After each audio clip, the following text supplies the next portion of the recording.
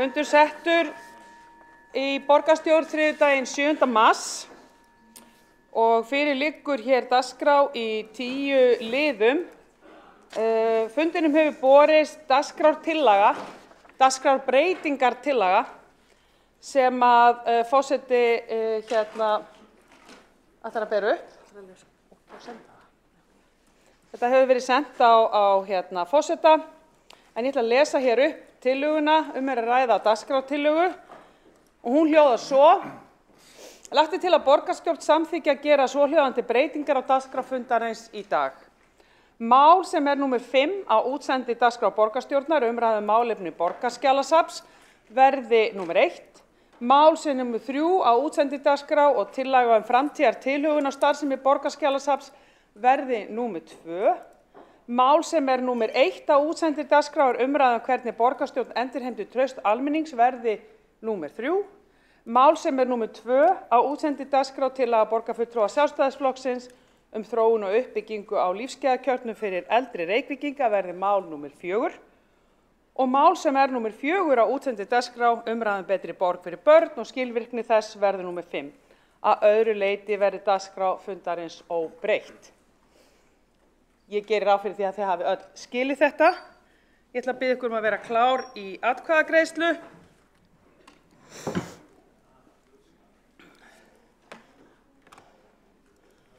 Og við erum aðeins að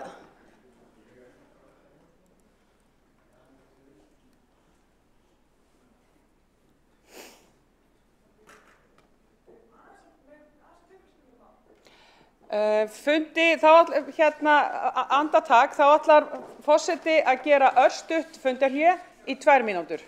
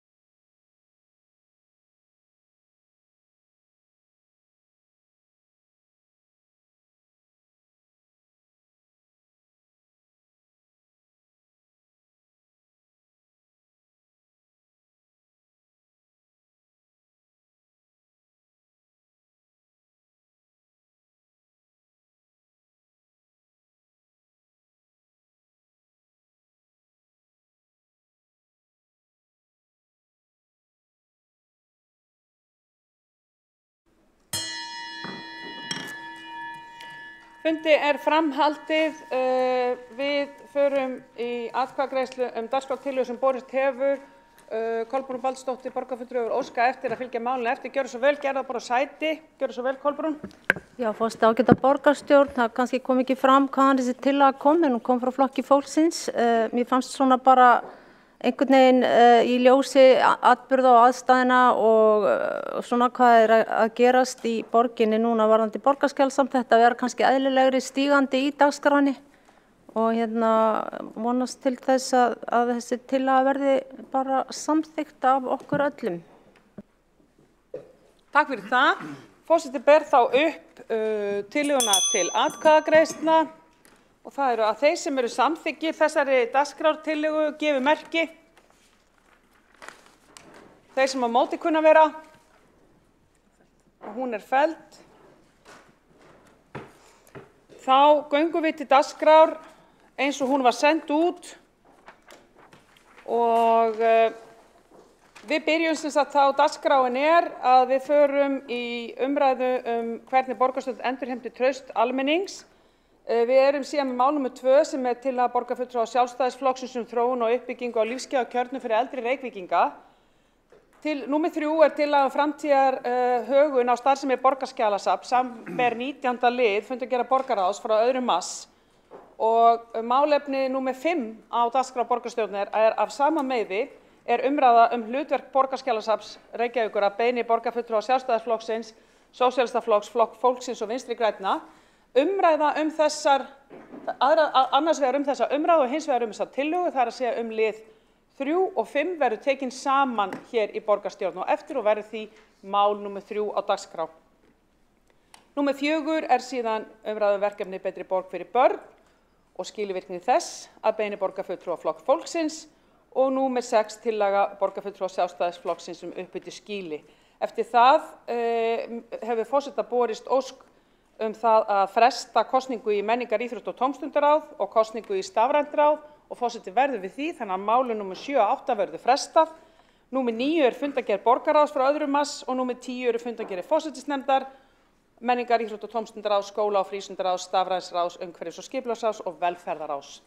Og þá okkur ekkert að vanbúnaði annað en að ganga til dagskrár og með vísan til 2. málsgreinar 25. greinar samþykktar stjórn Reykjavíkurborgar og fundarstjórn borgarstjórnar leggur forseti til að umræðum þennan dagskráli verði lokið eftir 2 klukkutíma og skoðast það samþykkt ef enginn hreyfir mótmælum við því. Við hefjum þá fundinn á málefni 1 sem umræða hvernig borgarstjórn endurheimtir traust til almennings að beiðni borgarfulltrúa Vinstri grænna, Samfylkingar, Framsóknar, Pírata og Viðreisnar og til máls tekur frummælandi Líf Magnúsdóttir, borgarfulltrúi Vinstri grænna. Gjörðu svo vel.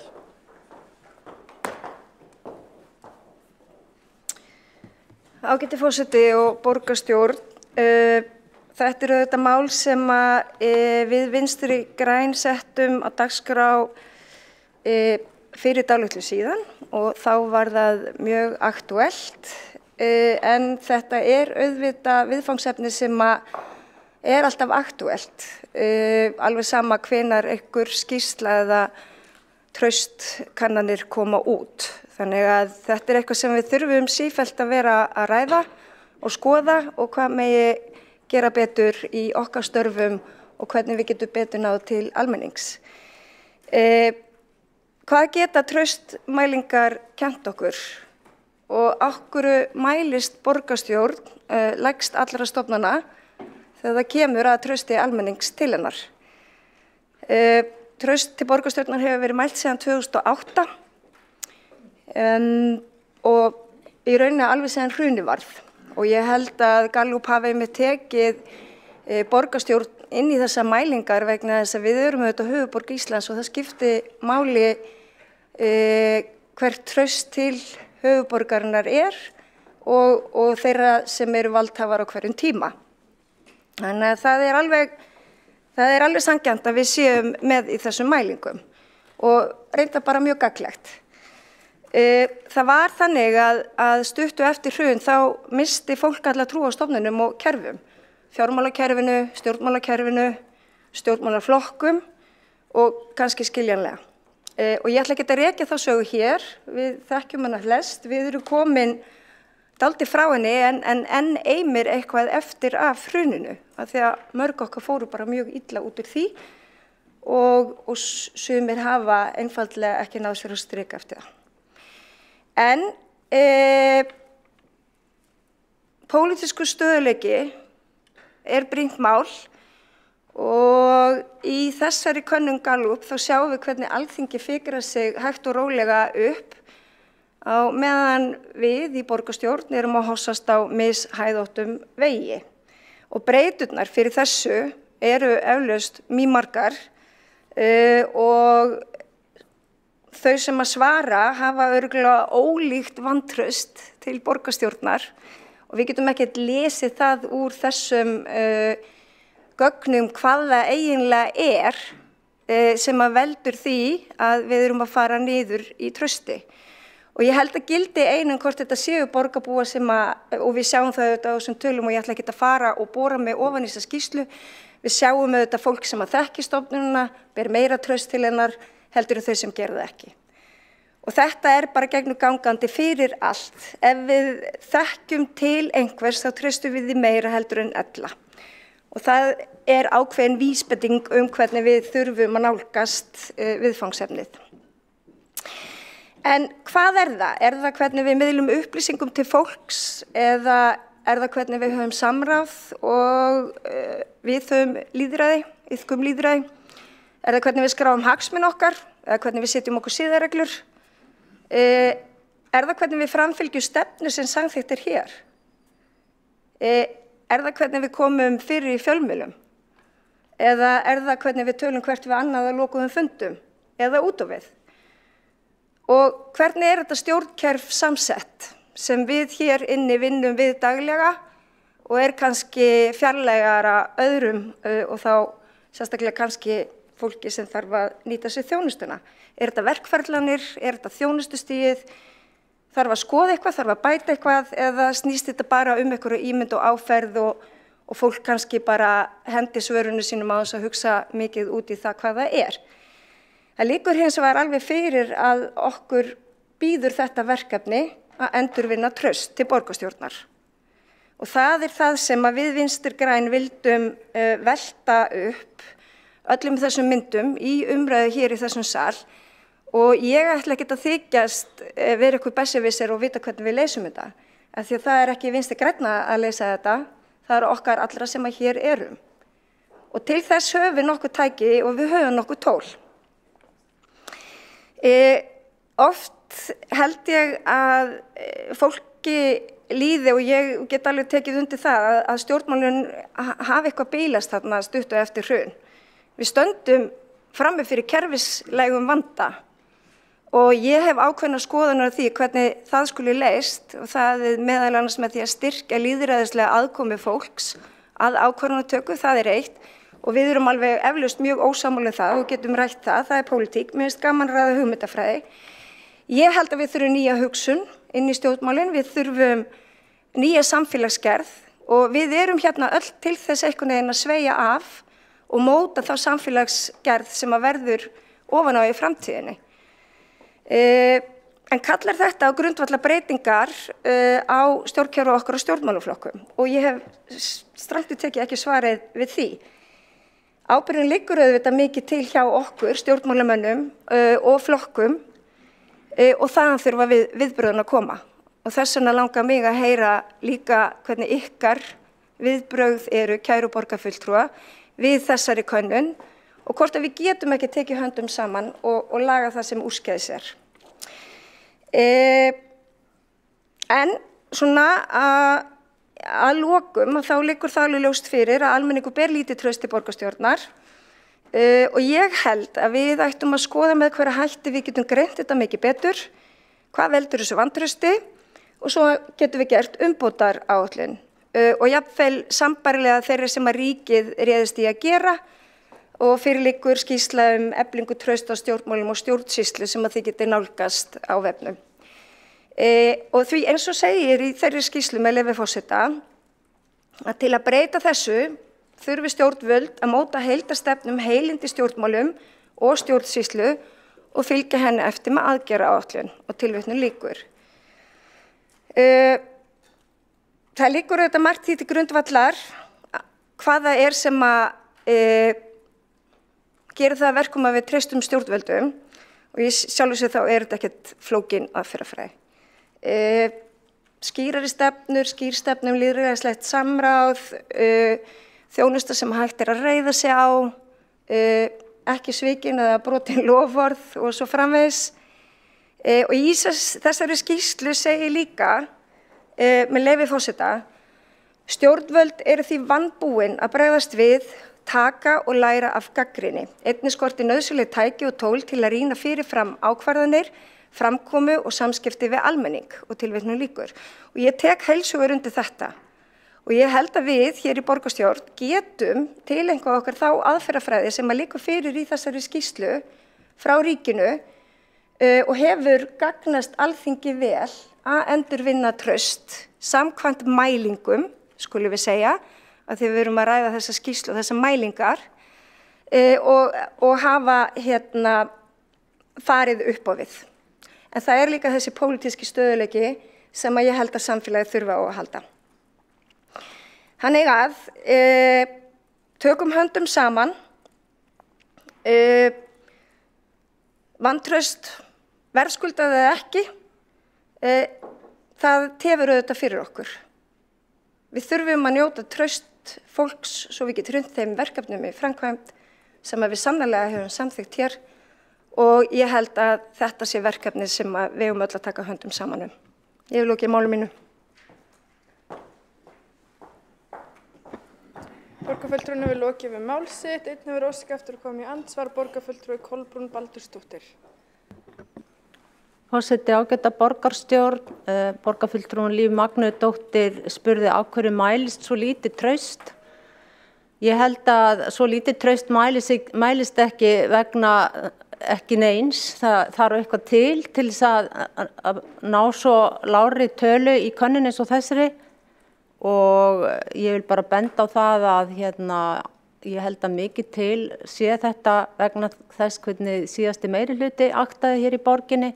Það náttúrulega slóð að mörgum málum sem fór mjög illa í borgarbúa og það voru bæði stór og lítil mál, til dæmis bara braggamálið eitt sér og prívat eins og við munum öll sem hér vorum að hafði mjög mikil áhrif á fólk og síðan má lengi telja og svo hef ég nú eins og þess að minnst á hvernig komið fram við börnin í borginni, það bara stækkar biðlistinn þeirra barna sem þurfa á aðstoð. Þannig að ábyrgðin þetta hjá meirihluta borgarstjórnar sem hefur öll völdin í hendi sér og borgarfulltrúinn sat á síðasta kjörtímabil í meirihluta og hafði tækifæri til þess að laga ýmsa hluti eða mótmæla því sem var ekki vel gert. En það fór lítið fyrir því að síðasti meirihluti stóð einhvern veginn saman í hvaða bulli sem var, ef ég má orða svo með leyfi forseta.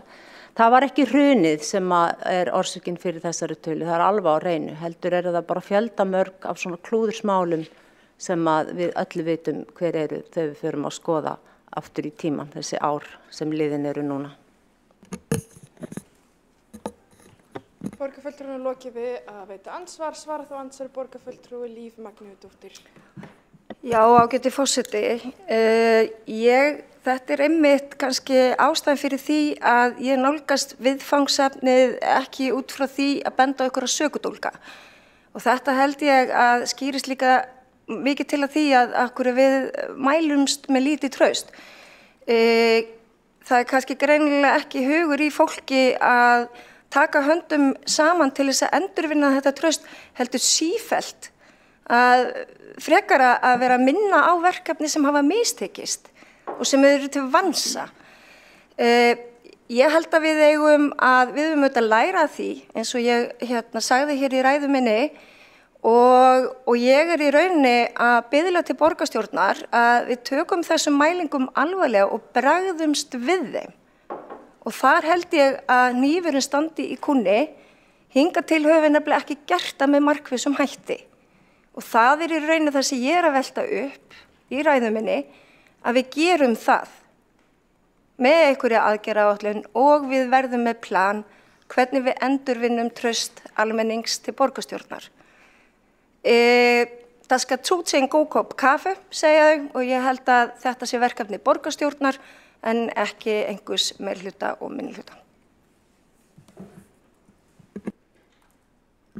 Borgarfulltrúinn hefur lokið við að svara andsvar, veiti þá andsvara öðru sinni borgarfulltrúi Kolbrún Baldursdóttir. Forseti, ágæta borgarstjórn, það fylgir valdi ábyrgð og það hefur verið erfitt að vera í minnihluta hérna og hafa ekki neitt að segja, hafa ekki nein mál neitt að segja. Þannig að núna þýðir ekkert að koma og segja allir eigi bara standa saman og vera gúti glaðir og reyna að laga hlutina. Það verður að hugsa að þetta skiptist algjörlega í tvennt. Helmingurinn hérna rúmlega hefur öll völd í hendi sér til þess að gera góða hluti ef vilja fyrir hendi en minnihlutin ekki neitt. Og ég hefði viljað sjá á síðasta meirihluta, í síðasta kjörtímabili að einhverjir hérna í síðasta meirihluta hefði stundum staðið upp og sagt ok, við verðum að standa hérna saman kannski sem meirihluta en mér líkar ekki það sem að gerast hérna. Það voru ótal tækifæri en það heyrðist aldrei neitt í neinum. Það virtust allir vera jafn glaðir með allar ákvarðanir sem sumar hverjar voru skelfilegar. Þannig að það kannski er það sem situr mest í manni að það virtist vera sem þessi meirihluti síðasti stæði saman, límdur saman að meðvirkni, alveg sama hvað gekk á. Þannig að við í minnihlutanum vissum aldrei hvort að einhverja raddir þarna hinum megin voru kannski ekkit sáttar. Og þetta er bara hið versta mál þegar einhver meirihluti ríkir hérna ár eftir ár og virðist vera gjörsamlega límdur saman að meðvirkni. Borgarbúar eru bara búin að fá nóg af þessu og það er það sem er að sjást núna í könnunum. Borgarfulltrúinn hefur lokið við að veita andsvara öðru sinni, svara þá andsvara öðru sinni borgarfulltrúi Líf Magnúsdóttir. Já, ágæti forseti. Nú er ég í minnihluta og ég finn ekki kannski sama valdaleysi og Kolbrún Baldursdóttir borgarfulltrúi og ég ætla ekki að verja tíma mínum í að dvelja í því sem er búið og gert. Heldur ætla ég að vinna í þá borgarbúa og gera betur. Og ég ætla að nota minn tíma hér í borgarstjórn til þess að benda á leiðir, til þess að efla borgina og gera gagn fyrir borgarbúa. Það er nú bara þannig. Borgarfulltrúinn hefur lokið við að svara andsvari öðru sinni og telst á andsvörum lokið. Næsta mælendaskrá er borgarfulltrúi Þórdís Lóa Þórhallsdóttir.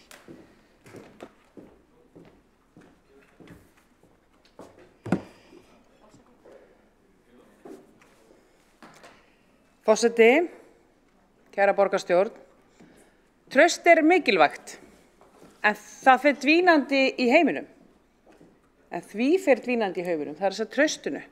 Traustir opinbera aðila sem áður var mikið er nú lítið og borgarfulltrúi Líf Magnúsdóttir fór ágætlega yfir það hér áðan. Samsæriskenningar lifa góðu lífi og populismi og jaðarskoðanir grassera allan heim. Og við lifum sannarlega á sérstökum tímum og það verða stjórnmálafræðingar og sagnfræðingar framtíðarinnar sem eiga vafalaust eftir að lýsa þessum árum og áratugum sem tímabili öfga, þjóðernispopulisma og það sem kannski nýjasta er tímabili stríða. Og hvers vegna er ég að tala um þetta hér og nú í tengslum við traust til borgarstjórnar? Jú, það er vegna þess að mitt í þessu umróti öllu þá lifum við og hrærumst. Alla daga fáum við fréttir, við fáum ekki fréttir og við fáum falsfréttir eða hvað þetta heitir nú allt saman.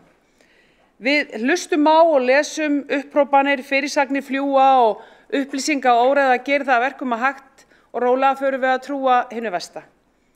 Já, kæra borgarstjórn, ég hef áhyggjur af þessu og ég hef reyndar lýst þeim áhyggjum nokkru sinnum, bæði í greinum og ræðum, en þá kannski ekki með fókusinn á borgarstjórn, heldur með fókusinn út í hinn stóra heim, út í þetta tímabil sem við erum núna að lifa okkur í gegnum.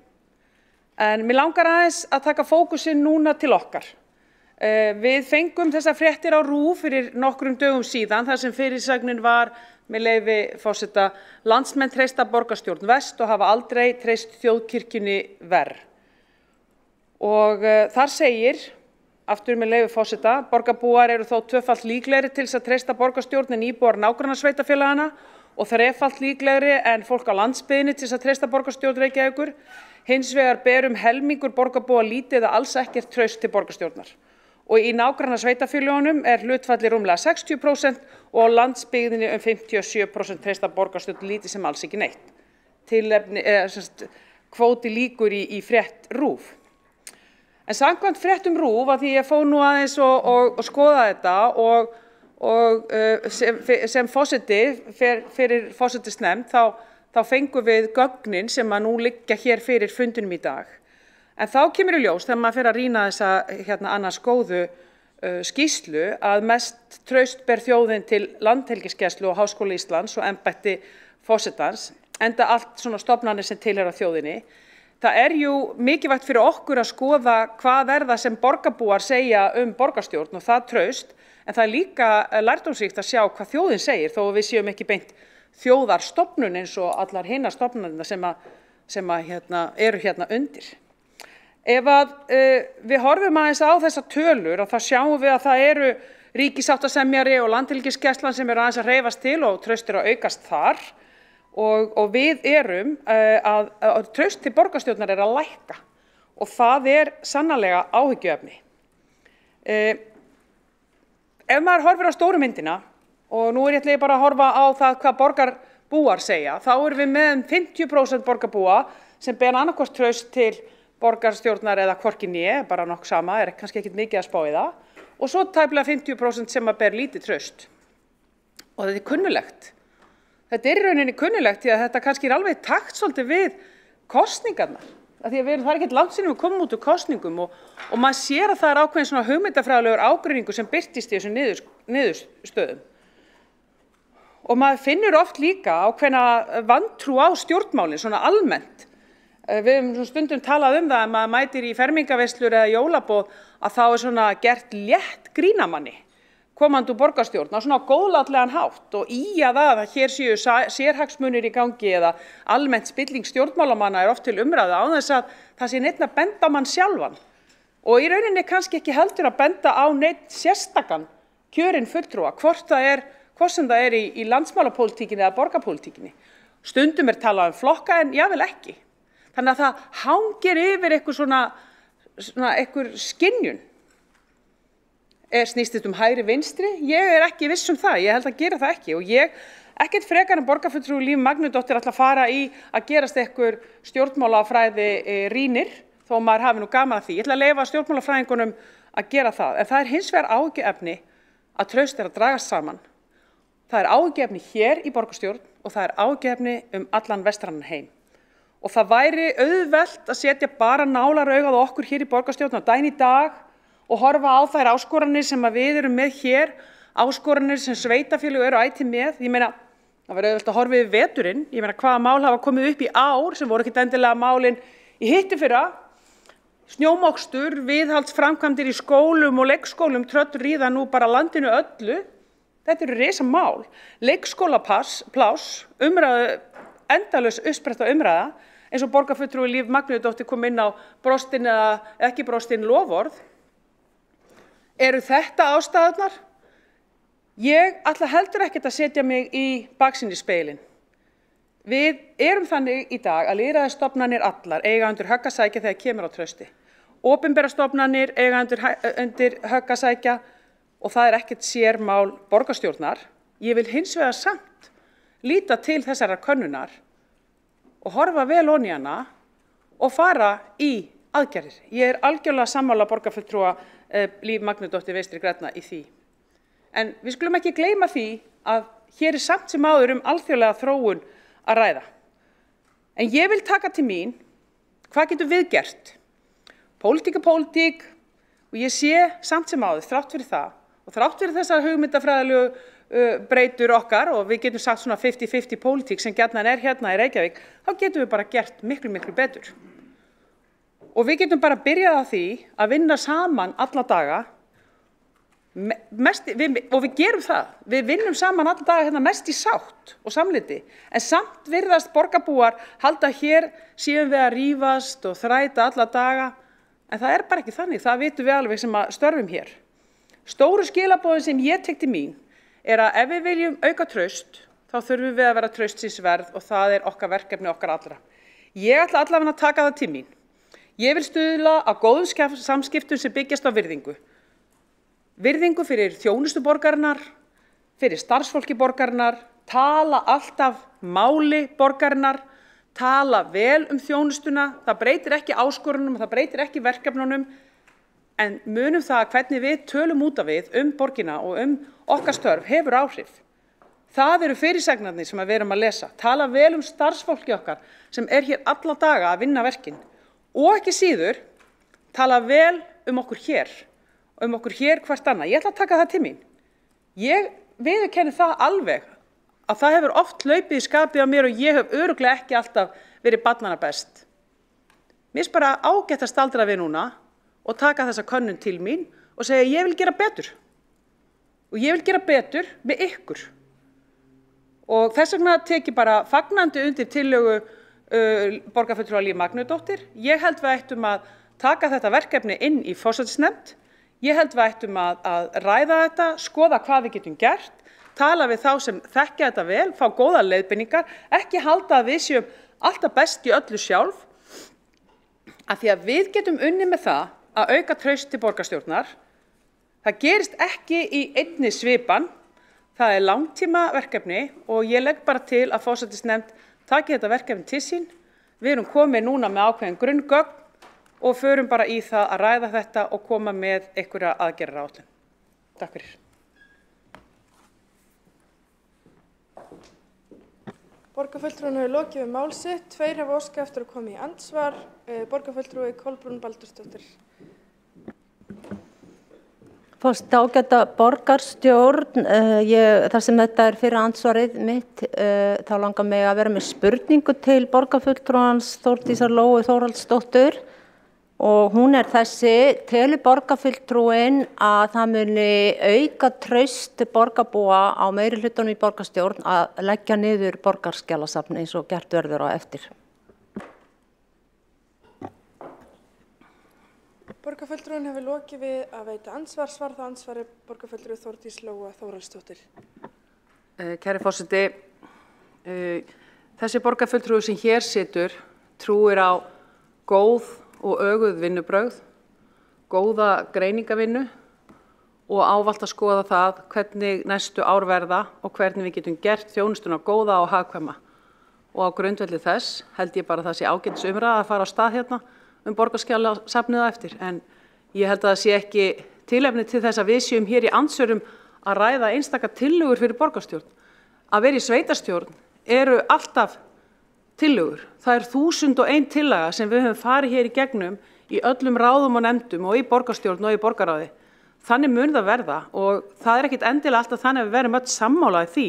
Það breytir því ekki að við getum unnið saman að því að efla traust borgarstjórnar. Borgarfulltrúinn hefur lokið við að svara andsvari. Veitir það ansvar öðru sinni borgarfulltrúi Kolbrún Baldursdóttir. Forseti, ágæta borgarstjórn, mér langar bara að minna þennan ákveðna borgarfulltrúa Þórdísi Lóu Þórhaldsdóttur á orð hennar og viðreisnar sem hafa oft hljómað hér síðustu árin og það var að hafa gott samráð og samstarf, gegnsæi og rétt áðan var borgarfulltrúinn einmitt að nefna að hlusta á eftir hvað fólk er að segja, hlusta á leiðbeiningar og þess vegna vil ég bara ítreka það að kannski er núna mjög gott tækifæri til þess að gera það í þessu stóra máli sem við rætt hér á eftir sem er borgarskjalasafn en eins og hún veit að þá hafa margir risið upp og mótmælt því að leggja niður safnið og það eru ekki neini smá hópar. Þannig að nú reynir dálítið á þennan flokk og hún er oddviti Viðreisnar sem að einmitt talar mikið samráð, samstarf og gegnsæi. Borgarfulltrúinn hefur lokið við að veita ansvar öðru sinni. Næst til þess að veita ansvar borgarfulltrúi Líf Magnúsdóttir.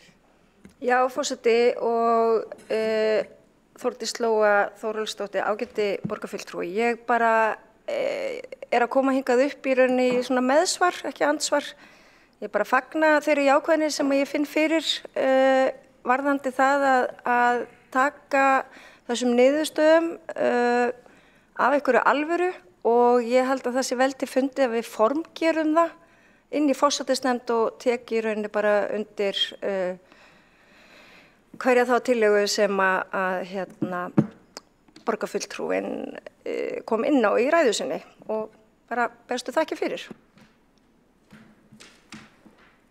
Borgarfulltrúinn hefur lokið við að veita andsvar, telst þá andsvörum lokið. Næstur á mælendaskrá borgarfulltrúi Kjartan Magnússon.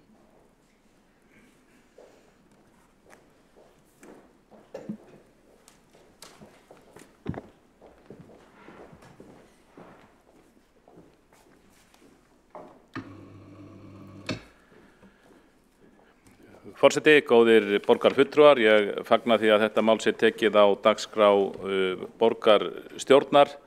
Það eru að minnsta kosti mörg sóknarfæri í þessu málaflokki ef svo má segja. Ég misskilst að Líf Magnúsdóttir borgarfulltrúa hefur haft frumkvæði að setja á dagskrá og það er ágætt.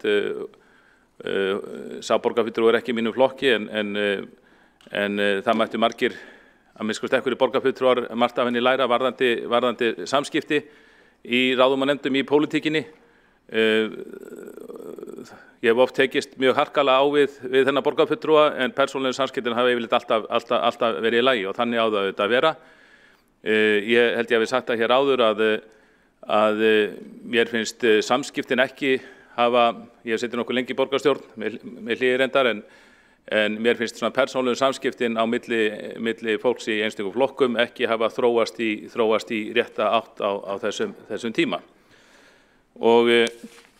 En hvernig endurheimt við traustið? Almenningur, það er auðvitað fyrst og síðast verkin okkar sem almenningur spyr ekki, almenningur hefur kannski ekki endalausa áhuga á því hvernig okkur gengur að vinna saman, heldur bara hver afraksturinn og að verkum okkar og það má bregða margri mælistiku á það. Við getum í því sambandi getum við fjallað stjórnsýslu borgarinnar, þjónustu borgarinnar, samskiptin við íbúana, ekki síst samráðið, nú auðvitað bara borgarstjórnin, hvernig hún virkar yfir apparatið og síðast en ekki síst fjármálin. Það til merkilegt hugtak sem mér hefur ekki tekist að finna fullkomna þýðingu á sem er með leyfi forseta administrative capacity og ég held að við skiljum nokkurn veginn öll hvað þetta er. Þetta er geta stjórnsýslunar, frammistaða stjórnsýslunar, hvers er hún megnug og hvernig er hún burðuð til að takast á við verkefni sem koma hingað inn á borð víða í stjórnsýsluna á hverjum degi og ég held að þetta megi bæta. Það var aðeins talað stjórnsýslu og samskipti innan hennar, hlutverk borgarstjórnar. Við erum auðvitað bara svo stjórn í stóru fyrirtæki sem veitir mjög mikilvæga þjónustu og fer með mjög mikilvæga stjórnsýslu. Auðvitað er þannig í stóru kerfi að það má yfirleitt alltaf betur fara. Borgarstjórn hefur þó að borgin hafi verið mjög vel rekin á tíma Sjálfstæðisflokksins á sínum tíma, þá fór auðvitað ekki hjá því að það var margt sem mátti bæta og tilgangurinn auðvitað með því að við komum hér saman í málstofu og eigum þá að hafa sameiginlegt málfrelsi og rúm til að ræða málin er að við bendum það sem betur má fara til þess að sé hægt að bæta sig. Að minnsta kosti man ég eftir því þegar ég var í meirihluta að oft fekk maður bestu ábendingarnar á borgarstjórnarfundum frá fulltrúum þáverandi minnihluta. Og ég held að öll störf séu jafn mikilvæg, það er ekki síður mikilvæg störf þeirra sem í minnihluta eða meirihluta og ekki má gleyma því, ég held að við megum aldrei gleyma því, að í lögunum er ekkert sem kveður á meirihluta eða minnihluta. Það hafa í rauninni allir borgarfulltrúar sama rétt til þess að tjá sig, til þess að bera fram mál og svo framvegis og það er beinlínis óheimilt, bara ólöglegt segi ég, að veita einhverjum lakari þjónustu innan borgarkerfisins vegna þess að hann er í svokölluðu minnihluta sem er bara eitthvað sem verður til hér í húsinu en ekki í sjálfu sér í lögunum. Og þarna var bæta sig. Eitt af því sem var undrandi þegar ég kom aftur til starfa eftir nokkurt hlé var hvað fyrirspurnum var seint og illa svarað frá borgarfulltrúum Einu sinni var það metnaðarmál að reyna að svara þeim strax og kannski ekki mörgum vikum eftir að voru lagðar fram, það leiði kannski stundum mánuður og 2 mánuðir þótti mjög seint brugðist við. Það var það eitthvað afsökun fyrir því. Maður fékk ekki alltaf fullkomin svör en maður fékk að minnsta kosti eitthvað svar. Og það er athyglisvert að fylgjast með hinum megin Vonarstrætisins, þar sem auðvitað mikið kvartað yfir stjórnsýslu. En þar var sérstök umræða fyrir áramót, held ég, leitt af þingmönnum Pírata og Samfylkingar. Þar sem forsetar þingsins eða forsætisnefnd var hundskömmuð fyrir hvað svör við fyrirspurnum bárust seint. Og forsetinn fór bara hálfkjökrandi í pontu og afsakaði það að það var ekki alltaf hægt að standa við hálfsmánaðar frestinn að skila svarinu. Það hefði bara ráðuneyti væri stundu seina að skila en yfirleitt tækist þetta ná alltaf innan mánaðar. Og þá hugsaði ég að það væri gaman að fá þessa ágætu þingmenn Pírata og Samfylkingar í heimsókn hingað og fá þá til að gera úttekt á fyrirspurnamálum okkar og hvernig brugðust við. Og auðvitað dregur þetta úr okkar störfum að við fáum ekki svör við fyrirspurnum fyrir seint og illa sem fyrirspurnum hreinlega ekki svarað. Og ég skil ekki vandamáli vegna þess að það hafa aldrei verið fleiri upplýsingafulltrúar við störf í ráðhúsinu eða borgarkerfinu. Einu sinni var einn upplýsingafulltrúi held ég í borgarkerfinu og hann var í hálfu starfi við það, eða svona, rúmlega hálfu starfi kannski. Nú þetta held ég eitthvað 20 manns og allt meirihlutin til fólk sem unni á fjölmiðlum, vel ritvært og ætti ef það væri vilji fyrir hendi að geta veitt okkur svör og gert okkur þannig betur kleift að sinna okkar vinnu. Þannig að borgarstjórnin þarf virkilega auðvitað að virka. Það þarf að bæta stjórnsýsluna og það þarf auðvitað að bæta þjónustuna ýmsu leyti. Það ekki mikli peningar til þess að bæta þjónustu í borginni, það sem sagt borgin er í vandræðum fjárhagslega, en eins og við vitum það þarf ekki alltaf peninga til þess að bæta eitthvað í kerfinu sem kostar nú þegar mjög mikið. Og samráð við borgara, ég tel að við mættum leggja okkur meira fram við það. Nú í deiglunni, nú stendur til að taka almenn bílastæði úr nokkrum götum að borgurum og það hefur verið lagðar fram tillögur það að fara í samráð vegna þess. Því hefur ekki verið vel tekið. Ég held að þarna væri sóknarfæri. Margt ágætt sem forseti borgarstjórnar sagði hér í ræðu sinni og ég vil trúa að hún meini það, en óoft heyrir maður eitthvað svona ræður sem eru síðan tyllidaga skvaldur. Þetta eitthvað sem tala með tyllidögum verður sín ekki reynd. Ég er skeptískur á styttingu borgarstjórnarfunda. Ég veit ekki hvernig datt í huga það var hægt að fjölga í borgarstjórnum 15 í 23 53% án þess að fundinni lengdust með einhverjum hætti. Og mér finnst alveg svona ákveðnar tilraunir verið í gangi hjá þessum ágæta meirihluta sem nú situr til þess að takmarka sem mest fundar svona málfrelsi okkar möguleikum fulltrúa minnihlutans til þess að koma málum á dagskrá og ræða þau, því að þetta er einu opinberi hljóðnemi sem við höfum. Allir hinni fundirnir sem við erum á eru meira og minna lokaðir eða þeir flestir. Síðast en ekki síst, þá vil ég tala fjármálin. Fjármálin eru mælikvarði margra hluta. Það er leiðilegt að hugsa fjármál, en við komumst ekki hjá því í okkar eigin heimilisrekstri eða fyrirtækjarekstri. Ef við lítum á borgina bara sem stort fyrirtæki og borgarbúar eru hluthafar í fyrirtækinu og þeir fylgjast bara, þetta svo lítill hlutur, þeir fylgjast bara með svo fjarlægt. Þá sjáum við að náttúrulega fjármál borgarna eru komin í óefni og hér hefur skuldum verið safnað meira og minna í aldarfjórðung og það er ekki að verða mikil breyting á því, það er ekki að verða eðlisbreyting neitt á því. Skuldirnar voru 407 milljarðar samtals í borgar hjá Reykjavíkurborg í heild árið 2021, 442 milljarðar væntanlegum síðustu áramót. Nú stefnar í 464 milljarðum næstu áramót samkvæmt fjárhagsáætluninni. Þetta eru auðvitað svakalegar tölur og maður sér ekki mikla breytingu vera á rekstri borgarinnar og ég velti hreinlega fyrir mér hvort að borgin muni standast skuldaviðmið sveitarstjórnarlaga miðað við árslok 2022.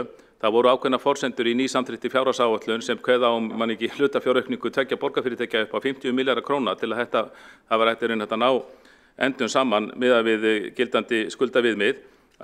Vissulega undanþága fyrir hendi en við eigum ekki endilega að miða við þessa ríflegu undanþágu sem sveitarfélög fengu út af COVID og miðað við 200% í mann rétt.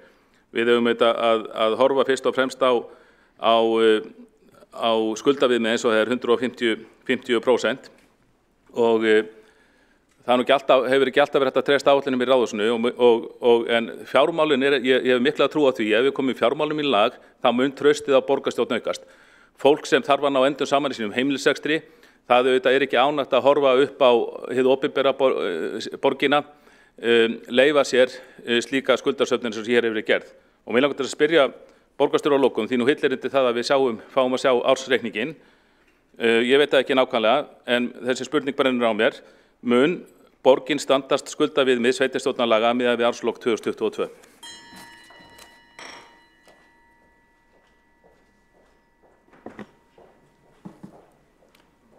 Borgarfulltrúinn hefur lokið máli sínu og einn hefur óskað eftir að koma inn í andsvar. Það borgarstjóri. Gjörðu svo vel.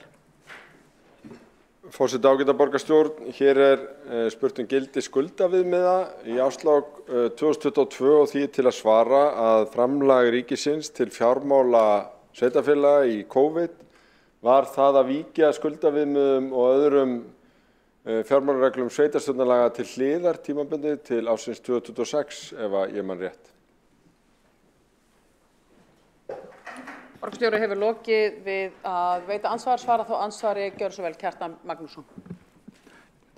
Forseti, góði borgarfulltrúar, ég þakka borgarstjóra fyrir svarið og það var alveg rétt sem hann sagði. Það var ákveðnu skuldaviðmið var vikið til hliðar til 2026 en það voru önnur viðmið sem féllu niður áramótin, síðustu áramót ef ég man rétt en hins vegar það er rétt ég held að meiningin af borgarstjóra hafi verið svo að við erum ennþá í ákveðnu skjóli af þessum undanþágum og út af COVID en ég vil bara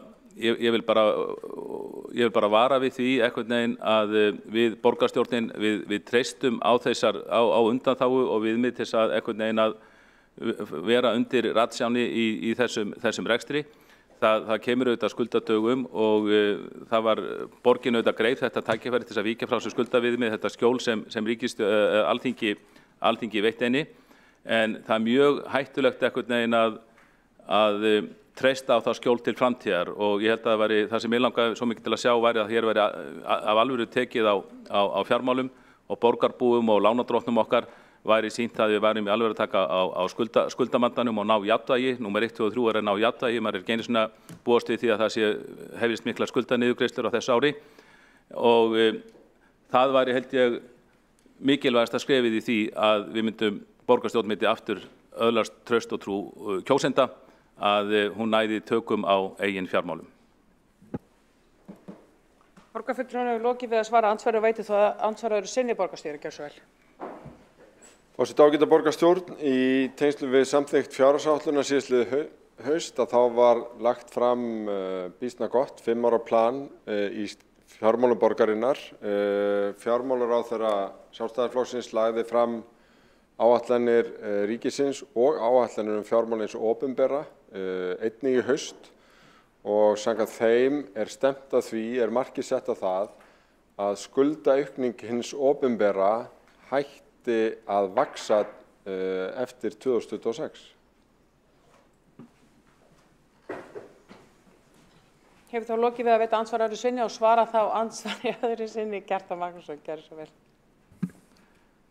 Forseti, já, góðu borgarfulltrúar, þetta skilaboð mín eru bara almenn að við þurfum að bæta fjármálin. Ég alveg viss að það allt rétt sem borgarstjóri segir var þessi skuldaviðmið og ég hef áhyggjur af allri skuldasöfnun hins opinbera, líka ríkisins, en ríki kannski aðeins betur í stakk búið til að takast á við þessi mál en borgin sem meira og minna safnað skuldum í 25 ár. Ég bara vil vekja athygli borgarstjórnar á þessu. Þetta tel ég, mikilvægasta málið sem við fáumst við í okkar störfum. Við þurfum að ná tökum á þessu og ég óska að sjálfsögðu borgarstjóra og öðrum borgarfulltrúum góðs gengis þeirri vinnu. Borgarfulltrúinn hefur lokið við að veita andsvar og á grundvelli 2. málsgreinar 25. greinar samþykktir þá áætlar forseti að loka mælendaskrá eftir næsta ræðu og tekur þá til máls Björn Gíslason. Gjörðu svo vel.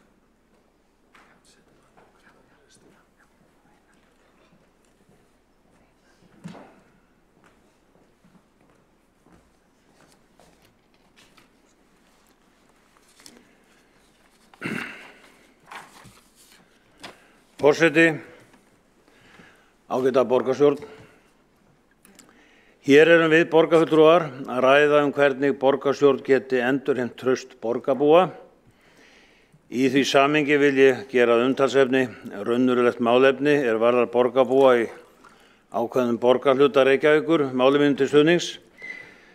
En fyrst vil ég segja, mín reynsla sú að traust manna í milli í öllum tilfellum áunnið, enda ekki hægt að ætlast til þess að aðrir treysti, mér til dæmis, hafi ég ekki sýnt að ég sé traustsins verður. Nú orðspor hjálpar eðli málsins samkvæmt við uppbyggingu trausts, en oft sagt að mörg ár taki að byggja upp gott orðspor, en innan við dag að glata því. Hið sama á auðvitað við sveitarfélög og stofnanir eins og okkur mannfólkið, enda þeim stjórnað af okkur. Ég þeirrar skoðunar að lykillinn að því að fá fólk til að treysta borgarstjórn í auknum mæli aftur sé að við sem kjörnir fulltrúar stöndum við það sem sagt og samþykkt innan þessa salar. Enda verður að vera hægt að reiða sig á Reykjavíkurborg og borgarstjórn í hagsmunamálum borgarbúa. Við sem kjörnir fulltrúar eigum að standa með íbúum okkar og við sem borgaryfirvöld verðum að tryggja að íbúum sé tryggð nauðsynleg grundvallar heilbrigðisþjónusta og að hún sé ekki skert af ríkinu. Nú forseti ágæta borgarstjórn, það til dæmis algjörlega óverjandi að eitt af stærstum hverfum borgarinnar, Grafarvogur í Reykjavík, þar sem búsett 18.000 manns, séu án heilsugæslustöðvar.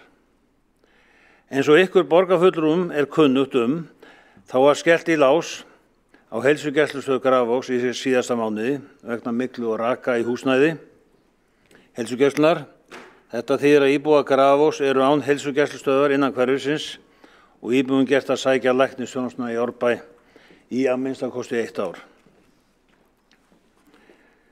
Nú forseti, við borgarfulltrúar sem hér sitjum og fylgjumst vel með málefnum sveitarstjórnarstigsins getum vel ímyndað okkur hvað til dæmis Akureyringar með svipað íbúatölu á Grafarvogur eða rúmlega 19 manns myndu segja ef allt í einu yrði heilsugæslunni þar lokað og þeir þyrftu að sækja heilsugæslunni í annað bæjarfélag. Eins mætti setja þetta í samhengi við Mosfellsbæ, en Mosfellingar og bæjaryfirvöld þar myndu seint láta bjóða íbúum sínum upp á það. Það gerum við borgarfulltrúar heldur ekki, enda það skylda okkar að gæta hagsmuna borgarbúa og þar með talið að sjá til þess að þeir hafa gott aðgengi að heilsugæslu í sínum hverfum. Forseti, þjónustuskerðingin í þessu tiltekna dæmi bitnar verulega á eldri íbúum Grafarvogs og sérstaklega á þeim sem eiga þess ekki kost að sækja þjónustuna nema með almenningssamgöngum. Á vef heilsugæslunnar segir til að komast úr Grafarvogi á heilsugæsluna þurfi notendur að taka 2 vagna eða svo vitna sig orðrétt í leiðarlýsingu á vefsvæði heilsugæslunnar með leyfi forseta. Til að komast á Spöngin í Hraunbæ 115 með strætó hægt að taka leið 6 og fara út á stoppustöðinni Ártún A sem ofan á brúnni þar. Gengið niður göngustöðin í stoppustöðinni Ártún D sem undir brúnni og leið 16 tekin. Farið út á stoppustöðinni Bæjarbraut en þaðan 2 mínútna gangur að Hraunbæ 115 og það meðal annars einnig heilsugæslan í Árbæ í sama húsi. Nú, leiðarlýsing þessi sýnir svo ekki verið umvilst að ekki hlaupið að þjónustunni fyrir íbúa Grafarvogs og því ekki að furða að það gætir mikillar óánægju meðal íbúa hverfisins. Hefði til dæmis ekki verið eðlilegra og skynsamlegra að leysa málið með nærtækari lausnum en fara með starfsemi heilsugæslunnar í öðnu hverfi. Víða atvinnuhúsnæði laust í Grafarvoginum, til dæmis í Hverafoldunni og Gylfaflötunni, svo dæmi séu tekin. Við borgarfulltrúar Sjálfstæðisflokksins lögðum fram tillögu þess efnis í borgarráði á fimmtudaginn var að borgin færi á árarnar með ríkinu í þeirri viðleitni að útvega hentugt húsnæði. En forseti ágæta borgarstjórn. Borgarbúar eiga það skilið að við sameinumst það standa þétt við bak þeirra, bæði þessu tiltekna máli sem og öðrum sambærilegum málum. Við borgarfulltrúar sem eigum að hugsa hagsmuni Reykvíkinga, eigum ekki bara að hugsa það á okkar stjórnsýslustigi, heldur líka gagnvart ríkinu. Og þá sérstaklega þarf að ræða lýðheilsu og heilbrigðismál íbúa, enda getum við öll sem hér sitjum sameinast þau mál. Ef borgarbúa finna fyrir raunverulegum áhuga okkar borgarfulltrúa og hafa trú á því að við séum raunverulega að berjast fyrir þeirra hagsmunum, þá tel ég að það sé til þess fallið að endurheimta traust til borgarstjórnar. Forseti, ágæta borgarstjórn, látum verkin tala. Borgarfulltrúinn hefur lokið máli sínu og einn hefur óskað eftir að koma í andsvar. Einar Þorsteinsson, gjörðu svo vel. Forseti, ágæta borgarstjórn, hér hefur við umræðu traust til borgarstjórnar og borgarfulltrúinn nota tækifæri til þess að taka umræðu ákveðið mál varðandi heilsugæsluna í Grafarvogi. Það náttúrulega bara rétt að minna á það að það ríki sem að rekur hérna heilsugæsluna og leitaði strax til borgarinnar húsnæði. Það rétt, það var reynt að koma heilsugæslunni inn í Gylfaflöt, einhverju hluta vegna þá gekk það ekki upp. Heilsugæslan samkvæmt svörum sem ég hef fengið þetta mál leitaði bæði til leigufélaga og fasteignasala sem að þekkja vel til atvinnuhúsnæðis í hverfinu, auk þess að fara sjálf í leit að húsnæði, gerði allt sem hún gat til þess að tryggja það að heilsugæslan væri áfram í Grafarvogi. En hér nota borgarfulltrúinn tækifærið og beinir spjótunum að Reykjavíkurborg eins og við berum ábyrgð á þessu. Svona málflutningur ekki til þess að auka traust á borgarstjórn. Það sem verið að reyna að þyrla upp ryki og gera okkur ábyrg fyrir málinu. Borgarfulltrúinn hefur lokið við að veita andsvar og svara, þá andsvari Björn Gíslason, gjörðu svo vel. Já, forseti, ágæta borgarstjórn, ég var nú ekki að skammast við borgina mikið út af þessu, þetta alveg náttúrulega ríkið, en við erum náttúrulega að gæta hagsmuna borgarbúa og í þessu máli sérstaklega, tala ekki það. Og það virkilega erfitt, svo ég segi það, fyrir sérstaklega eldri íbúa í Grafarvogi að komast á þessa heilsugæslustöð upp í Árbæ. Nú það liggur fyrir að það laust húsnæði í Hverafoldinni þarna í Grafarvogi og eins á Gylfaflöt.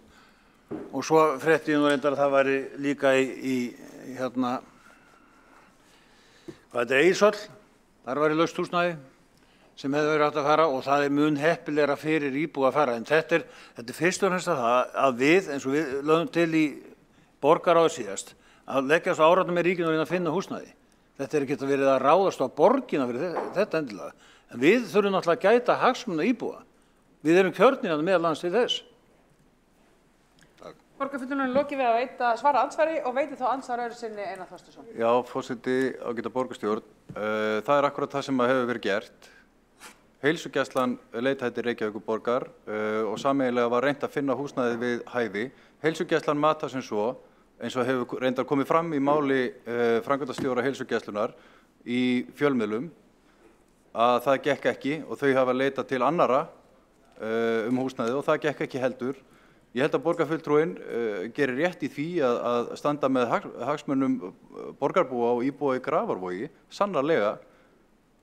En að koma hér upp í umræðu traust til borgarstjórnar varpar bara akkurat ljósi á það hvers vegna traustið á borgarstjórn lítið. Að minnihlutinn notar hvert tækifæri til þess að grafa undan trausti borgarbúa á meirihlutanum og stjórnsýsluborgarinnar og þetta litla dæmi sem sannarlega stórt fyrir íbúa í Grafarvogi bara lýsir vanda borgarstjórnar í hnotskurn. Af hverju ekki hér innblásin umræða það hvað við getum gert saman til þess að bæta vinnubrögðin? Nei, þá fer tíminn í þessa umræðu. Borgarfulltrúinn hefur lokið við að veita ansvar, svarar þá ansvar öðru sinni Björn Gíslason. Já, forseti, ágæta borgarstjórn, borgarfulltrúi, Einar Þorsteins fór hér mikinn, en sko þetta akkurat mál sem mér finnst að við eigum að sinna hér í borgarstjórn og hafa dálítið forgang að gæta hagsmuna íbúa og það nákvæmlega það og það það sem að við, eins og ég sagði áðan, við erum kjörnir til þess að gæta hagsmuna þeirra og það það sem að gera og þetta akkurat vettvangurinn til þess að ræða þessi mál og þetta það sem að borgarbúa munu finna fyrir trausti að finna það að við erum að berjast fyrir hagsmunum þeirra. Og það nú, svo það komið nú fram að þá traust Alþingis að aukast, sem bara gott, og það nú minni hluti þar líka. Þannig að þetta bara lífið, borgarfulltrúið, þetta svona það, við því miður, við þurfum að reyna að vinna þetta traustu upp og við gerum það með því að hugsa meðal annars hagsmuni borgarbúa. Borgarfulltrúinn er lokið við að svara ansvar öðru sinni og hefur þó óskað eftir borgarfulltrúum að gera stutta athugasemd þar sem ansvörum er lokið, gjör svo vel, stutta athugasemd. Forseti, ágæta borgarstjórn, Sjálfstæðisflokkurinn sinnir sínum kjósendur vel í Grafarvogi, það alveg rétt. Það kannski rétt að benda á það að það var einmitt Sjálfstæðisfélagið í Grafarvogi sem að taggaði mig og borgarstjóra í færslu á Facebook-grúppu Sjálfstæðisfélagsins í Grafarvogi þar sem að við vorum kallaði til ábyrgðar þetta mál. Ég bara nefna þetta hér í samhenginu að við erum að tala hérna traust til borgarstjórnar og þetta eru vinnubrögðin að þyrlubryggju halda fram einhverju sem að stenst ekki og það ekki til þess fallið að auka traust á borgarstjórn. Borgarfulltrúinn hefur lokið við að gera stutta athugasemd og óskar þess að gera örstutta athugasemd einnig borgarfulltrúi Björn Gíslason, gjörðu svo vel. Það forseti ágæta borgarstjórn. Mér finnst þetta nú vera dálítið á. Nú Grafarvogur orðin bara sérstakt kjördæmi og Sjálfstæðisflokkurinn ræður frá öllu. Ég hef nú ekkert fylgst með því endilega þar, hvað á síðunni þar, en ég vil bara segja það þetta bara því miður. Ég held að ef þetta myndi gerast á Akureyri eins og kom fram í ræðu minni áðan, þá myndi bæjarstjórn standa upp og steyta hann hefan og berjast fyrir íbúana. Og það bara nákvæmlega það sem ég að vitni að við að gera og vera bara betri menn eftir það. Takk fyrir það, borgarfulltrúinn hefur lokið við að gera stutta athugasemd. Þá umræðu þessa ræðu lokið og forseti hefur lokað mælendaskrá. Næst með ræðu Alexandra Brím, borgarfulltrúi, gjörðu svo vel.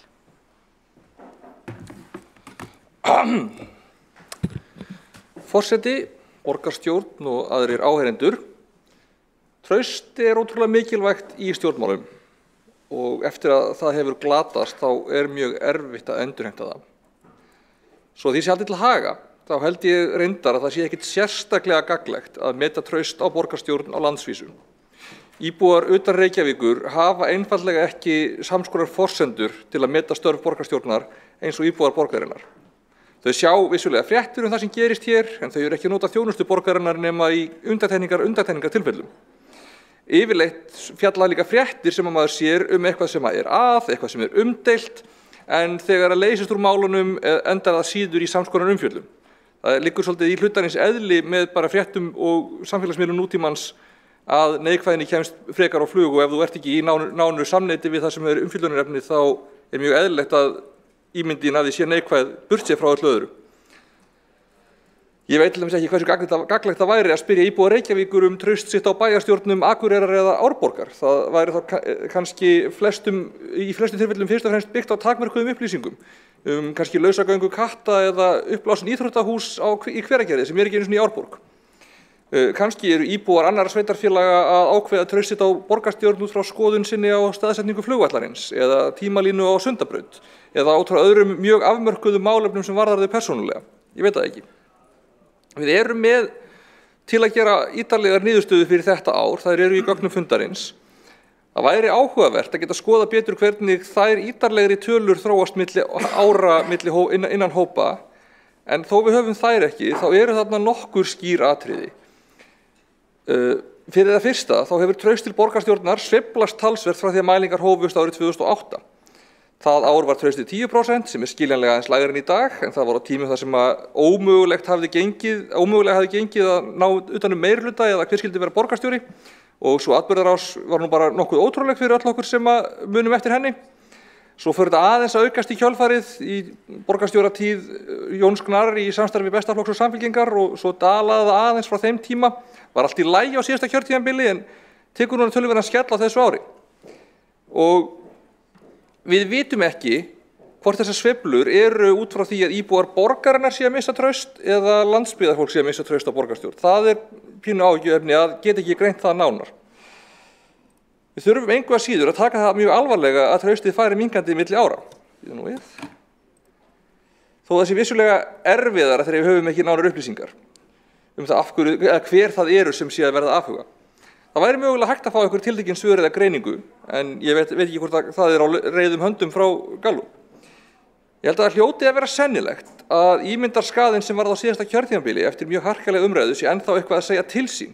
Hann ekki aðalatriði gerir ég ráð fyrir, enda hefur versnað síðan þá, en kannski finnst fólki umræðan ekki að hafa batnað nóg, eða finnst það ekki sjá raunverulegan mun, og sennilega mun taka tíma að endurheimta ímyndina.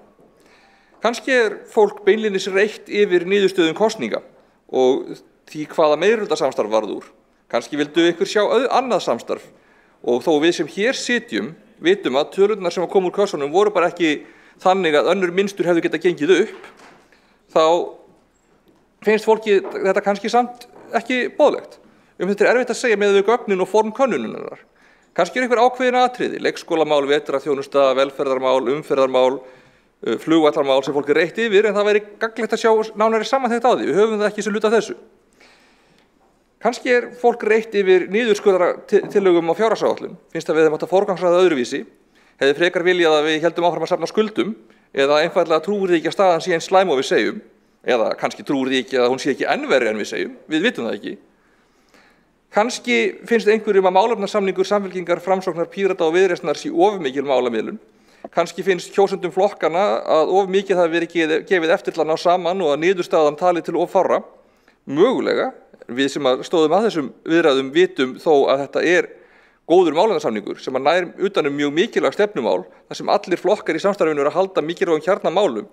Sáttmálinn skapar líka sátt eða minnstakosti leið til sátta mörg gömul umdeild efni sem hafa legið eins og mara á ekki bara borgarbúum heldur á þjóðinni til ára og áratuga. Kannski einhver hópur þarna úti sem vill það ekki, vill bara fullnaðar sigur eða ekkert, heimsyfirráðið eða dauða, ég veit það ekki. Kannski finnst fólki ósanngjarnt að Píratar útiloki samstarfi Sjálfstæðisflokkin, eða að sósíalistar útiloki samstarfi Viðreisn, eða að Vinstri græn vil ekki vera með í meirihlutaviðræðum yfir höfuð. Finnst kannski að við séum öll svo óbilgjörn að of fáir kostir hafi verið til staðar að lokum. Við vitum það svo sem ekki. Kannski þetta allt, eða mismunandi partar af því eftir hópum, eða eitthvað allt annað sem ég hef ekki hugmyndaflugið í. Svo, eins og ég segi, það væri gaman að sjá þessi sundurgreindu gögn lengra aftur í tíman, eftir hópum. Það samt nokkur áhugaverð atriði sem við sjáum í þessum niðurstöðum. Þau sem hafa meiri menntun treysta borgarstjórn betur en þau sem hafa minni menntun. Þau sem hafa lægri tekjur treysta borgarstjórn betur en þau sem hafa hærri tekjur. Þau sem styðja Samfylkingu, Pírata eða Viðreisn treysta borgarstjórn best, en stuðningsfólk Vinstri grænna og sósíalista treysta borgarstjórn betur en annarra minnihlutaflokka. Síðast það svo fyrirsjáanlega að þau sem búa í Reykjavík treysta borgarstjórn betur en þau sem búa fjær. Traust borgarbúa til borgarstjórnar vissulega aðeins lægra en traust landsmanna til Alþingis, en munurinn þar bara í kringum 4%. Það ekki eins sláandi kannski og ef við erum bara að skoða stóru tölunar. En því sé haldið til haga, þá dróst traust á Alþingi saman 11% milli ára, öfugt við það sem haldið það fram í ræðu hér áðan. Það sem væri mögulegt að lesa út úr þessu að eftir því sem að fólk þekkir betur til, þeim mun jákvæðara það gagnvart borgarstjórn. Fólk með lægri tekjur yfirleitt meira að nýta þjónustu borgarinnar. Fólk með meiri menntun sennilega að þekkja betur umgjörð og aðstæður sem borgarstjórn starfar í. Þau sem styðja flokka í meirihluta hafa kannski meiri ástæðu til að setja sig inn í það á hvaða grunni ákvarðanir eru teknar. Svo má líka túlka þetta öðruvísi.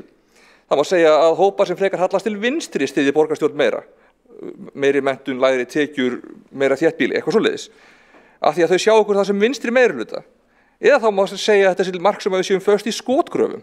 Að traust til borgarstjórnar velti frekar á því hvaða flokk þú kýst en hvað er raunverulega þykir borgarstjórn sem stofnun eða þær ákvarðanir sem eru raunverulega teknar hér. Það má líka segja að þetta sé til marks upplýsingaóreiðu, jafnvel svokallaðar upplýsingabúblur sem eru sífellt meira vandamál í nútíma samfélagsmiðla umhverfi. Ef allir vinir þínir eru sjálfstæðismenn þá sérðu pósta frá sjálfstæðismönnum og neikvæða umræðu borgarstjórn. Ef allir vinir þínir eru píratar þá sérðu pósta frá píratum og jákvæða umræðu borgarstjórn. Við berum líka öll hérna inni ábyrgð á því að falla ekki í freistni popúlískra upprópana og ásakana. Við búum á tímum þar sem auðvelt að dreifa þeim, þar sem erfitt fyrir þau sem vilja vera ábyrg að svara allri vitleysu sem veltir fram einhvers staðar af einhverjum. Og niðurstaðan af því að síðustu ára er að það séu eiginlega mistök að reyna. Því að þau sem eru að halda fram vitleysu af óheilindum fá þá bara þannig að stjórna umræðinni og ef þú reynir þá eyðir bara þinni orku og þau mun samt alltaf koma fram bara með eitthvað nýtt. En betri upplýsingagjöf hlýtur á endanum alltaf að vera hluti af lausninni, betra samtal. Við öll sem erum innblásin af einhverju hugsjón, kannjumst við það þegar að fíkur í okkur, þegar við upplifum að sótt sig að þeirri hugsjón, þegar við upplifum að við séum höfð fyrir raungri sök, jafnvel gegn betri vitund þeirra sem gerir það, þá fíkur í mann. Við kannumst öll við það. En það er ekki uppbyggilegt ef við leifum þá umræðinni að fara niður á lægra plan út af því og þá er jafnvel markmiðum náð þess sem að gerði það. Þannig að við hljótum að líta í okkar barm sem borgarfulltrúar, ekki bara, heldur líka sem pólitíkusar. Hvernig erum við að tala hvert annað? Þá er bara við almennt. Ég skil alveg að koma upp einstök mál þar sem fólk til þess að hafa ástæðu til að taka djúpt í árinni, en eða fara að gerast í öðru hverju máli að við ráðumst að grundvallar heilinu hvers annars. Ef allt sem gerist er bara merki spillingu og óheiðarleika tilraunir til að refsa saklausu fólki fyrir að veita aðhald, þá hefur það augljóslega áhrif á ásýndina. Það er auðvelt að fara í þessa átt, en er það heiðarlegt? Ef okkur finnst það í alvörunni í einhverjum stórum málum, þá auðvitað þurfum við að segja það, en það er ákveðin ábyrgð fólkinni því að tala þannig í stórum hluta allra mála. Það er trú Pírata að eftir að traust almennings á stjórnkerfinu öllu hrundi í kjölfar efnahagshrunsins, eftir jákvæða byrjun í því að eiga þjóðfund og semja í kjölfari nýja stjórnarskrá og hún var svo slegin út á borðinu, þá sé einfaldlega meira en að segja það fyrir stjórnmálin í heild sinni að ná traustið tilbaka. Það endurheimta traust snýst ekki að hvetja fólk til að rembast betur við að treysta. Að endurheimta traust snýst að vinna sér inn fyrir því, að byggja það upp. Það traust verður bara áunnið því að orð skipta litlu máli í þessu samhengi, það eru bara verkin sem að tala. Það versta sem fólk getur upplifað í lýðræði er að þeirra atkvæði skipta ekki máli, eins og fórum nýju stjórnarskrána og ýmsar úrbætur sem fólk sá fyrir sér í kjölfar hrunsins. Og meðan að sú mara liggur á þjóðinni, þá munu íslensk stjórnmál vera brotin. Auðvitað er þessi mæling ekki hruninu að kenna eða stjórnarskrármálinu að kenna. En það er samt rétt sem kom fram í framsöguræðu hérna, að það var í þessu máli sem eitthvað brotnaði í íslensku stjórnmálum og það mun aldrei verða sátt eða gróa heilt fyrir en að sú forsaga er gerð upp. Ég hef margt meira að segja, kannski ég fæ bara fara aftur mælendaskrá. Forseti er búinn að loka mælendaskrá. Borgarfulltrúanum á að vera það kunnugt. En næstur á mælendaskrá er Hjálmar Sveinsson, gjörðu svo vel. Nei, já, það er rétt. Forseta var það á í messunni. Það hefur einn óskað eftir að koma til andsvars. Borgarfulltrúinn getur þá væntanlega komið einhverju skilaboðum til skila í gegnum andsvör. Þetta var haldreipi sem var gott, takk fyrir það. Gjörðu svo vel andsvarið Friðjón Friðjónsson. Já, takk fyrir forseti. Það er gott að heyra að ég geti verið til þjónustu við borgarfulltrúa Pírata. Og ég vil þakka henni fyrir þessa yfirferð og það er alveg rétt að þessi könnun gefur takmarkaðar upplýsingar. Þess vegna langar mig til þess að spyrja borgarfulltrúan, myndi hún styðja tillögu að traust á borgarstjórn yrði kannað enn nánar og frekar? Borgarfulltrúinn hefur lokið við að veita andsvar og svara þá andsvari Alexander Brím. Forseti, já, ég myndi styðja það og ég held að það myndi bara fara vel á því. Ég held að við þurfum bara svolítið að fá meiri gögn til að vita hvað það er sem að fólk er ekki að treysta, því að það skiptir alveg máli hvort að við erum að sjá að fyrir ári síðan þá hafi kannski 20% íbúa á landsbyggðinni treyst borgarstjórn ágætlega en nú sé það hrunið niður í 5%, eða hvort að það sé óbreytt en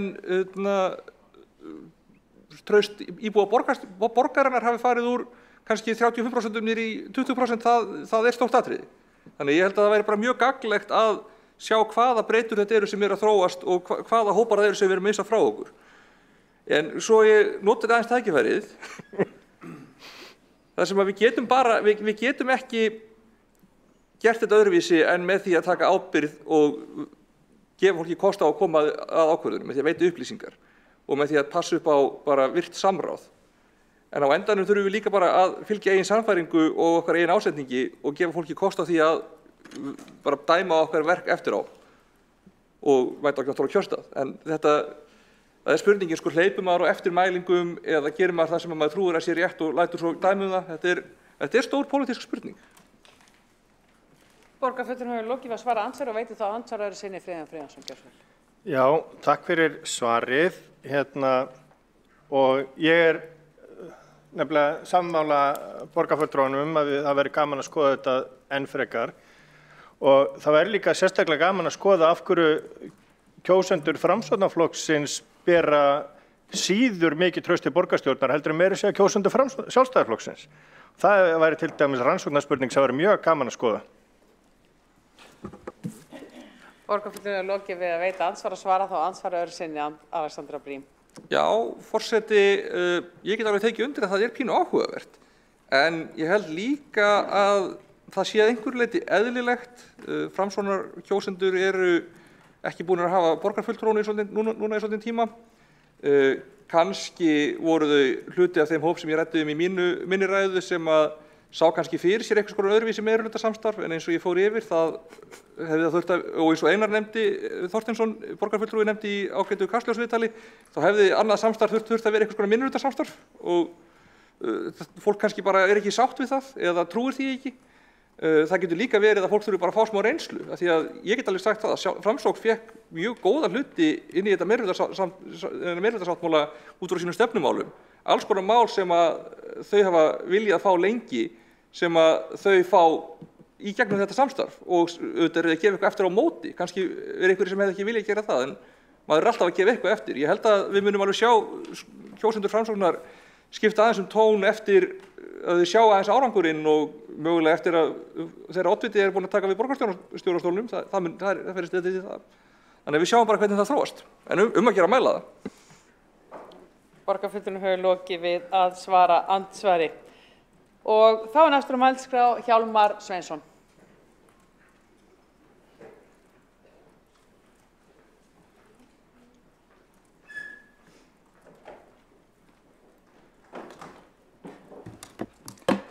Já, forseti og ágæta borgarstjórn.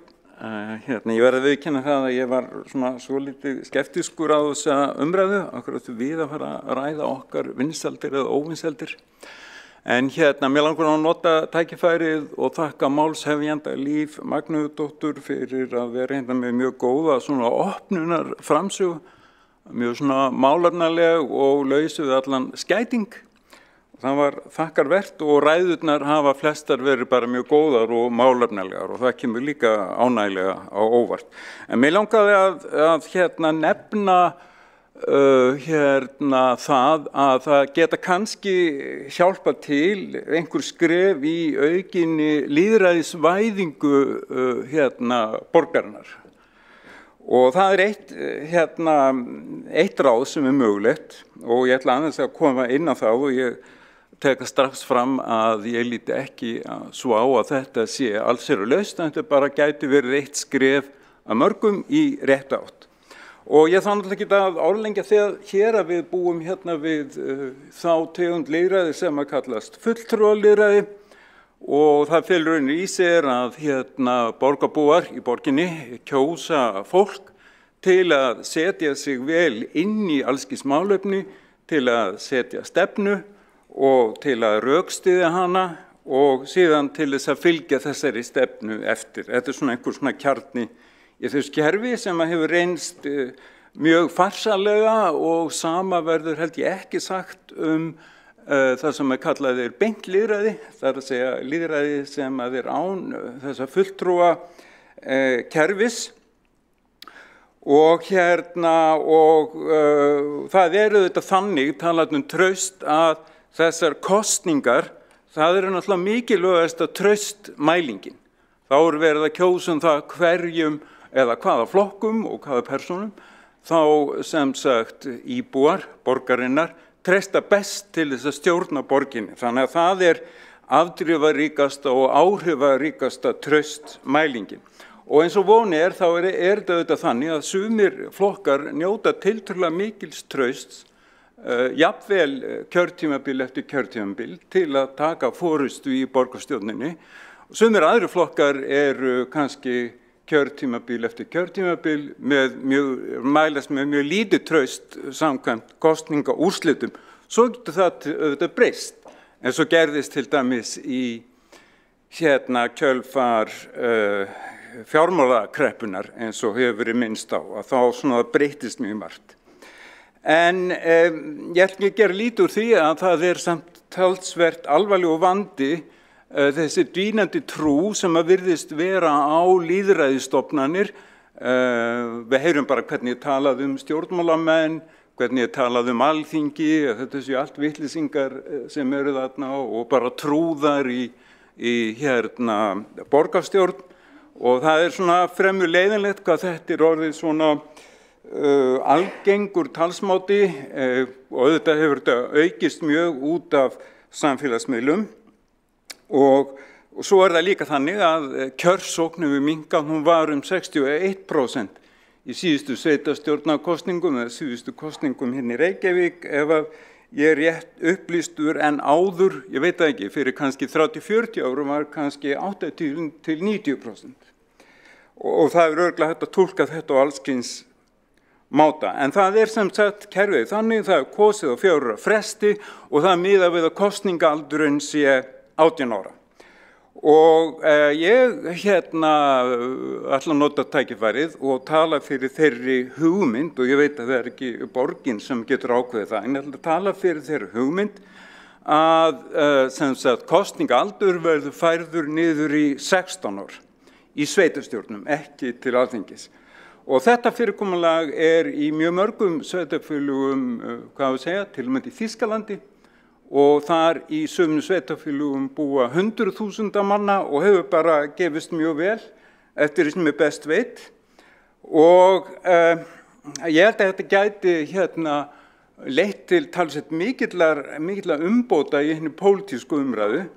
Og ég bara minna á það þarna upp úr 1970, upp úr 1968, þá var mjög mikil umræða meiri lýðræðisvæðingu. Þetta var upp úr árum stúdentapiltingarinnar og kvennarhreyfingarinnar, og þá var í til dæmis Vestur-Þýskalandi kanslari sem Willy Brandt, og hann félt fræga ræðu þar sem hann lauk með þessum orðum: "Wir sollten mehr Demokratie wagen", það að segja, við ættum að hætta á meira lýðræði. Og þetta var viðbragð við sem sagt sókn kvenna til þess að hafa meira áhrif og völd og sókn stúdenta. Og það gekk eftir, og það engin vafi á því að til að mynda eftir að bæði konur fengu kosningarétt, en sérstaklega eftir að þær fóru að láta til sín taka í stjórnmálunum, að þá sem að gerist upp úr 1970 hér á landi sem víða annar staðar, að þá var pólitíkin miklu áhugaverðari, skemmtilegri og meira uppbyggjandi. Áður maður sér gamla myndi, þá var þetta allt þungbúnir kallar, engin kona, allir í svörtum jakkafötum. Þannig var hinn pólitíski heimur. Þetta breyttist mjög mikið. Og en í samvætti við sem að hugmyndum það að kosningaldur verður lækkað niður í 16 ár, þá heyrist stundum sagt, já, nei, pólitíkin allt of flókin og það svo mikil átök og það svo mikil leiðindi og þetta á ekkert við svona krakka sem orðin 16 ára. En viti menn, nákvæmlega sömu rök voru færð gegn því að konur fengi kosningarétt á sínum tíma. Að pólitíkin voru flókin og leiðinleg og anstíkileg og þess vegna ætti það ekki að vera þannig. En sem sagt, það gerðist og eftir að kvennarhreyfingarnar urðu svona öflugar, til dæmis á 8. áratugnum og þá var pólitíkin miklu áhugaverðari, velferðarmál komust á dagskrá, barnaheill, leikskólar, ofbeldismál, umhverfismál og þannig mætti þó nokkuð lengi telja. Og fyrir þessa ungu kynslóð að það væri svo mikils til unnið ef að þau gerir sér betur grein fyrir því að hlutir sem að þau telja mikilvæga, segjum bara sundlaugar, skólar, menningamál, borgarhátíðir, torg, íþróttaaðstæða og loftslagsmál, vistvænt, mannvænt umhverfi. Ef að þessir málaflokkar, ég ímynda mér að kannski 16 ára krakkar hafi dálítinn áhuga á þessu nær umhverfi sínu í sínu dagsdaglega lífi og þá gæti hugsanlega hinn pólitísku umræða, meðal annars hér í borgarstjórnarsal, orðið svona einhvern veginn skemmtilegri ef við værum að tala líka til aðeins yngri hóps en við gerum í dag.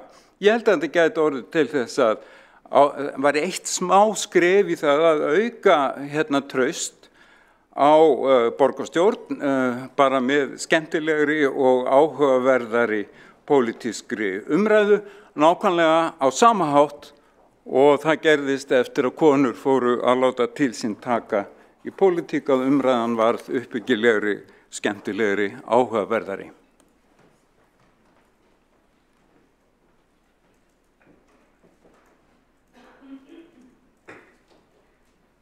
Borgarfulltrúinn hefur lokið máli sínu og tekur þá næst til máls Hildur Björnsdóttir, borgarfulltrúi. Gjörðu svo vel.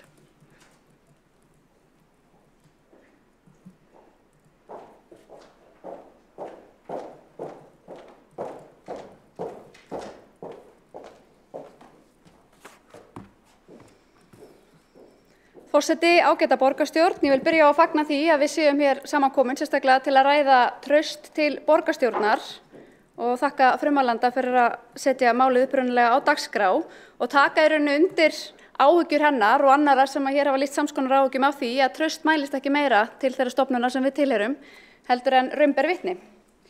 Ég gerði nú sjálf traust til borgarstjórnar margsinnis að umtalsefni á síðasta kjörtímabili og hef haft af þessu auðvitað miklar áhyggjur. Og við megum ekki heldur halda svo mæling sem að birtist okkur nú á dögunum sé eitthvað einsdæmi eða eitthvað nýlunda. Við höfum verið að fá mjög slæmar mælingar ár eftir ár og mér finnst rétt að við tökum það alvarlega. Og það raunar líka bara, svo ég segi það hreint út, fremur svekkjandi og ergilegt að tilheyra svona starfsvettvangi sem að nýtur svona lítils trausts. Mér finnst það ekki gott og ég myndi vilja taka þátt í að laga það. Mælingin sem að liggur fyrir og hér til umfjöllunar eins og borgarfulltrúi Líf Magnúðardóttir sagði og fleiri, hún sýnir auðvitað ekki allar undirliggjandi ástæðurnar að baki þessari mælingu. Við vitum ekki endilega nákvæmlega hvað veldur því að traustið mælist ekki meira. Það gæti sannarlega verið óánægja með þjónustu borgarinnar, að fólk treysti okkur síður vegna þess að það er óánægt með svona þá þjónustu sem að það fær eða fær ekki. Það gæti verið óánægja með umræðuhefðina hér í þessum sal. Eða það geti verið bara hreinlega almennt vantraust til stjórnmála. Við vitum það ekki, en það er áhugavert að því einhver nefndi hér áðan að við ættum kannski að hafa þessar greiningar í höndum stjórnmálafræðinga að Sjöfn Vilhelmsdóttir, doktor í stjórnmálafræði, fjallaði árið 2020 niðurstöður rannsóknar sinnar á trausti til stjórnvalda hérlendis. Og hún sagði að niðurstöður rannsóknarinnar bentu til þess að það sem skapi helst traust almennings til stjórnvalda og stjórnmála sé til dæmis árangur stjórnvalda til að skapa góð lífskjör. Þannig að það bendir að einhverju leyti til þess að ef að fólk upplifir að við séum ekki að ná góðum árangri hér í borgarstjórn, að veita fólki góð lífskjör og góða þjónustu, að þá dragi það úr traustinu. Þá má líka nefna að einn af velsældarvísum Hagstofunnar hugtakið traust til stjórnmálakerfisins. Og það er skilgreint þannig að traust til stjórnmála og stofnana sé ein leið til að mæla lögmæti stjórnkerfisins og þeirra sem fari með valdið. Þannig að svona neikvæðar og slæmar traustmælingar auðvitað kannski renna ekki mjög styrkum stoðum undir okkur sem stjórnvald. Borgarfulltrúi Hjálmar Sveinsson gerði umtalsefni í sinni ræðu að kannski sterkasta og skýrasta traustmælingin væri auðvitað bara kosningar til sveitarstjórna. Þá nú bara gaman að nefna að það var auðvitað engin flokkur sem mældist með meira traust í þeim kosningum en Sjálfstæðisflokkurinn, þó við höfum auðvitað alltaf vilja meira, mikill vill meira. Þá kom líka fram í þessum kosningum að meirihlutinn sem sat á síðasta kjörtímabili, hann féll og það sama gerðist kosningarnar á undan. Svona svo við höldum því til haga og hnýtum því aftan við umræðu að sannarlega eru kosningar ákveðin traustmæling. Ég held að mér þykir mikilvægt að við svona vinnum áfram með þessar hugmyndir okkar, þessa umræðu og þessar vangaveltur það hvernig við aukum traust á þessum vettvangi og það væri auðvitað gott að vita hvað liggur að baki þessu litla trausti og kannski ástæða til þess að við rannsökum það eitthvað nánar. Ég held að kannski boltinn að einhverju leyti og ábyrgðin sé að miklu leyti hjá þeim sem sita í meirihluta borgarstjórnar, en auðvitað byrjum við öll ábyrgð á sjálfum okkur og megum öll líta okkur nær og það mun ég allavega að gera og til ég að taka þátt í því að efla og bæta traust til þeirra stofnunar sem við öll tilheyrum. Borgarstjórnar Reykjavíkur, takk. Borgarfulltrúinn hefur lokið máli sínu og tekur þá til máls Sanna Magdalena Mörtudóttir. Gjörðu svo vel.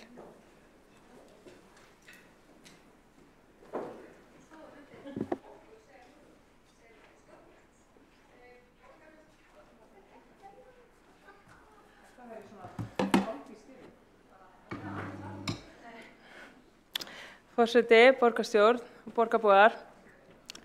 Trausti borgarstjórnar í algjöru lágmarki, skyldi einhvern undra. Á sama degi og við ræðum hvernig eigi að endurheimta traust, liggur fyrir tillaga borgarstjóra að loka borgarskjalasafni. Að loka lykilstofnun sem hefur gegnt mikilvægu hlutverki fyrir borgina og Reykvíkinga í 68 ár.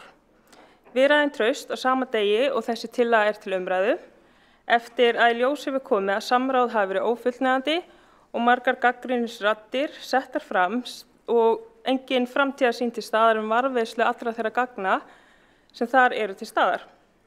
Borgin hefur sett fram ýmsar stefnur hin og þessi mál sem eiga að tryggja að hér sé við að vinna að hag Reykvíkinga fyrir Reykvíkinga.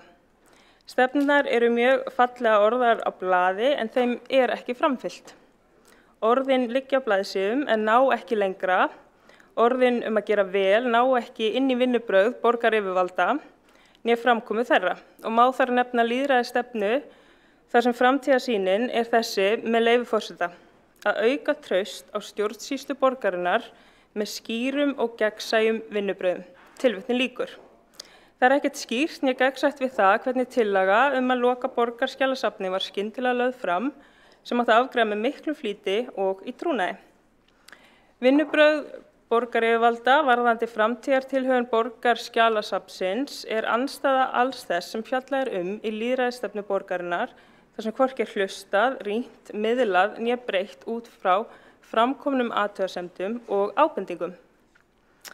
Stefnurnar sem birtast okkur í bæklingum borgarinnar eru svo fallega orðaðar og með góðum markmiðum og hlýjum litum en ekkert annað en orð á blaði þar sem harkan mætir þeim sem þurfa á stuðningi á að halda. Fjöldinn allur býr við ótryggar húsnæðisaðstæður, fjöldi barna hér í Reykjavík býr við ótryggar húsnæðisaðstæður. Og þrátt fyrir það að húsnæðisstefna borgarinnar kveði á að allir borgarbúar eigi að hafa öruggt húsnæði á viðráðanlegu verði. Auðvitað traustið ekki til staðar þegar það sífellt verið að brjóta það. Hvernig eiga fátæk börn sem að bíða eftir því að komast í öruggt húsaskjól, sem að bíða eftir að eignast heimili sem tekur ekki öll laun mömmu eða pappa treysta því að borgin sé að vinna því að laga ástandið. Hvernig eiga þessi börn sem síðan alast upp við óöryggi og foreldra þeirra sem búa á þessum ómannúðlega leigumarkaði að treysta því að eitthvað breytist. Að þetta lægist þegar þau eru sífellt skilin eftir. Auðvitað vex vantraustið við slíkar aðstæður og það skiljanlegt. Borgarstjórn hefur ekki verið að mæta grunnþörfum þeirra sem hér búa. Við sjáum lúxusíbúðir byggjast upp þar sem ríkt fólk getur keypt sér íbúð með 3 svölum en steinsnar frá því heimilislausum sem hafa hvergi höfði sína halla vísað út í kuldann yfir daginn. Ekki byggt fyrir þau. Bókasöfn og bekkir það eina sem bíður þeirra. Yndisreitirnir ná ekki til heimilislausra. Já, það margt brotið í þessari borg og hvernig á að laga það? Það á að gera með því að vinna fyrir borgarbúa en ekki gegn þeim, með því að hlusta borgarbúa og mæta öllum þeim vanda sem til staðar. Auðvitað eru foreldrar leikskólabarna ekki að fara að treysta því að borgin byggist upp út frá þörfum barnafjölskyldna þegar þau vera sífellt fyrir vonbrigðum vegna óuppfylltra loforða. Hvernig þau sem fá tekjur fjárhagsaðstoðar og þurfa að sækja mat til hjálparstofnana til að fá næringarþörfum sínum uppfyllt að treysta því að borgin sé að vinna fyrir þau. Þegar neyðarnetið sem á að grípa þig ekkert net. Við þurfum að byrja á því að laga það sem bilað og byrja hjá þeim sem búa við mesta óréttlætið. Og við skoðum stöðuna, skoðum tölurnar. Það eru 1188 manns sem bíða eftir húsnæði hjá borginni. Húsnæði sem hentar þeirra þörfum. Þar eru 220 barnafjölskyldur að bíða eftir því að komast í öruggt húsaskjól. Í félagslegt leiguhúsnæði með lægri leigu en það sem þau greiða nú og þar af eru 159 einstæðir foreldrar. Og eins og við vitum þá oft beðið til lengdar.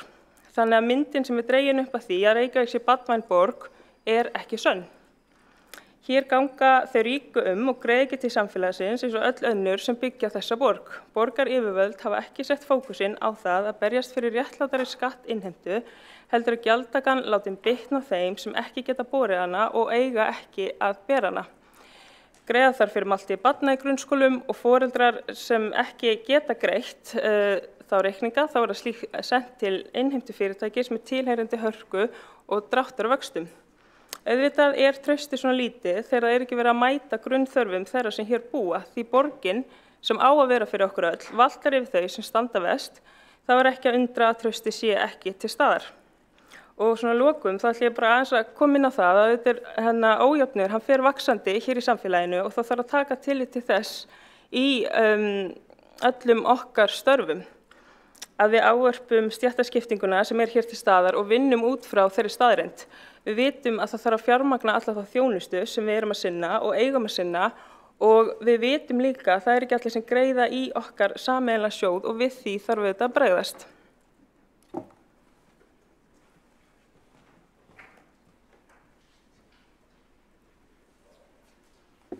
Borgarfulltrúinn hefur lokið máli sínu og næst tekur til máls Einar Þorsteinsson.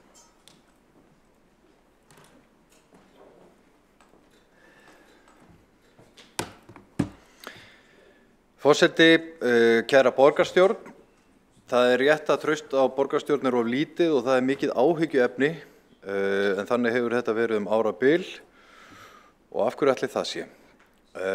Ég held að það sé vegna þess að umræðan í fjölmiðlum afar óvægin af hálfu minnihlutans í garð meirihlutans annars vegar og svo hins vegar held ég að sé vegna þess að áætlanir og yfirlýsingar þeirra sem stjórna borginni hafi ekki alltaf staðist. Það okkar skylda að það sem við segjum það standist og það rétt sem Sanna Magdalena Mörtudóttir borgarfulltrúi nefndi hér áðan að til dæmis í leikskólamálum þar sem áætlanir stóðust ekki það skapaði vantraust. Ég ætla ekki að fara út í leikskólamálin hér í ræðu minni en þar erum við að skapa væntingar og það mjög leitt að slíkt standist ekki. Þannig að við þurfum að reka borgina vel og veita góða þjónustu og vera með skýr svör. En hvað varðar umræðina borgarstjórn út á við, þá langar mig bara að tala aldrei hreint út þetta. Hér inni eru borgarfulltrúar sem hafa engan áhuga á því að skapa traust á borgarstjórn. Borgarfulltrúar sem gera ekkert annað en að þyrla upp ryki, skeita engum staðreyndir, gera meirihlutanum upp skoðanir og tala ítrekað gegn eigin sannfæringu, eins og Sjálfstæðisflokkurinn til dæmis í málefni borgarskjalasafns, flokkur sem talar hagræðingu og að það þurfa að taka erfiðar stórar ákvarðanir, en fer síðan í þennan ótrúlega leiðangur eins og við lesum í blöðunum í morgun og á vefmiðlum undanfarna daga, þar sem að gífuryrðin eru slík að fólk sem les hugsaði, nei, veistu að ég treysti nú ekki alveg þessum málflutningi. Og að því að borgarfulltrúi Hjálmar Sveinsson talaði það að traustsmælingin kosningar væri svona mælikvarðinn sem við ættum að miða við, þá kannski þessi aðferðafræði Sjálfstæðisflokksins ágætis vísbending það hverju fólki treystir þegar flokkurinn fær verstu útkomu Sjálfstæðisflokksins í borginni líklega frá upphafi í síðustu kosningum. Af því að ef þetta aðferðafræðin, að gera fólki upp skoðanir, skeita engum staðreyndir og halda svo bara áfram, þá mun þeirri eyðimörkugöngu seint ljúka. Í byrjun fundarins hér traust ákvað borgarfulltrúi Kolbrún Baldursdóttir að hjóla strax í Líf Magnúðardóttur borgarfulltrúa sem hélt hérna fína málefnalega ræðu og fór strax í það að benda. Og nú borgarfulltrúin búin að biðja orðið að koma í andsvar við mig. Mér finnst þessi umræða bara ótímabær. Ég held að þessi borgarstjórn hérna núna, rúmu hálfu ári eftir kosningar, hafi ekki alveg fundið taktinn. Og ég held að við höfum nægan tíma til þess að laga þetta, vinna meira saman, en við gerum það bara með því að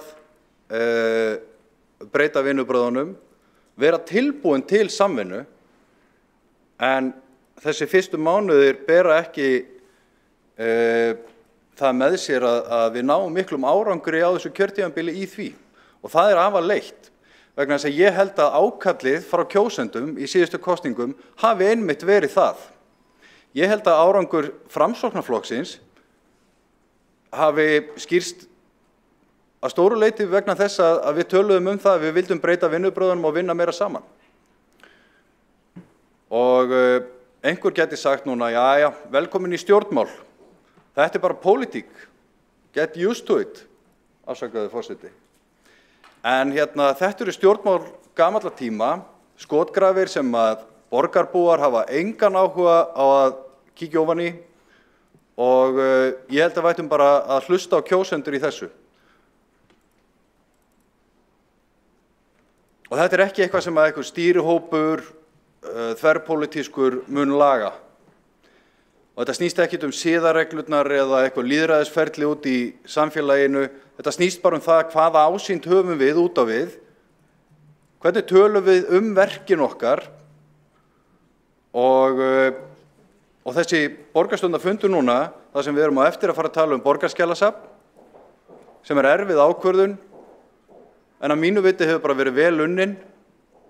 Það hefur verið farið fram með tóma vitleysu, röngu haldið fram og það og við vitum það að hér eru borgarfulltrúar sem að munu koma upp í þeirri umræðu og halda fram alls konar hlutum, þvert gegn betri vitund, að við séum að ræða hér í byrjun traust og við vitum hver rótin að vantraustinu. Það sýnir eiginlega bara dálítið fáránleikann í þessum máli. Og þetta afar leitt vegna þess að grunnurinn að okkar lýðræðiskerfi, fulltrúa lýðræðinu, sá að kjósendur fela okkur umboð sitt og treysta því að við förum vel með það. Og þessi borgarstjórn hreinlega ansi langt frá því að fara vel með það. Við erum tilbúin að vinna saman. Draumurinn væri ef við getum einhvern tímann á þessu kjörtímabili unnið saman að fjárhagsáætlun í þverpólitísku samstarfi. Draumurinn væri að geta farið í viðamikla, tekist á við viðamikil og erfið mál, eins og við höfum rætt hér í borgarstjórnum ljósleiðarann. Þar ákvað Sjálfstæðisflokkurinn bara að vippa sér út úr þeirri vinnu og fara með mikinn málflutning í fjölmiðla. Fólk verður að hafa pólitískt hugrekki til þess að vinna saman. Þannig að ég hef áhyggjur af þessu. Ég held að borgarbúum þeir geta leitt. Það ekki gaman að búa í borg þar sem mikið vantraust á kjörna fulltrúa. Og við erum nýbyrjuð í þessu kjörtímabili. Við höfum nógan tíma. En þetta byrjar hérna. Þetta byrjar með hverjum og einum. Og þið vitið alveg hverju þið eru sem að beru fram þennan málflutning sem að grefur undan traustinu. Að því að margir hérna eru bara mjög málefnaleg og uppbyggileg. En hér þarf bara hver og einn að horfa í eigin barm. Hvað getur hann gert til þess að vinna betur að málum þannig að traust borgarbúa aukist? Það verkefnið. Ég vona að þessi umræða hérna verði til þess að auka traust á borgarstjórn. Ég ekkert sérstaklega bjartsýnn ef að fólk heldur áfram að horfa að því það eru erfið mál framundan, en við höfum nógan tíma. Ég lokið máli mínu. Borgarfulltrúinn hefur lokið máli sínu. 2 hafa óskað eftir að koma í andsvar. 1 hefur óskað eftir að koma í andsvar sem búinn með andsvörin sín. Kolbrún Baldursdóttir búin með andsvörin sín undir þessum lið. Forseti búin að loka mælendaskrá. Þetta hefur allt saman komið skýrt og rétt fram, en 2 hafa óskað eftir að koma upp í andsvar. Ragnhildur Alda María Vilhjálmsdóttir. Gjörðu svo vel. Já, ég kannski hefði nú átt að fara upp í ræðu en það vill svo til að ég hef gert mastersrannsókn traust. Þannig að ég veit oftast bara svolítið vel inn í hver áhrifaþættir trausts. Þeir eru annars vegar ásýnd vissulega og það svolítið mikið það sem þú varst að víkja að í þinni ræðu.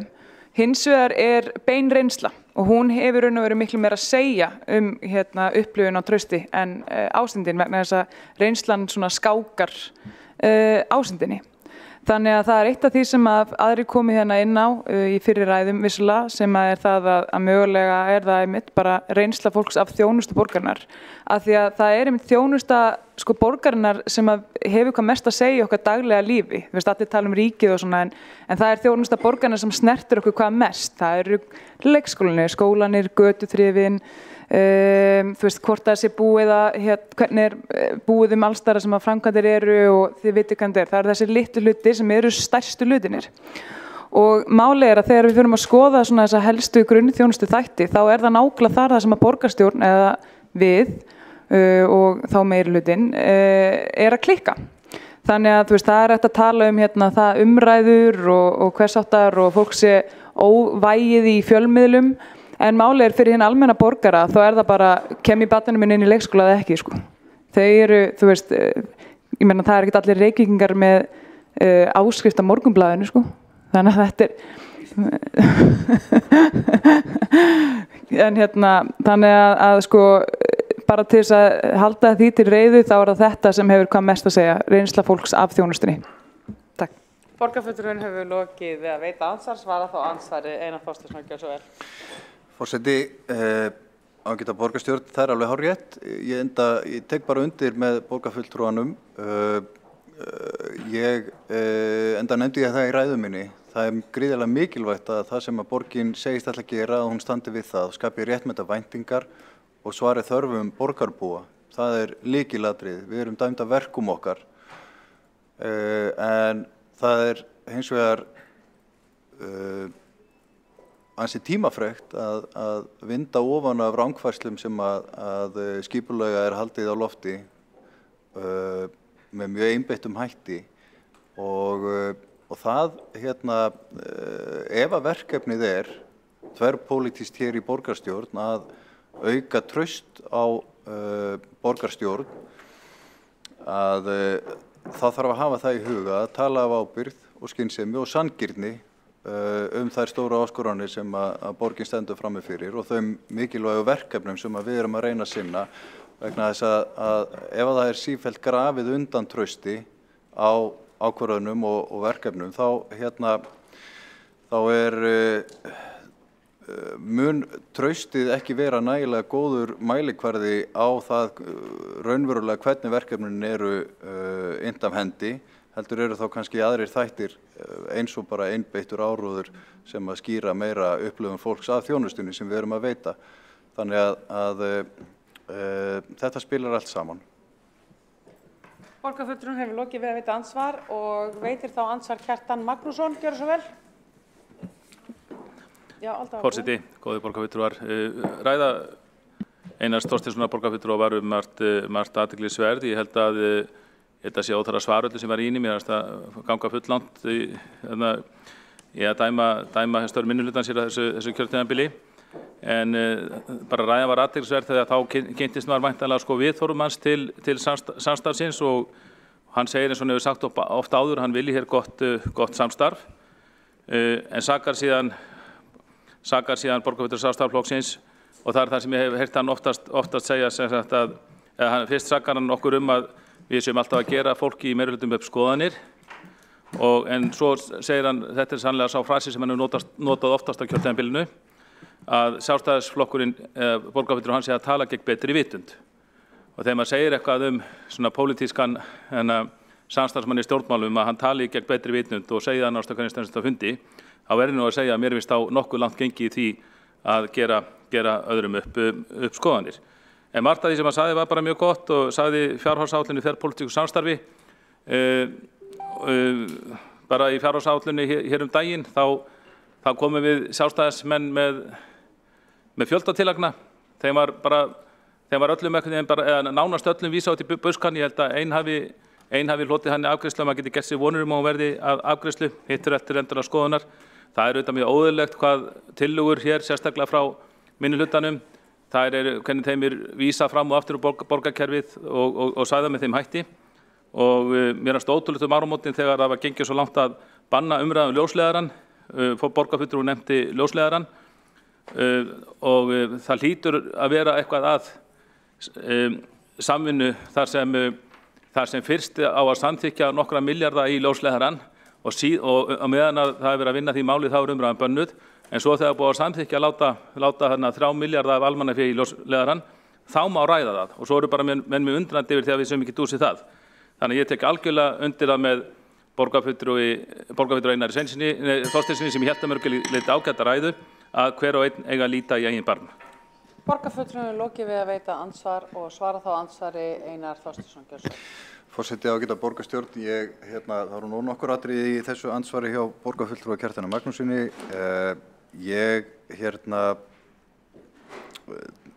Varðandi síðustu fjárhagsáætlun þá voru samtöl milli minni og meirihluta tillögugerð og það fréttist nú ekki mikið meira af tillögum Sjálfstæðisflokksins hagræðingu annað en það að við lásum það á forsíðu Morgunblaðsins sama dag og borgarstjórn kom saman. Ég held að það sé mörg tækifæri til þess að vinna betur saman, ekki bara í varðandi fjárhagsáætlun, heldur í mörgum málum. Það reynir kannski mest á þetta í svona stórum málum eins og ljósleiðaranum, borgarskjalasafn og mörgum öðrum sem eiga eftir að koma. Þá virðist alltaf gerast að Sjálfstæðisflokkurinn hrekkur úr skaftinu og fer í andstöðu. Og það þarf að hagræða í Reykjavíkurborg af því að reksturinn í járnum og ég hefði haldið að þetta væri einmitt tillaga sem að Sjálfstæðisflokkurinn myndi vilja vinna með meirihlutanum en af því að þarna er hagræðingartækifæri án þess að faglegum sjónarmiðum sé varpað fyrir róða. En þá er leiðangurinn í blöðunum að tengja þetta við braggamálið, gera fólku upp skoðanir, halda þið fram að það hafi ekki verið neitt samráð, við ræðum þetta allt saman betur og eftir, en þetta er ótrúlegu málflutningur og til þess að draga úr trausti, fyrst við erum hér í umræðum traust. Borgarfulltrúinn hefur lokið við að svara andsvari og veitir þá andsvaraður sinni Kjartan Magnússon. Forseti góða borgarfulltrúar, ég ætla kannski ekki að fara beint út í einstök efnisatriði eða ekki mikið sem verða hér til umræðu sérstakrar á eftir. En ég skil alveg, ég skil mig vel, Einar Þorsteinsson og rauninni allir framsóknarmenn sem hér eru nýjir borgarfulltrúar. Ég var sjálfur mörg ára að læra á þetta system hérna og hvað væri eðlileg vinnubrögð. Ef einhver hefur talið borgarfulltrúum Framsóknarflokksins, sem ég veit eru allir velviljaðir, trúum að það séu bara eðlileg vinnubrögð upp í þessu borgarskjalasafnsmáli og ljósleiðaramálinu og fleiri málum sem hér hafi verið í gangi, þá held ég að þeir ættu að fá annað áleiðar svona second opinion, þeir ættu að fá sér aðra ráðgjöf. Ég held að vera bara vel til fundið að þeir myndu fá okkur góðan stjórnsýslufræðing fyrir sig til þess að skoða svona stórmál í fortíðinni, hvernig þau voru unnin, til dæmis bara mikilvægar stjórnsýslubreytingar sem heppnuðust vel, sumar þeirra hafa heppnast vel, voru ekki keyrðar í gegn bara á nokkrum vikum, heldur kynntar og látnar marinnerast, svo má segja, áður en afstafa tekin til þeirra, og stórar fjárveitingar til ákveðina mála, talandi milljarðar króna. Þar voru líka margar látnar marinnerast og í mörgum tilvikum hefur sátt tekist stjórnsýslubreytingar hjá borginni eða bara milljarðar fjárveitingar, en grundvöllurinn að því var samráð og samvinna, ekki leyndarhyggja og að keyra mál í gegn með miklum hraði. Borgarfulltrúinn hefur lokið við að veita andsvar og svara þá andsvari öðru sinni Einar Þorsteinsson. Leyndarhyggja og Og forseti, ágæta borgarstjórn, leyndarhyggja og keyra málið áfram með hraði. Ég þakka góðar ráðleggingar að við sækjum okkur ráðleggingu. Ég hef sjálfur stúderað stjórnsýslufræði og mér sýnst þetta mál bara ágætlega unnið og við ræðum það betur hér á eftir. Var ég að skilja borgarfulltrúan rétt að þú vildi gera stutta athugasemd? Já, forseti ætlar að leyfa það, gjör svo vel. Örstutt. Forseti ágæta borgarstjórn. Vegna þess að borgarfulltrúin Einar Þorsteinsson ítrekað búinn að koma sjálfur inn á þetta borgarskjalamál sem sannarlega verður rætt hér á eftir, að þá langar mig bara að benda á það augljósa að viðtal eftir viðtal og grein eftir grein hefur starfsfólk og borgarskjalavörður sagt það og upplýst að það hafi einmitt verið lítið sem ekkert samráð. Þannig að þetta ekkert bara komið á draumum okkar minnihlutafulltrúna, þetta frá fólkinu sjálfu. Þannig ég vil bara benda borgarfulltrúnum á það ef hann hefur ekki lesið fjölmiðlana að undanförnu. Svo aðeins ein setning enn að þá vil ég minna á að Flokkur fólksins hefur ítrekað boðið til og langað og virkilega óskað eftir að fá að vera í samstarfi við meirihlutann og ég get rakið það nánar síðar, en þetta á borgarfulltrúin Einar Þorsteinsson að vita bara núna frá því rétt fyrir jólin að þá var ákveðið mál sem borgarfulltrúi Flokks fólksins langaði virkilega að taka þátt í en hefur ekki fengið að koma að enn. Borgarfulltrúin hefur lokið við að gera stutta athugasemd. Óskar borgarfulltrúi Einar Þorsteinsson eftir að gera stutta athugasemd. Örstutta, gjörðu svo vel. Já, forseti, við getum nú kannski rifjað þetta mál upp bara hér á ganginum á eftir. Ég kannast ekki við hvaða mál voru að tala en ég hef séð borgarskjalavörð og fara ítrekkað með fleipur í fjölmiðlum og borgarfulltrúa Kolbrúnar Baldursdóttir éta það upp hrátt eins og aðra borgarfulltrúa. Gögnin eru bara skýr og þau hafa verið kynnt bæði í ráðum og í borgarráði. Það hið rétta í málinu, þannig að ég þarf ekki að lesa fjölmiðlana og vitleysuna sem þar til þess að mynda með skoðun á málinu. Borgarfulltrúin hefur lokið máli sínu og tekur þá til máls borgarfulltrúi Skúli Helgason, gjör svo vel.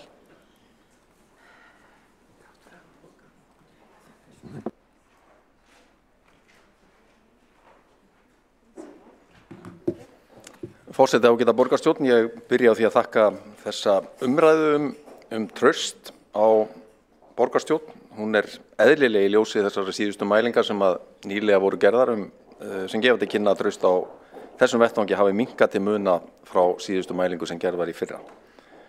Auðvitað þurfum við að hafa í huga að borgarstjórn rétt eins og Alþingi vinnustaður sem í eðli sínu snýst rökræður, skoðanaskipti og ólík sjónarmið, andstæð sjónarmið, átök, ekki endilega það sem til þess fallið að efla traust á stofnunum samfélagsins, en þetta nauðsynlegur hluti af því lýðræðiskerfi sem við vinnum í og viljum vinna í. En neikvæð umræða málefni borgarinnar grefur líka undan trausti og þar berum við öll ábyrgð, kjörnir fulltrúar í borgarstjórn í hvaða flokki sem við erum, en sömuleiðis hafa þar áhrif fjölmiðlar og sjálfur almenningur, borgarbúar. Mikilvægt að koma mismunandi sjónarmiðum vel á framfæri og þar geta allir bætt sig með málefnalegum málflutningi þar sem að helstu röksendum mála haldið betur á lofti, jafnt þeim sem skiptaskoðanir reyndar ekki síður framfæra málum að ýmsu tagi sem að góð samstaða hér í borgarstjórn. En eins og við vitum þá eru slík mál mun fleiri en marga grunnar. Það áhugavert þegar við skoðum niðurstöður þessara könnunar að þær eru mjög pólitískar. Þeir sem styðja meirihlutann lýsa frekar yfir miklu trausti á borgarstjórn, þeir sem styðja minnihlutaflokkana hafa almennt lítið traust á borgarstjórn. Og það líka áhugavert að þó traust hafi minnkað verulega á borgarstjórn frá síðustu mælingu 8% milli ára, þá fall annarra stofnana, sérstaklega Alþingis, Seðlabankans og heilbrigðiskerfisins enn meira á bilinu 12 til 14%. En það breytir því ekki að traustið minnst á borgarstjórn og þær niðurstöður þurfum við að taka alvarlega. Það líka áhugavert að það mikill munur á þeim sem búa í borginni og hinum sem gera það ekki, varðandi það hve mikið traust menn hafa á borgarstjórn. Í sjálfu sér jákvætt að þeir sem þekkja borgarmálefnin á eigin skinni hafi meira traust á borgarstjórn en hinir sem að búa annar staðar og munurinn mjög mikill hvað þetta varðar. Svarhlutfallið í könnuninni ekki mjög hátt, rétt innan við 50%, en það sannarlega, svo ég ítreki það, áhyggjuefni að trausti borgarstjórnar tekur verulega dýfu frá síðustu mælingu eftir að hafa hækkað nokkuð á undanförnum árum. Almennt séð í hnotskurn þróunin þessi frá hrunárinu 2008 fjölgaði þeim sem báru mikið traust til borgarstjórnar úr 10%, þar sem lægst var í 31% árin 2014 og 15, lækkaði síðan niður í 19% árin þar og eftir, hækkaði aftur upp á kosningaárinu 2018 í 24%, lækkaði í 16% 2019 en skreið svo yfir 20% að múrin í fyrra og hittifyrra. Fall niður í 13% í ár athyglisvert og kallar á frekari rannsóknir að mínu mati. Og það þetta annmarki á þessum mælingum að það engin tilraun gerð til þess að grafast fyrir forsendur eða skýringar á þessum mælingum. Við vitum ekki af hverju traust hefur minnkað sérstaklega undanfarið ár, en tilefni sannarlega til að grafast fyrir þessar skýringar, þannig að okkar viðbrögð geti verið markviss. Það áhugavert að skoða aldursgreininguna í könnunni. Þar kemur fram að traustið minnst hjá fólki á miðjumaldri, 8% í aldurshópnum 45-54 ára, en mest hjá unga fólkinu, yngsta hópnum 18-24 ára, þar sem að það 23%. Það staðfest sömuleiðis að við sjáum í niðurstofunum þá tilhneigingu og þeir sem hafa mikið traust á tilteknum stofnunum hafa sett sig vel inn í mál og þekkja vel til þeirra efnislega. Þeir sem þekkja mjög vel til borgarmálefna í eigin mati hafa meira traust á borgarstjórn en þeir sem þekkja lítið sem ekki til borgarmálefna. Í þeim hópi hafa 32% mikið traust á borgarstjórn eða nærri þrefalt fleiri en þeir sem almennt taka þátt í könnuninni. Og búseta, hún skiptir líka máli. 21% borgarbúa hafa mikið traust á borgarstjórn en einungis 10% í nágrannasveitarfélögunum og 6% á landsbyggðinni. Auðvitað það hárrétt eins og hér hefur komið fram í umræðinni að traust á stjórnmálum og stjórnmálamönnum hefur almennt minnkað mikið eftir bankahrunið 2008 og það hefur speglast í markvert lægri kjörsókn í kosningum. Áður fyrr var kjörsókn í landinu á bilinu 80-90%. Þetta var raun og veru ófrávíkjanleg regla í bæði þingkosningum og borgarstjórnarkosningum, en slíkar tölur sjást sjaldan núna og sérstaklega í sveitarstjórnarkosningum land allt. Sögulega séð var kjörsókn í borgarstjórnarkosningum rúmlega 80%, fór einna hæst á undanförnum áratugum í 89% í hinum sögulegu kosningum 1994 þegar Reykjavíkurlistinn bauð fyrst fram, en í fyrstu kosningum eftir hrun lækkaði hún niður í 73% og sú þróun hefur haldið áfram. Kjörsóknin var 63% 2014, hækkaði upp í 67% 4 mánuðum síðar en lækkaði svo niður í 61% í fyrra. Og þetta ekkit einsdæmi í Reykjavík, 61% kjörsókn hér, hún var 58% í Kópavogi í fyrra, 60% í Hafnarfirði, 47% í Reykjanesbæ, 64% í Garðabæ og Akureyri, 61% í Mosfellsbæ og svo má áfram telja. Við sjáum hærri tölur á einstaka stað, til dæmis Vestmannaeyjum og Skagafirði, en það eru undantekningar frá þeirri meginreglu að kjörsókn hefur lækkað 20-25% frá því fyrir hrun. Traust fer minnkandi á stjórnmálaflokkum og stjórnmálum almennt allan hinn vestræna heim. Samfélagsleg umræða hefur fæst meira frá fjölmiðlum yfir á samfélagsmiðla, þar sem falsfréttir, upprópanir og ómálefnaleg umræða fær meira rými en í hefðbundum fjölmiðlum. Þróunin þessi, fjölmiðlar eru færri og stærri, flokksblöð heyra sögunni til að mestu leyti og pólitískar rökræður hafa liðið fyrir þessa þróun. Forseti ágæta borgarstjórn, niðurstöðu traustmælingarinnar nú gefa sannarlega tilefni til umræðu, hér eins og í dag, og aðgerða að greina slíkar mælingar betur og ræða hvernig við getum gert betur. Við getum og þurfum að bæta upplýsingagjöf bæði eðli borgarstjórnmála og málefnin sjálf, gefa almenningi betra færa á að kynna sér málin af eigin raun, virka betur príðilega ákvæði og aðgerðaáætlun í nýlegri lýðræðisstefnu til að undirstriki verkja við viljum einmitt auka þáttöku almennings og áhrif, nýta hugmyndir borgarbúa og sjónarmið og hlusta eftir málefnalegum röddum sem leggja gott til málana. Við getum staðið okkur betur í að segja meira frá málum sem að hér eru afgreidd í góðum stuðningi, þverrpólitískum, til að laga þá brengluðu ímynda hér í borgarstjórn sé alltaf allt logandi í átökum sem að eru þetta ekki rétt. Taka mætti saman tölfræði afgreiðslur mála í borgarráði og fagráðum borgarinnar og miðla til almennings.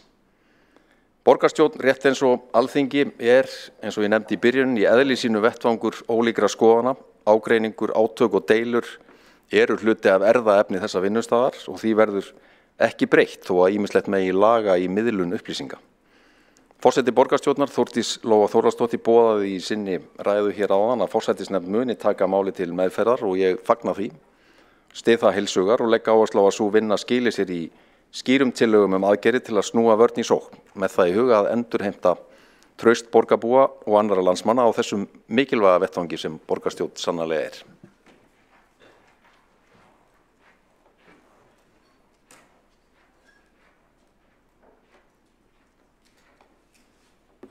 Borgarfulltrúinn hefur lokið máli sínu og tekur þá til máls borgarstjóri Dagur B. Eggertsson. Forseti ágæta borgarstjórn, ég vil fyrst byrja á því að þakka frumælanda og raunar mörgum borgarfulltrúum fyrir að taka þessa umræðu upp og ræða þessi mál. Við höfum gegnum tíðina oft rætt traust og mikilvægi þess að borgarstjórn njóti meira mælanlegs trausts og ég fagna þeirri hugmynd að forsætisnefnd taki þetta til sín og föstum tökum og dýpki kannski umræðan og nálgunina með því að velta upp hvernig við getum vita meira. Ég held að við þurfum bæði að hafa svona innra og ytra samhengi í huga. Vil benda á það að það eru gerðar býsna margar rannsóknir á trausti, ekki bara á Íslandi heldur í heiminum og líka samanburðarrannsóknir þar sem meðal annars sveitarstjórnarmál kom við sögu. OECD mælir reglulega traust til stofnana, meðal annars til stjórnvalda, meðal annars til sveitarstjórnarstigsins og í þeirri nýjustu könnun að þar var meðal annars traust til sveitarstjórnarstigs á Íslandi mælt í samanburði við sveitarstjórnarstigið í öðrum löndum og þar reyndist það kringum 50% sem nokkru hærra heldur en iðulega hefur mælst í Gallup-könnunum og það áhugavert, það vegna þess að það verið að spurja öll sveitarfélög fyrst og fremst traust til sveitarstjórna í þar sem fólk býr eða hvernig þetta því eitt af því sem hrópar auðvitað á mann núna og í fyrri birtingum Gallup að það birt einn tala fyrir borgarstjórn óháð því hvort að fólk búi í Reykjavík og iðulega þegar við höfum fengið niðurbrot á niðurstöðunni að þá reynast Reykvíkingar bera mun meira traust til borgarstjórnar heldur en fólk sem býr í Kraganum sem treysti borgarstjórn minna og minnst treysta þeir sem búa utan höfuðborgarsvæðisins borgarstjórn. Þarna kemur inn hugsanlega samband staðþekkingu á störfum borgarstjórnar eins og borgarfulltrúi Skúli Helgason og fleiri nefndu hér. En það getur líka verið að traust dali sumstaðar þegar borgarstjórn tekur slaginn fyrir hönd íbúa Reykjavíkur sem getur mælst misjafnlega fyrir. Ég held ég þurfi ekki að nefna flugvallamálið í því sambandi eða önnur deilumál í tengslu við greiðslur til borgarinn og svo framvegis. Mér finnst augljóst að það getur haft áhrif, alveg eins og eitthvað sem upplifast sem milliríkjadeilur geta haft áhrif á traust íbúa tiltekins lands til einhvers annars lands, rétt á meðan þær standa yfir. En burtséð frá því hver talan og hvernig hún brotnar niður á milli landsvæða að þá held ég að það sé alltaf eitthvað gagn að því að horfa á hvernig traustið breytist yfir tíma. Við erum að horfa núna á næstlægstu mælingu frá 2008, hún var lægst 2008 þegar Sjálfstæðisflokkurinn í borginni hafði gert Ólaf F. Magnússon að borgarstjóra. Við vitum að þá helmingaðist líka fylgi Sjálfstæðisflokksins í borginni, það hafði hangið uppi í gegnum í raun reimálið og svona einstök dægurmál, en þarna helmingaðist það og hefur aldrei hækkað aftur. Þannig að þarna gerðist eitthvað varanlega varðandi viðhorf borgarbúa, allavega til Sjálfstæðisflokksins en hugsanlega til borgarstjórnar að einhverju leyti. Við vitum það ekki fyrir víst vegna þess að þetta var fyrsta traustmælingin til borgarstjórnar.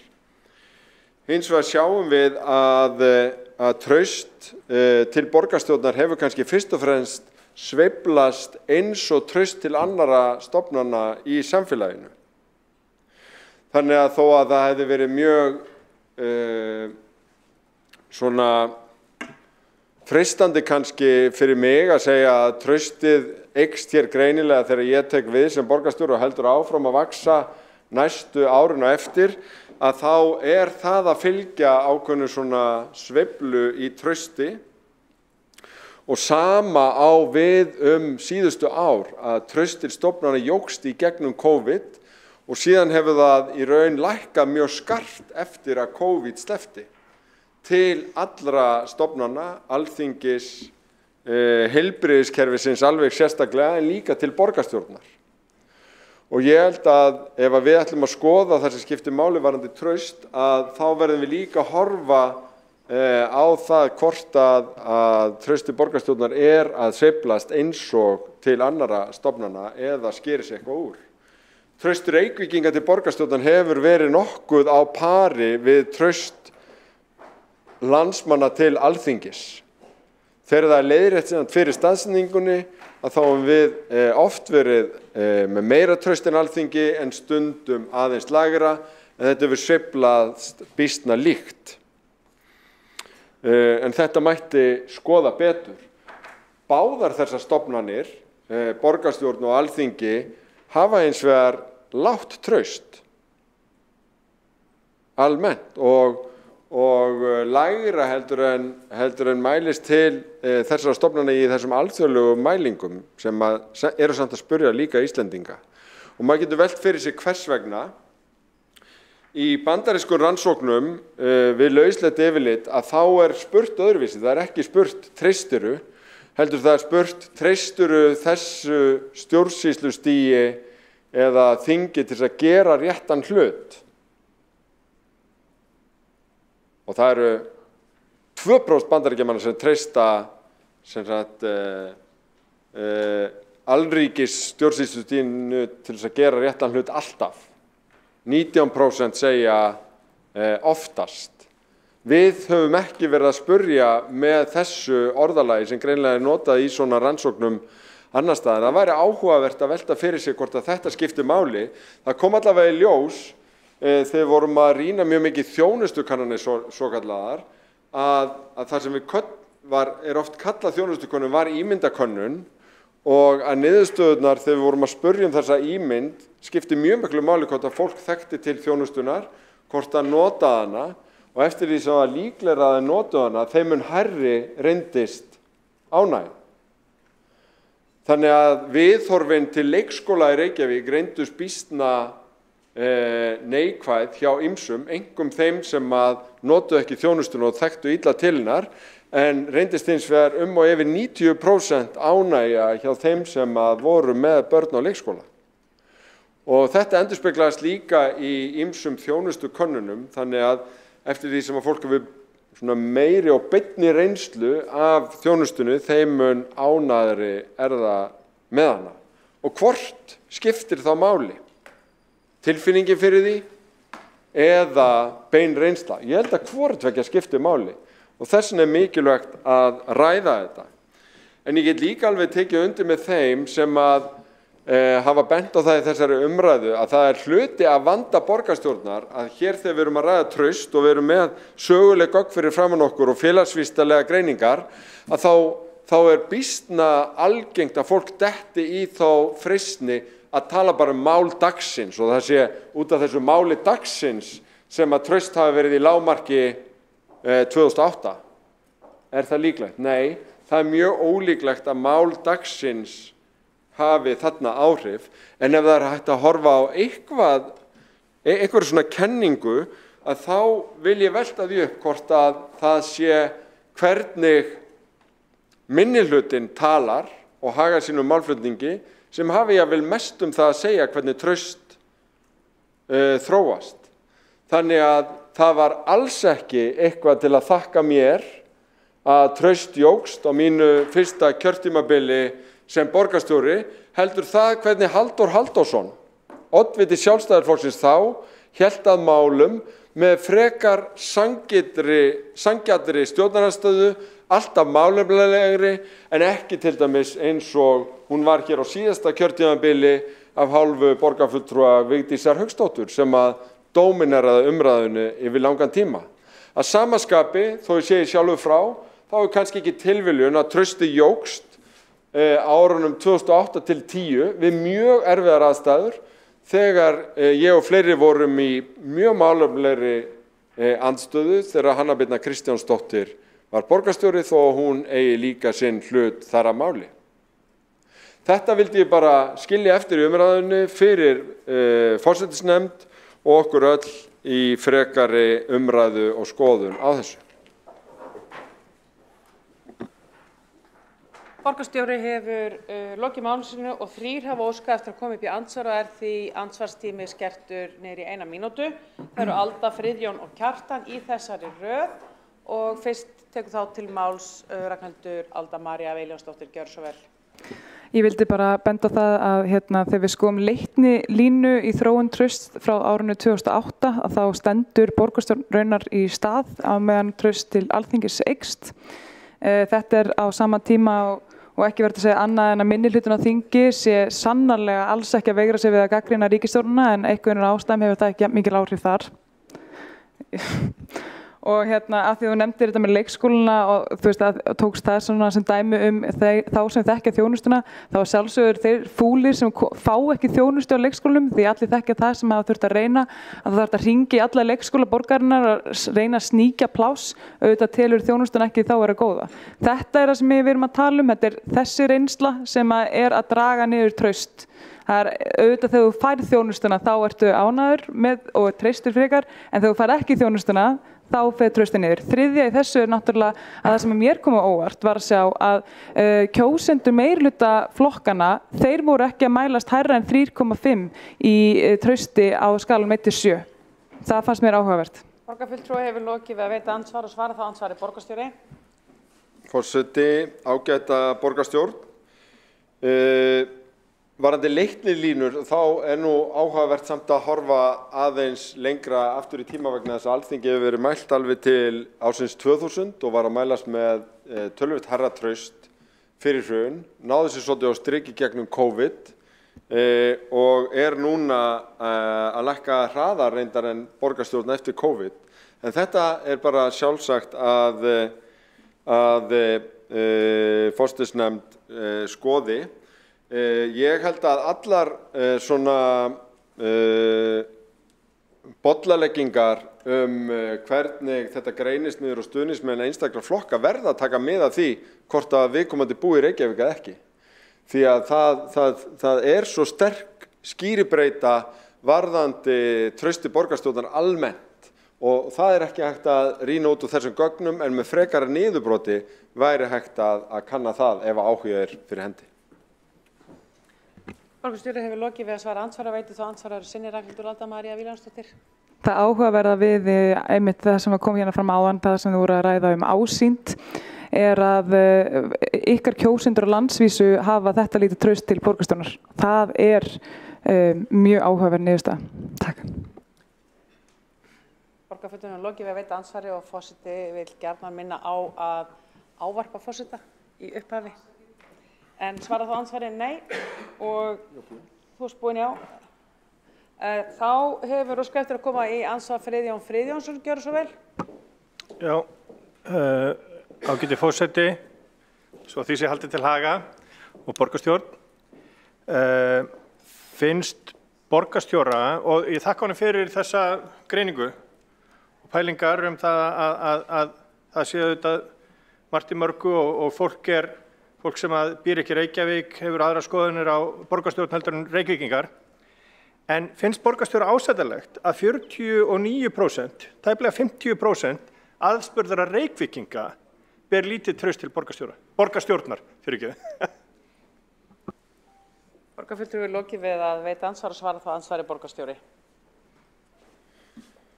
Forseti, ágæta borgarstjórn, ég vildi gjarnan hafa þessar tölur sem hæstar og ég held að við almennt að hafa áhyggjur af því að trausti stjórnmála og og stofnana samfélagsins virðast vera á niðurleið mjög víða og það er hægt að lesa út úr þessum alþjóðlegu könnunum sem að ég var að vísa til. Nixon var með naut traust 60% Bandaríkjamanna og þetta slefast ekki upp fyrir 20 núna hver sem í forsetastóli og hversu langt sem frá kosningum, þannig að og það vont og ég velti fyrir mig hvort að þessi svona pólariserandi umræða til dæmis í Bandaríkjunum sé svolítið að smita yfir í það hvað fólk leyfir sér í opinni í almennri umræðu, en ég held að þetta sé risastórt viðfangsefni en upphafsreiturum þarf að vera einhvers konar skilningur á hvaða gögn við erum að horfa á og hvað skiptir mestu máli. Og þar skiptir ekki bara máli hver við stjórn heldur líka hvernig umræðan og hversu pólariseruð hún af hálfu minnihlutans. Borgarstjóri hefur lokið við að veita ansvar og veitir það ansvar öðru sinni. Friðjón Friðjónsson, gjörðu svo vel. Forseti, borgarstjórn, ég ætla að þakka borgarstjóra fyrir svarið og ég sammála með mörgu leyti að pólariserandi umræða og orðræða ber ákveðna sök í þessum máli. Það er ekkert langt síðan að ég vakti máls á því í fjölmiðlum og var kallaður miðaldra sjálfstæðisprins fyrir vikið sem ég ber auðvitað með stolti. En lykilspurningin sko hvernig við vinnum traustið tilbaka og ég held að við vinnum það með því að eins og forseti formann borgarráðs kom inn á, með því að vinna saman og með því að tala ákveðna virðingu fyrir hvort við annað og það gildir líka meirihlutann eins og minnihlutann. Borgarfulltrúinn er lokið við að veita ansvar og svara þá ansvar öðru sinni borgarstjóri. Forseti, ágæta borgarstjórn.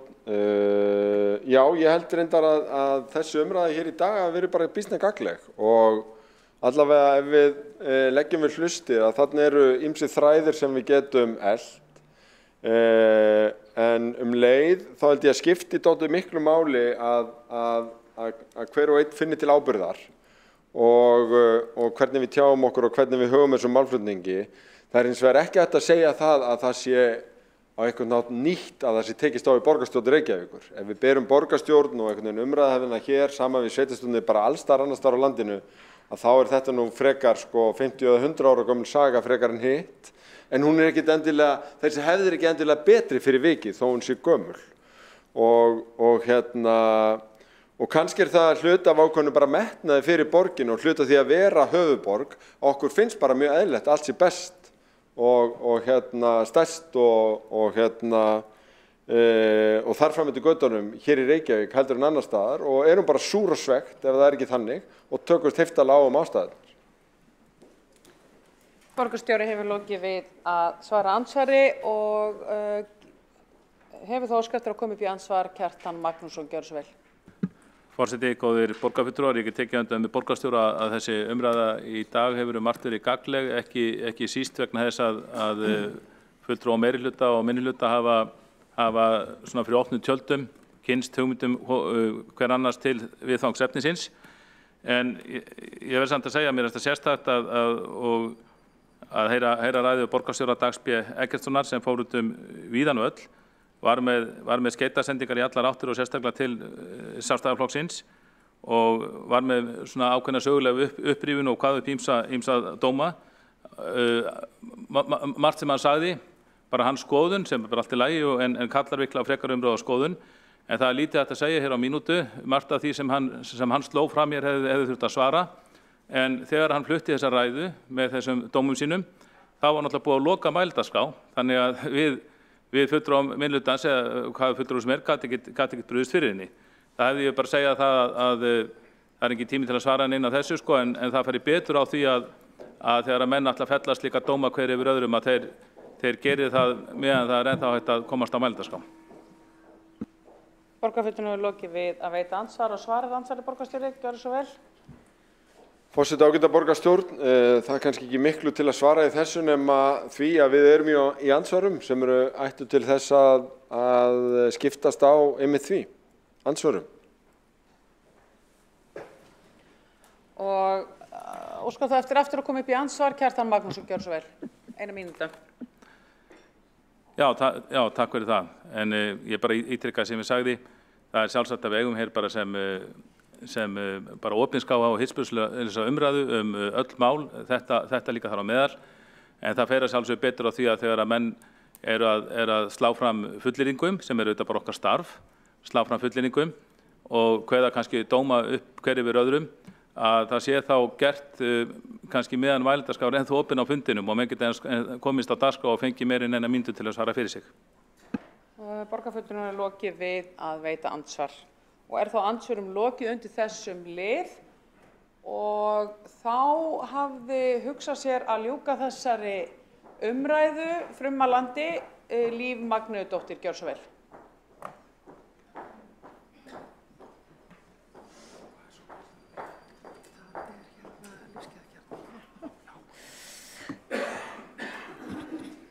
Já, ágæti forseti og borgarstjórn. Þetta voru bara afar gagnlegar umræður og mestmegnis málefnalegar og uppbyggilegar, en hins vegar hættur okkur auðvitað til þess að fara dálítið af sporinu út víðan völl í stað þess að einblína á verkefnið sem blasir við okkur.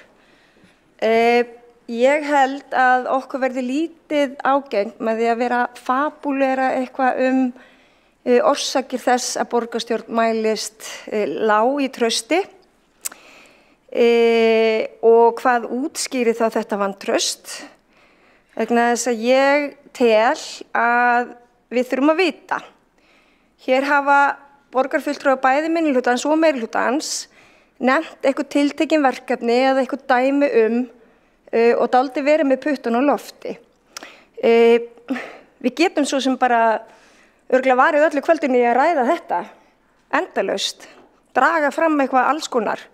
Þú veist, þegar Sjálfstæðisflokkurinn var hér við völd og jari, eða hvort þetta sé braggamálið, eða hvort að minnihlutin sé svona hrikalega óvæginn og leiðilegur. En þá verður okkur ekkert ágengt í því verkefni sem að bíður okkar.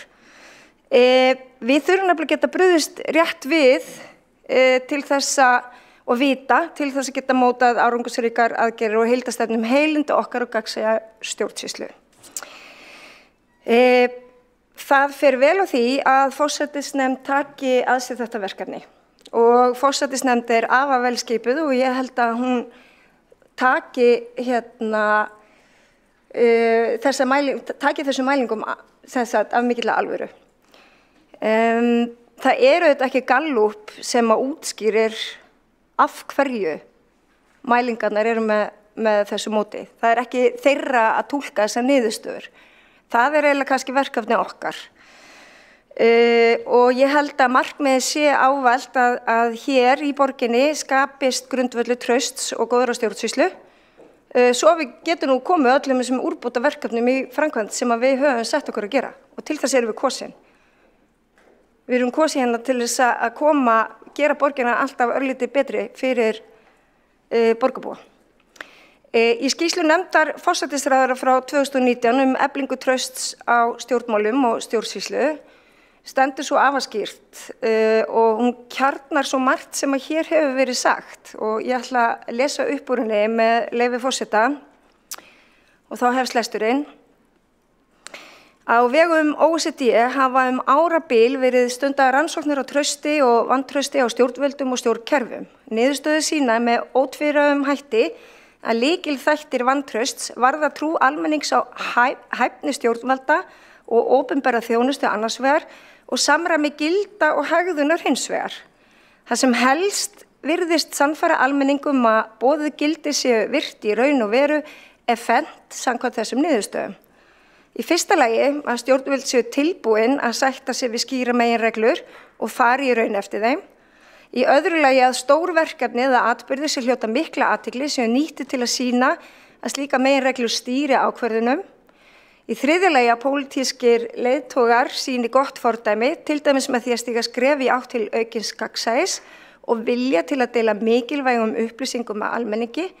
Og í fjórða lagi að viðmið séu hins sömu í öllu stjórnkerfinu og varði alla jafnt kjörna fulltrúa sem starfsfólk stjórnsýslu og birtist með sama hætti í samskiptum almennings og yfirvalda.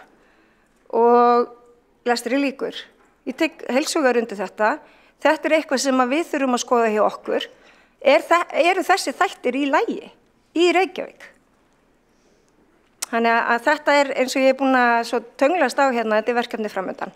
Svo langaði mig sérstaklega að hrósa Hjálmari Sveinsinni borgarfulltrúa, þá sjaldan, og taka undir með honum að ég hjartanlega sammála í því að lækka kosningaaldurinn.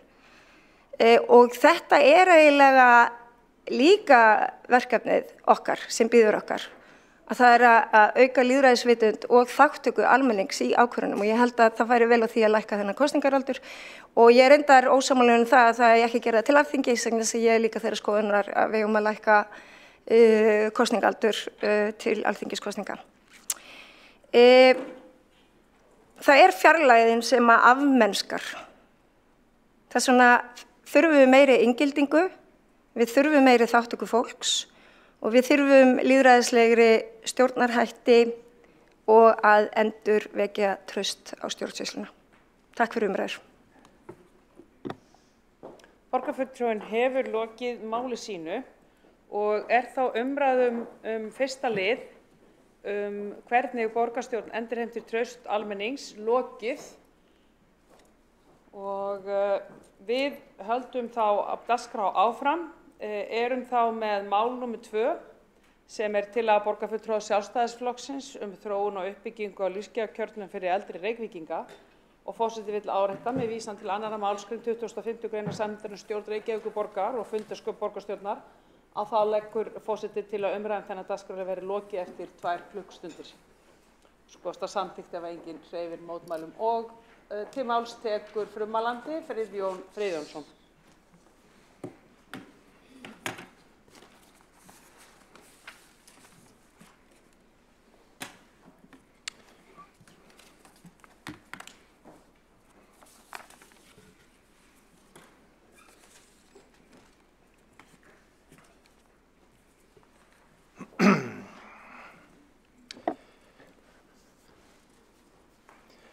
Forseti, ágæta borgarstjórn, ég vildi óska þess að ég hefði komið hingað fyrr, ekki tilvitnun af pöllum borgarstjórnar, því miður, heldur það sem að íbúar í þeim lífsgæðakjörnum eins og rekstraraðilar skilgreina þá, nefna gjarnan við starfsfólk Grundar í Mörkinni, Hrafnistu á Sléttuvegi og Eyr í Grafarvogi. Ég vildi að ég hefði komið hingað fyrr.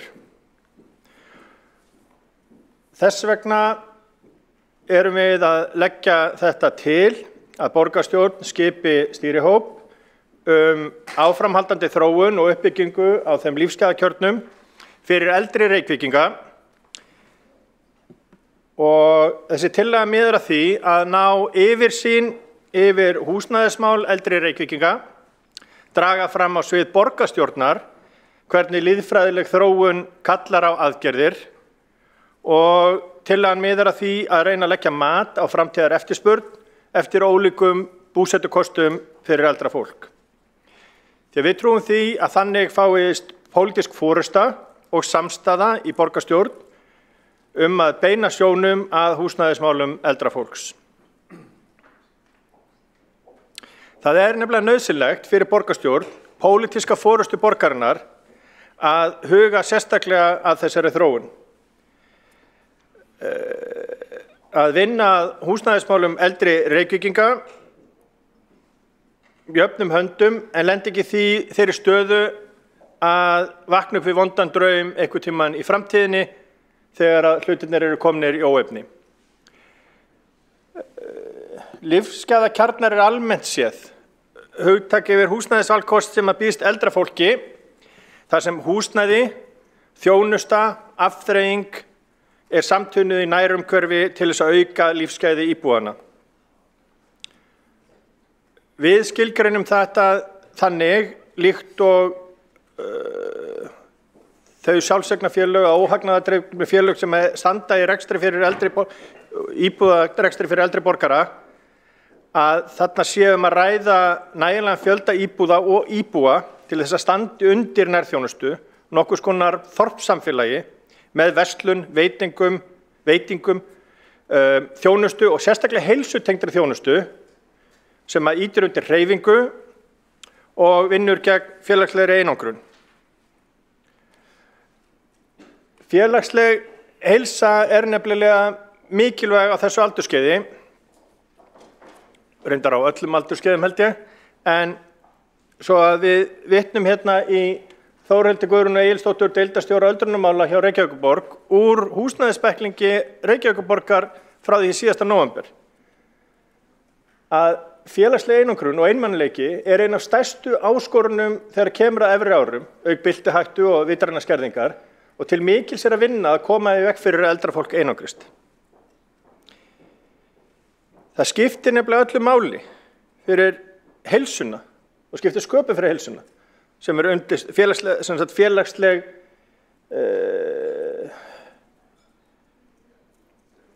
tengsl. Og við sjáum það að fólk að eldast, fólk á Íslandi að eldast. Aldurspíramítar þeir sem að Hagstofan hefur gefið út og gaf út í lok árs 2020 sýna að hlutfallslega fjölgar eldra fólki mest og því þurfum við að huga sérstaklega að þessum málum. Ágætur maður sagði við mig að þessi staða væri líklegast snjóhengja og sem við þyrftum að taka á og við verðum að vera tilbúin. Það eru 3 lífsgæðakjarnar eins og þeir eru skilgreindir í borginni sem að eru þessir hjá sléttunni við nálægt Borgarspítala, Mörkinni við Miklubraut og svo upp í Grafavogi. Og það má segja borginni til hrós, Reykjavíkurborg til hrós, að hún hefur stutt við gerð þeirra lífsgæðakjarna sem nú í rekstri og einhverja þeirra sem eru fyrirhugaðir. Það má alveg nefna að gert var samkomulag við samtök aldraðra og leigufélag aldraðra uppbyggingu íbúða við Leirtjörn í Ólafsdal, en við þurfum meira til. Og mér langar til þess að sýna ykkur, bara aðeins til þess að leyfa okkur aðeins að láta hugan reika það hvar við getum nýtt borgarlandið fyrir eldra fólk. Nú þegar liggur fyrir að við ætlum að leyfa íbúðabyggingu í Leirtjörn og við getum stækkað það svæði. Í Keldnaholti líka ákveðið svæði sem við getum nýtt og ættum að nota eða Keldnalandið, ættum að nota í þeirri uppbyggingu og þeirri samkeppni og vonandi koma svoleiðis hugmyndir út úr samkeppninni, en ekki síður Borgarspítalavegurinn, reiturinn við Sléttuveg. Það núna áætlað að byggja á það sem bleiki reiturinn 250 íbúðir, en bara örfáar fyrir húsnæðisfélög, aðallega fyrir almenna markað. Og þar erum við að missa af tækifæri til þess að byggja upp heilsutengda starfsemi. Þar Öryrkjabandalagið með blokk, þar SEM og þar Sléttuvegur og þar hjúkrunarheimili þá þegar fyrir. Þannig að við megum ekki glata því tækifæri sem dæmi. En þetta ekkert fest í stein. Ég ekki að segja að þetta eigi að vera svona. Við eigum bara að koma að þessu máli með opnum hug og borgarstjórn á að taka þessi mál fyrir. Því að fjölbreytni í borgarskipulagi og fjölbreytni í búsetuvalkostum, hún kemur ekki úr einni átt. Við þurfum samstarf ólíkra aðila. Og við þurfum að bæta fjölbreytni í húsnæðisvalkostum fyrir alla borgarbúa, sama hvar þeir eru staddir í lífslaupinu, því að það styrkir borgina. Hér áðan var talað traust á störfum borgarstjórnar. Við bætum það með því að vinna saman að jákvæðum málum. Með því að svara ákalli borgarbúa aukið þjónustuframboð. Ég vildi óska þess að þið komið hingað fyrr, eru bestu meðmæli sem að þjónusta við borgarbúa getur fengið. Þess vegna vil ég hvetja borgarbúa til þess að samþykkja þessa tillögu, til þess að við getum unnið saman að hagsmunum borgarbúa, til þess að við getum úr borgarstjórn veitt þessum mikilvæga málaflokki forystu. Og ég verð að taka undir með borgarfulltrúa Einari Þorsteinsyni, breytum taktinum, svörum ákallinu samvinnu og samþykkjum þessa tillögu. Borgarfulltrúanum er lokið við mál sitt.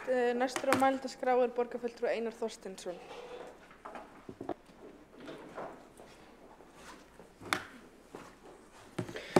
Forseti, ágæta borgarstjórn. Það gleður mig að sjá borgarfulltrúa Friðjón Friðjónsson koma hingað upp og ræða lífsgæðakjarna. Þetta er eitt af stóru málunum í samstarfssáttmála þessa meirihluta, Samfylkingar, Framsóknar, Pírata og Viðreisnar.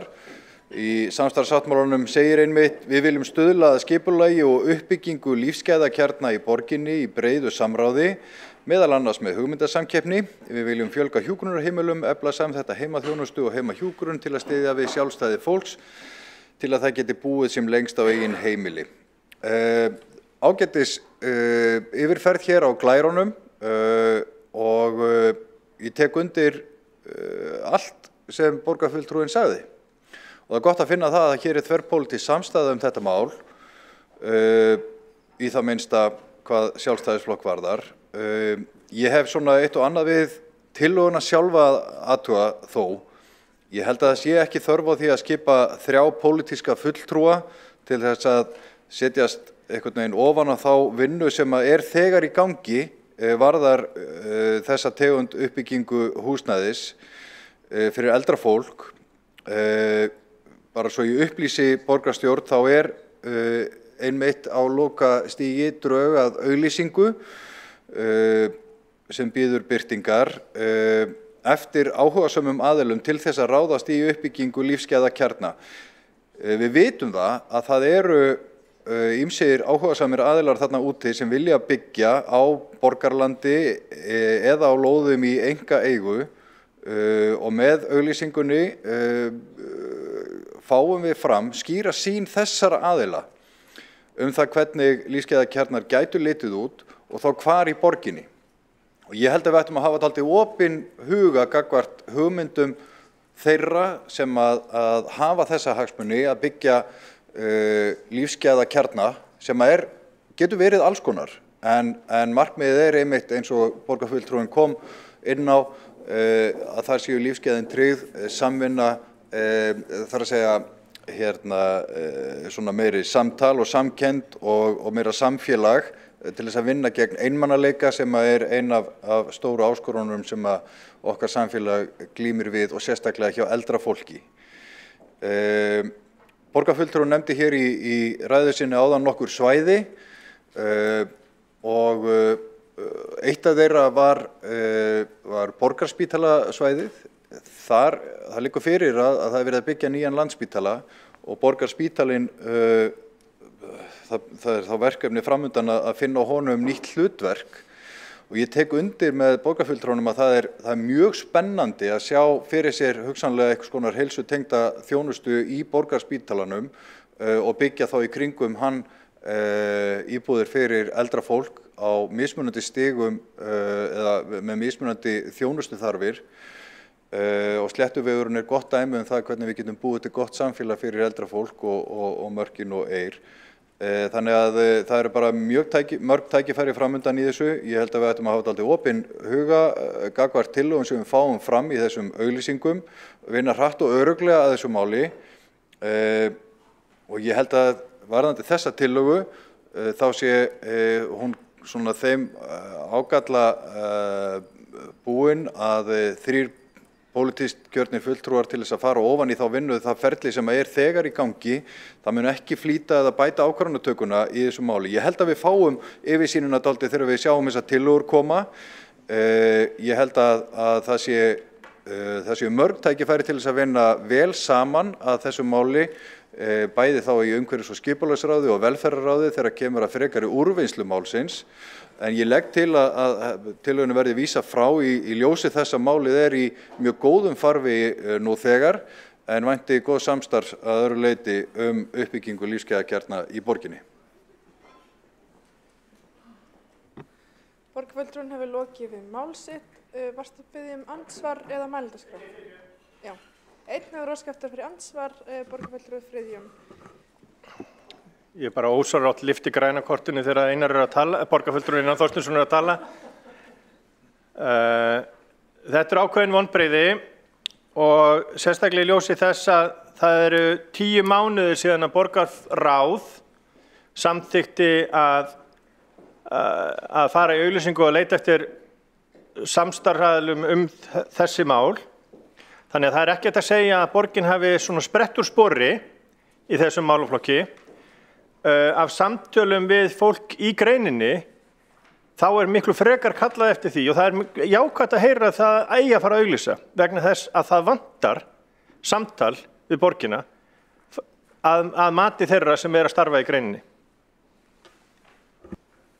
Borgarfulltrúinn hefur lokið við að veita andsvar, svar þá andsvari borgarfulltrúi Einar Þorsteinsson.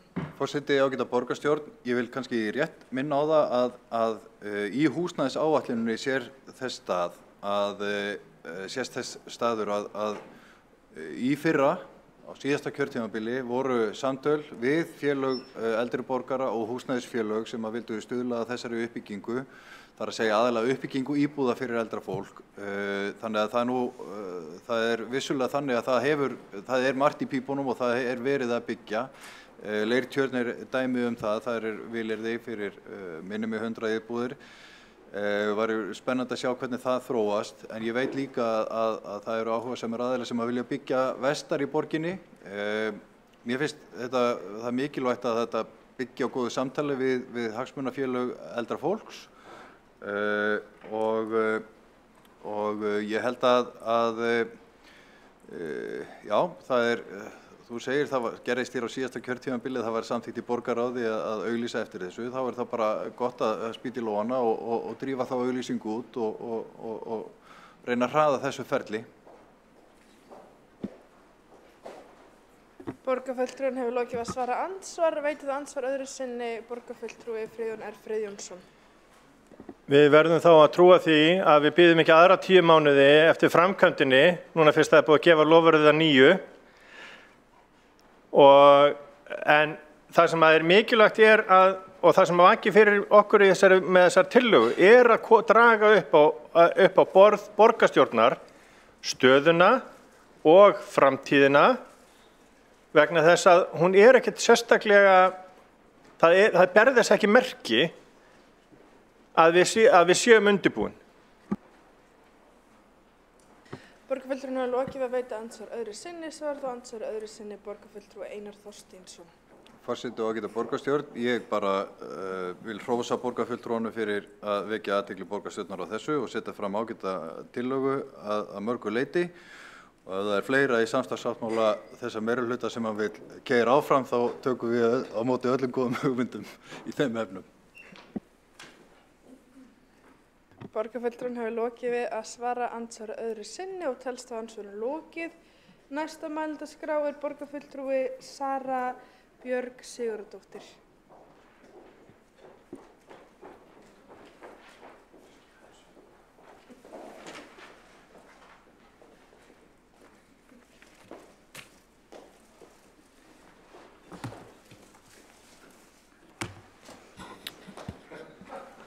Mér langaði nú bara að þakka borgarfulltrúa Friðjóni R. Friðjónssyni fyrir tillöguna og umræðuna, draga þetta inn á borð okkar allra. Í meirihlutasáttmála þessa kjörtímabils leiðarljósið okkar einmitt í meirihlutanum að byggja lífsgæðakjarna. Það á dagskrá. Meirihlutin heill í sínu og óþarf að samþykkja þessa tillögu. Við erum með málið í vinnslu, stýrihópur stefnumótun eldra fólks að störfum undir formennsku borgarfulltrúa Heiðu Bjargar Hilmisdóttur. Þannig að málið á dagskrá og hefur verið nokkurt skeið eins og borgarfulltrúi Einar Þorsteinsson kom inn á í sinni ræðu. Lífsgæðakjarnar ekki nýkomnir inn á dagskrá stjórnmálanna í borginni. Þeir hafa verið í pípunum nokkurt skeið. Til skilgreining á lífsgæðakjarna, kjarni lífsgæða? Hvað eru lífsgæði? Gæði til lífs.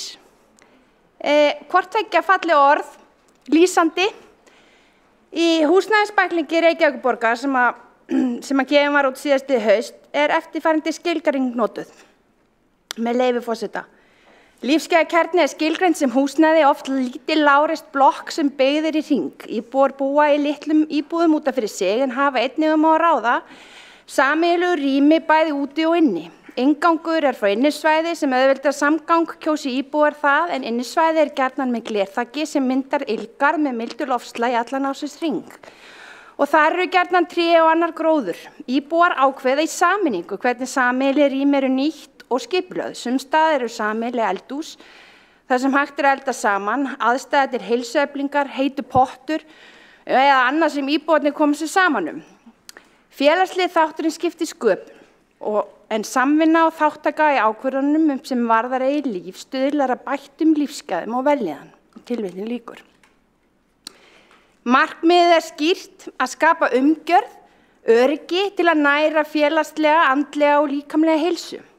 Með því að nota skipulag húsnæðis og umhverfis einmitt hægt að hanna umgjörð til að ýta undir félagslegt samneyti, tryggja öryggi og hvetja til heilsueflingar.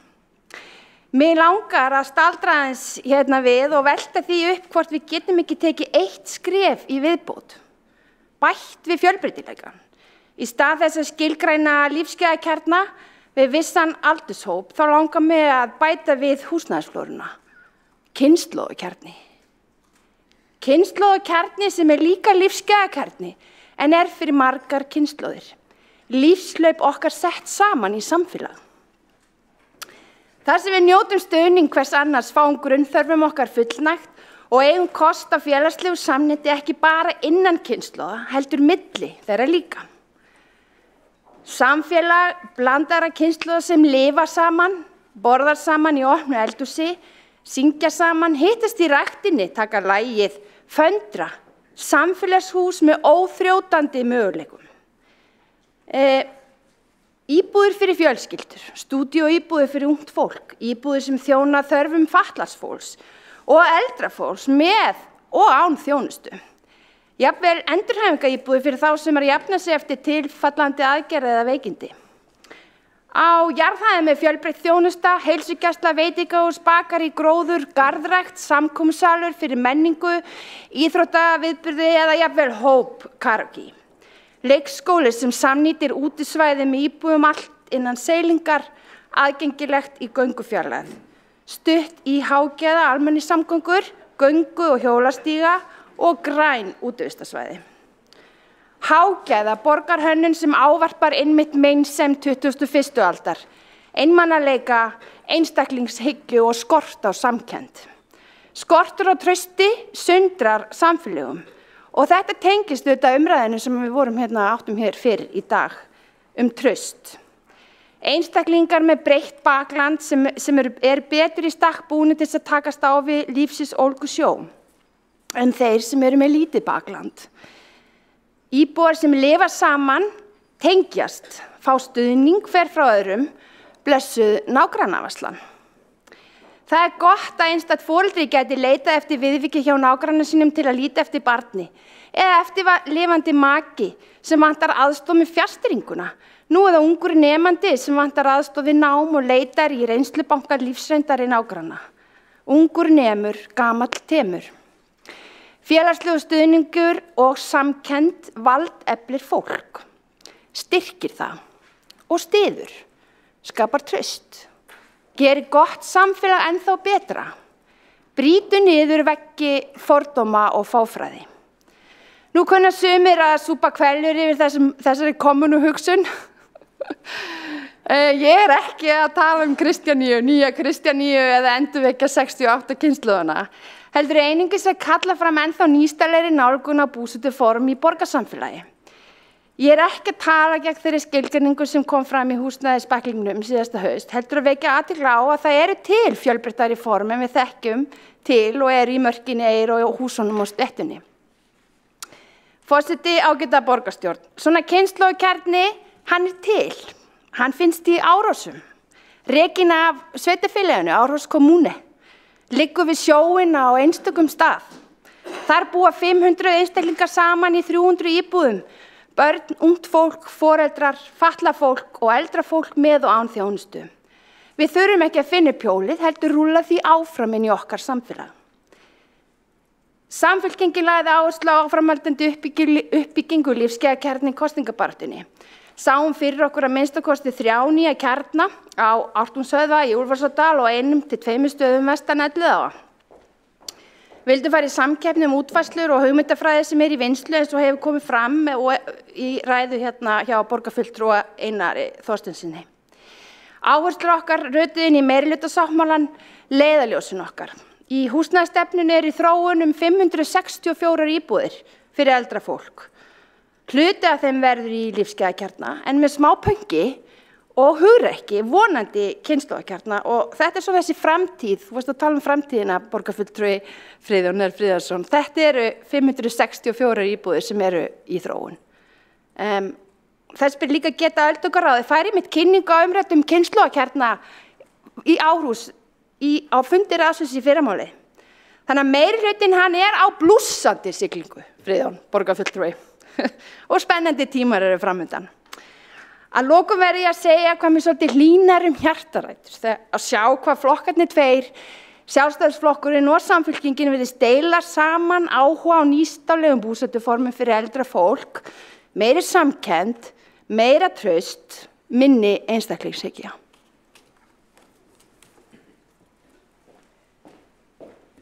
Borgarfulltrúinn hefur lokið við mál sitt. Forseti vill minna borgarfulltrúa á að ávarpa forseta við upphaf ræðu. Næstur á mælendaskrá borgarfulltrúi Friðjón R. Friðjónsson.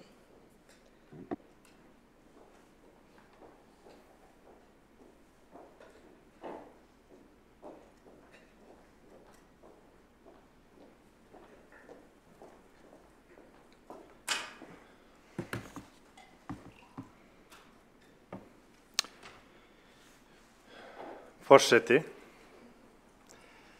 ágæta borgarstjórn, þakka borgarfulltrúa Söru Björg Sigurðardóttur fyrir ræðuna og ég verð að taka undir með henni, það ekkert að því. Það bara jákvætt mál ef við byggjum upp kynslóðakjarna eins og hún skilgreinir það. Þar sem að kynslóðirnar koma saman. Staðreyndin hins vegar sú að eftirspurn eldra fólks eftir stöðum eins og Mörkinni, eftir stöðum eins og Sléttunni, vegna þess að þar sem að fólk vill helst umgangast fólk á svipuðu reiki í aldri og upplifun, við veljum okkur vini þannig að við eyðum dögunum þannig.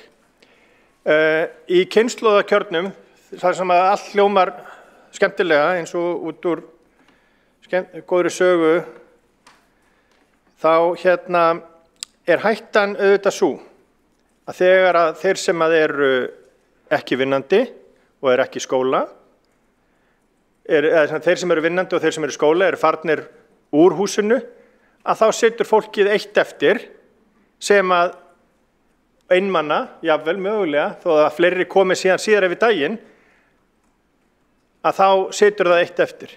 Þannig ég skil hugmyndina en fólk sækir í það að vera í kringum jafnaldra og fólk svona á svipuðu reiki. Það sem á ensku kallast peers með leyfi forseta, en ég kann ekki að þýða. Málið í vinnslu, málið á dagskrá, sagði borgarfulltrúinn Sara Sigurðardóttir, og það svolítið sem manni finnst þennan meirihluta. Málið alltaf í vinnslu, málið á dagskrá, auglýsingin bíður en fátt gerist. Þannig að ég kalla miklu frekar eftir því að málið klárist og menn fari að gera hluti.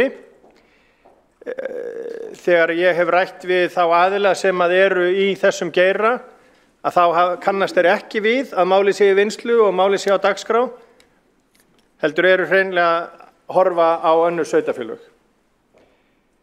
Því að það sem að við viljum sjá að eldra fólk geti verið í búsetuvalkostum þar sem að það gerist ekki, eins og hefur gerst allt og oft í gegnum tíðina, að þegar að heilsa annars maka þverr, að þá flyst hann í annað póstnúmer og annað hús. Og sambýli hjóna eða maka sem hafa átt sér áratuga sögur allt í einu slitin. Það það sem við viljum komast út úr.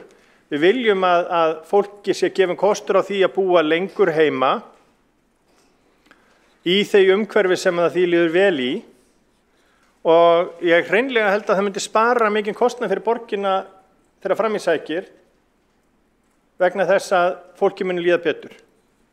En ég segi aftur, það eru vonbrigði að meirihlutinn virðist ekki ætla að færa þetta mál upp á svið borgarstjórnar eins og ég hefði kosið, og það eru vonbrigði að við förum ekki í það að vinna saman og auka traustið, heldur sitjum áfram í skotgröfunum.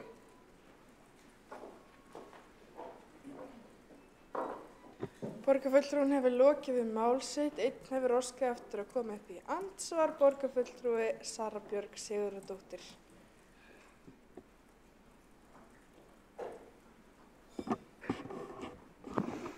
Mér langaði bara að þakka aftur borgarfulltrúa Friðjóni Friðjónssyni fyrir að koma þessu á dagskrá.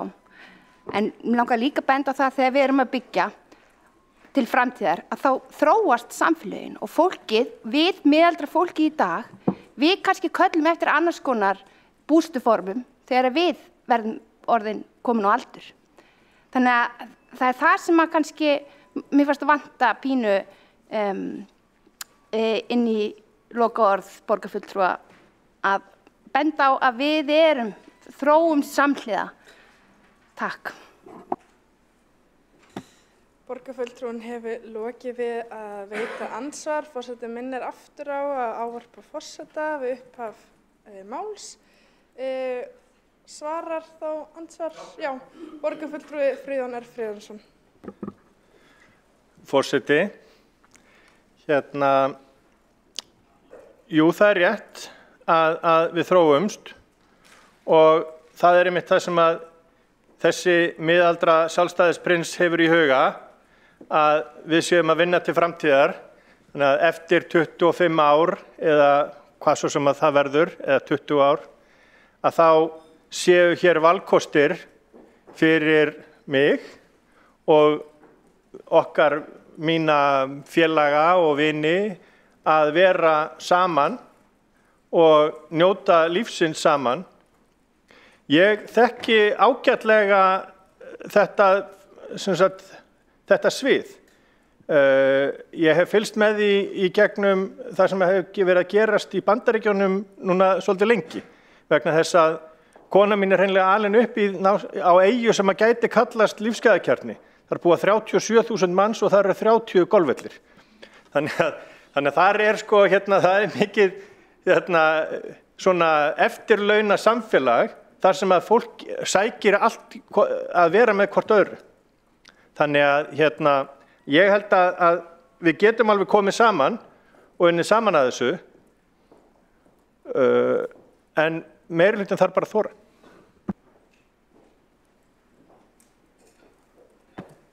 Borgarfulltrúinn hefur lokið við að svara andsvari. Ekki að fleiri óska eftir að koma upp í andsvar, talst andsvarum lokið sem og umræðu þetta mál. Við göngum þá til næsta máls á dagskrá sem er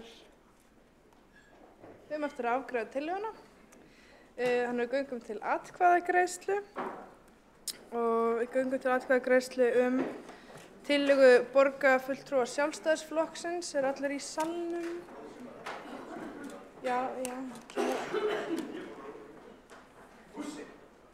Það er allir í salnum. Við göngum til atkvæðagreiðslu tillögu framtíðarhögun á starfsemi borgarskjalasafns. Nei, Tillögu 2 tillaga borgarfulltrúa Sjálfstæðisflokksins þróun og uppbyggingu á lífsgæðakjörnum fyrir eldri Reykvíkinga. Borist hefur frávísunartillaga sem ég ber þá upp hér og þeir sem eru sammála frávísunartillögu vinsamlegast gefi þess merki. Og þeir sem á móti kunna vera og tillaga frávísun samþykkt með greiddum atkvæða meirihluta á móti öllum öðrum. Þá göngum við til næsta máls á dagskrá sem mál 3, tillaga framtíðarhögun á starfsemi Borgarskjalasafns, samanber 19. lið fundargerðar borgarráðs frá 2. mars. Og við erum forseti ætlar að sameina umræðu við mál 5 sem umræða hlutverk Borgarskjalasafns Reykjavíkur að beiðni borgarfulltrúa Sjálfstæðisflokksins, Sósíalistaflokks, Íslands flokkfólksins og Vinstri grænna. Með vísan til 2. málsgreinar 25. greinar samþykktar stjórn Reykjavíkurborgar og fundarsköp borgarstjórnar leggur forseti til að umræða þennan dagskrárlið verði lokið eftir 2 klukkutíma og skoðum við það samþykkt ef enginn hreyfir andmælum. Og fyrstur til að taka til máls undir þessum lið borgarstjóri Dagur B. Eggertsson.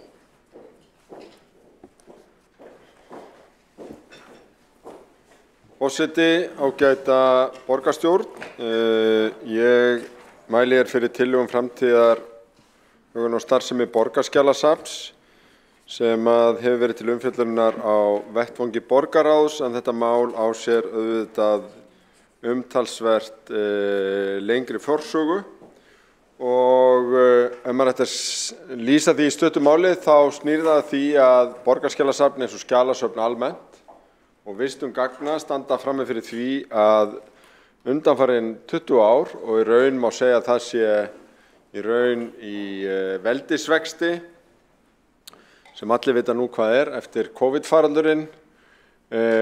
Það magn gagna sem að í umferð og verður til í samfélaginu og meðal annars í opinberri stjórnsýslu. Það kallar á stafræna umbreytingu og stafræna vistun gagna og það heilmikil áskorun en í því felast líka heilmikil tækifæri. Það má rekja forsögu þessa máls í mjög löngu máli sem við höfum kannski ekki svigrúm til hér en þó má segja að mörg síðustu ár hefur í raun legið fyrir að gera þyrfti umbætur og breytingar í málefnum Borgarskjalasafns, annars vegar varðandi vistun gagna og stafræna umbreytingu og borgarráð samþykkti raunar að stefna hraðbyri að stafrænni vistun gagna árið 2017 og það má segja að eftirlitsskýrsla Þjóðskjalasafns með starfsemi Borgarskjalasafns sem kom í lok árs 2018 hafi hnigið í sama knérun. Þar voru raunar gríðarlega margar ábendingar sem voru taldar á alvarlegum stað, sumar miðlungs, aðrar bara eitthvað sem þurfti að fylgja eftir. Og hefur verið unnið býsna öturlega að verkefnum sem að þessu snúa af hálfu þjónustu- og nýsköpunarsviðs í raun alveg síðan. En stærstu vörðurnar í því undirbúningsstarfi sem að unnið hefur verið í fyrsta lagi að húsnæðismál safnsins hafa verið tekin til skoðunar, fyrst með ítarlegri greiningu og aðkomu KPMG 2018,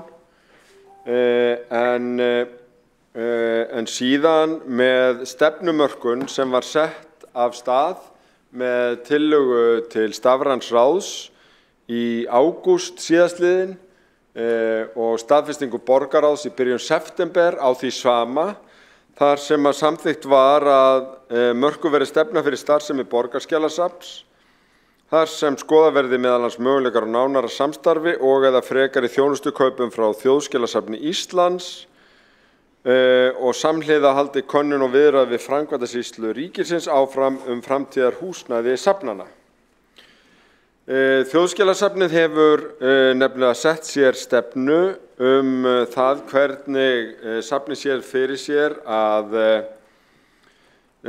styðja við stafræna umbreytingu stjórnsýslunar, auka aðgengi að safnkosti fyrir alla, vinna stafrænni þjónustu fyrir viðskiptavinni, undirstrika samfélagslega ábyrgð og byggja upp innviði til að styðja við þetta og það var vísað til þess í greinargerð með þessari tillögu sem samþykkt var í september síðastliðinn og jafnframt rakið þar sem ég hef hér nefnt að við höfum verið með til skoðunar árum saman að þyrfti framtíðar húsnæði og framtíðar stafræna innviði vegna skjalavistunar fyrir Borgarskjalasafnið og það var starfshópur sem var settur á laggirnar til að takast þetta verkefni á hendur og hann fékk til liðs við sig KPMG til þess að greina málið og þá valkosti sem lægju fyrir í málinu til framtíðar og í þessum starfshópi áttu sæti með leyfi forseta Karen María Jónsdóttir á skrifstofu þjónustu- og nýsköpunarsviðs, hún var formaður, Svanhildur Bogadóttir, borgarskjalavörður, Andrés Ellingsson frá Borgarskjalasafni, Óskar Þór Þráinsson, skrifstofustjóri upplýsinga og skjalastýringar og Friðþjófur Bergmann, skrifstofustjóri upplýsingatækni þjónustu og starfsmaður hópsins var Eva Pandora Baldursdóttir. KPMG vann sem sagt með þessum hópi þá greiningu sem liggur til grundvallar í málinu. Það var upplýst það á fundi borgarráðs að hópurinn hefði hist í gegnum ferlið vikulega og komið að því að veita álit sitt á þeim sviðsmyndum sem að liggja til grundvallar og í stuttu máli að þá eru það þrjár. Í fyrsta lagi að byggt verði yfir sjálfstætt Borgarskjalasafn sem að til þess að mæta þess þörfum og sú sviðsmynd fjárfesting og rekstur til næstu 7 ára talin kosta 7,9 milljarða. Í öðru lagi önnur sviðsmynd sem byggir á nánu samstarfi og nánara samstarfi Borgarskjalasafns og Þjóðskjalasafns og sú sviðsmynd talin geta kostað reikna með sama hætti 7,5 milljarða og í þriðja lagi sviðsmynd sem byggir á því að Reykjavíkurborg gerir líkt og 40% sveitafélaga á Íslandi samning við Þjóðskjalasafn og að safnkosturinn verði í raun einn og óskiptur þar, þjónusta jafnframt en ráðist í þessa stafrænu umbreytingu til þess að bæta aðgengi og þjónustuna alla. Sú sviðsmynd reiknast kosta 1,5 milljarð á næstu 7 árum og þessi gögn hafa kjörnir fulltrúar haft núna í nokkra vikur til rýni og við höfum aflað umsagna og það alveg ljóst til dæmis í umsögn Borgarskjalasafns að Borgarskjalavörður vill sviðsmynd 2 samstarfið Þjóðskjalasafn en þó sjálfstæði og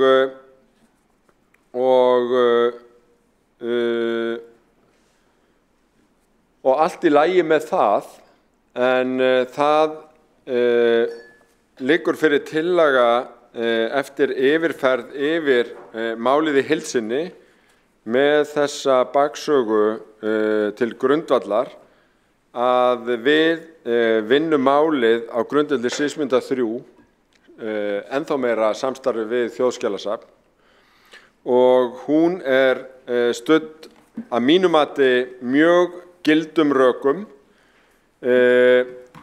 Þetta ferli hefur verið gagnrýnt fyrir samráðsleysi, sérstaklega við borgarskjalavörð, sem fráleitt vegna þess að borgarskjalavörður hefur tekið þátt í öllum þessum greiningum og raunar koma öll lykilgögn inn í forsendur sviðsmyndagreiningana frá borgarskjalasafni og borgarskjalaverði. Númer 2, fyrir hraða, og þá má nú bara vísa til þess að hraðinn nú ekki meir en svo að það var árið 2015 sem að borgarfulltrúi Kjartan Magnússon lagði til að Þjóðskjalasafnið yrði flutt á nýjan stað og það yrði meira samstarf milli Þjóðskjalasafns og borgarskjalasafns í húsnæðismálum og eitthvað annað gert við þann ágæta reit. Því var vel tekið og ég sendi sérstakt erindi til menntamálaráðuneytisins með vísan til þessara tillögu vegna þess að við höfum verið að rekast í svipuðum hlutum 2 árum áður og vísaði þar sérstaklega til þess að áhugavert gæti verið að vinna nánara samstarfi borgarskjalasafns og þjóðskjalasafns í tengslu við þessar hugmyndir. Þessu var nú harðlega neitað af ráðuneytinu fyrir þessum 10 árum en hins vegar á síðustu 2 árum hefur verið unnið nokkuð þétt að því að kortleggja mögulega samlegðarmöguleika milli safnanna í húsnæðismálum og þar liggja þessar húsnæðisgreiningar borgarskjalavarðar til grundvallar upp á 5.200 fermetra og þær hafa ekki breyst frá greiningu KPMG ásamt borgarskjalasafni 2018, eru staðfestar í minnisblaði borgarskjalavarðar í minnisblaði 2019 og aftur í tengslu við vinnu KPMG á þessum vetri bara núna í haust. Þannig að þetta marg ítrekað að þetta séu þær rýmisforsendur og ég ítreka þetta hér vegna þess að þetta skiptir töluverðu máli varðandi kostnaðargreininguna og kostnaðarþáttinn. Þannig að það ekki rétt að þetta sé einhverjar tölur sem einhver ráðgjafi út úr bæ hefur gripið úr lausu lofti, heldur þetta komið frá okkar eigin fólki. Ég skil að það getur verið viðkvæmt að gera breytingar og við verðum að vanda okkur í hverju skrefi en við getum ekki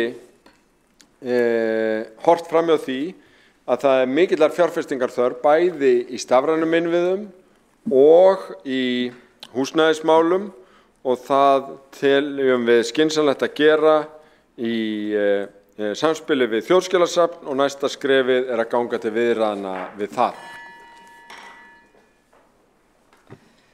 Borgarstjóri hefur lokið við mál sitt, 2 hafa óskað eftir að koma upp í andsvar, borgarfulltrúi Kolbrún Baldursdóttir. Forseti, ágæta borgarstjórn, ég verð nú bara að segja að það stendur ekki steinn við steini í málefni borgarstjóra borgarskjalasafn sem hann hefur núna verið að segja, stangast nánast algjörlega á við það sem að borgarskjalavörður hefur verið að segja og starfsfólk og þjóðskjalavörður líka núna í nýlegu viðtali. Þannig að ég vil bara benda á viðtal sem var haft við borgarskjalavörð í morgun á Rás 1 á morgunvaktinni þar sem hún rakti ítarlega og það var einmitt sérstaklega tekið fram í viðtalinu af spyrjandanum að fara nákvæmlega ofan í saumana á hvað samstarfið, hvernig því var háttað. Og það gerði hún og gerði það mjög einlæglega og heiðarlega og trúverðuglega og ég bara hvet borgarstjóra ef hann hlustaði ekki á þetta viðtal að þessna taka fundarhlé hérna, bregða sig frá og hlusta á viðtali við borgarskjalavörð. Og þá mun hann sjá að hér bara gjörsamlega, það ekkert samræmi í málflutningi borgarstjóra og það sem að verið að heyra fólk tala sem hefur verið í að starfa þarna á safninu. Og þetta í rauninni alveg ótrúlegt. Ég bara spyr, hvað hér í gangi? Borgarfulltrúinn hefur lokið við að veita andsvar, svara þá andsvari borgarstjóri Dagur B. Eggertsson. Forseti, ágæta borgarstjórn, ég hræddur að ég verði bara að taka undir það að ýmislegt í frásögn borgarskjalavarðar aðkomu sína málinu vekur kannski verðskulda athygli og furðu. og þess vegna var farið yfir þann þátt málsins meðal annars með ráðgjöfunum sem unnu greiningarskýrsluna að borgarskjalavarði áheyrandi í borgarráði. Og þar kom alveg skýrt fram að starfshópurinn sem hér var vitnað til og borgarskjalavörður var í, fékk ekki bara allar upplýsingar heldur kom að því að leggja fram forsendur og gögn inn í greiningu KPMG sem liggur fyrir hér í málinu. Það var kallað eftir staðfestingu á öllum tölulegum gögnum, bæði varandi starfsfólk og varandi húsnæðiskost, og þessar heimildir eru til skriflegar í minnisblöðum og úttektarskýrslum framkvæmdasýslunnar sem öll eiga það sameiginleg að hafa verið með beinni aðkomu borgarskjalavarðar. Þannig að frásagnir af því að þarna hafi orðið til einhver allt önnur gögn og ekki samráði við borgarskjalasafnið eða borgarskjalavörð, þær standast bara enga skoðun. Ég hef tekið eftir þessum fullyrðingum eins og borgarfulltrúinn og hef þess vegna kallað eftir þessum gögnum og jafn undrandi og borgarfulltrúinn. Borgarstjóri hefur lokið við að svara andsvari, veiti þá andsvar öðru sinni borgarfulltrúi Kolbrún Baldursdóttir.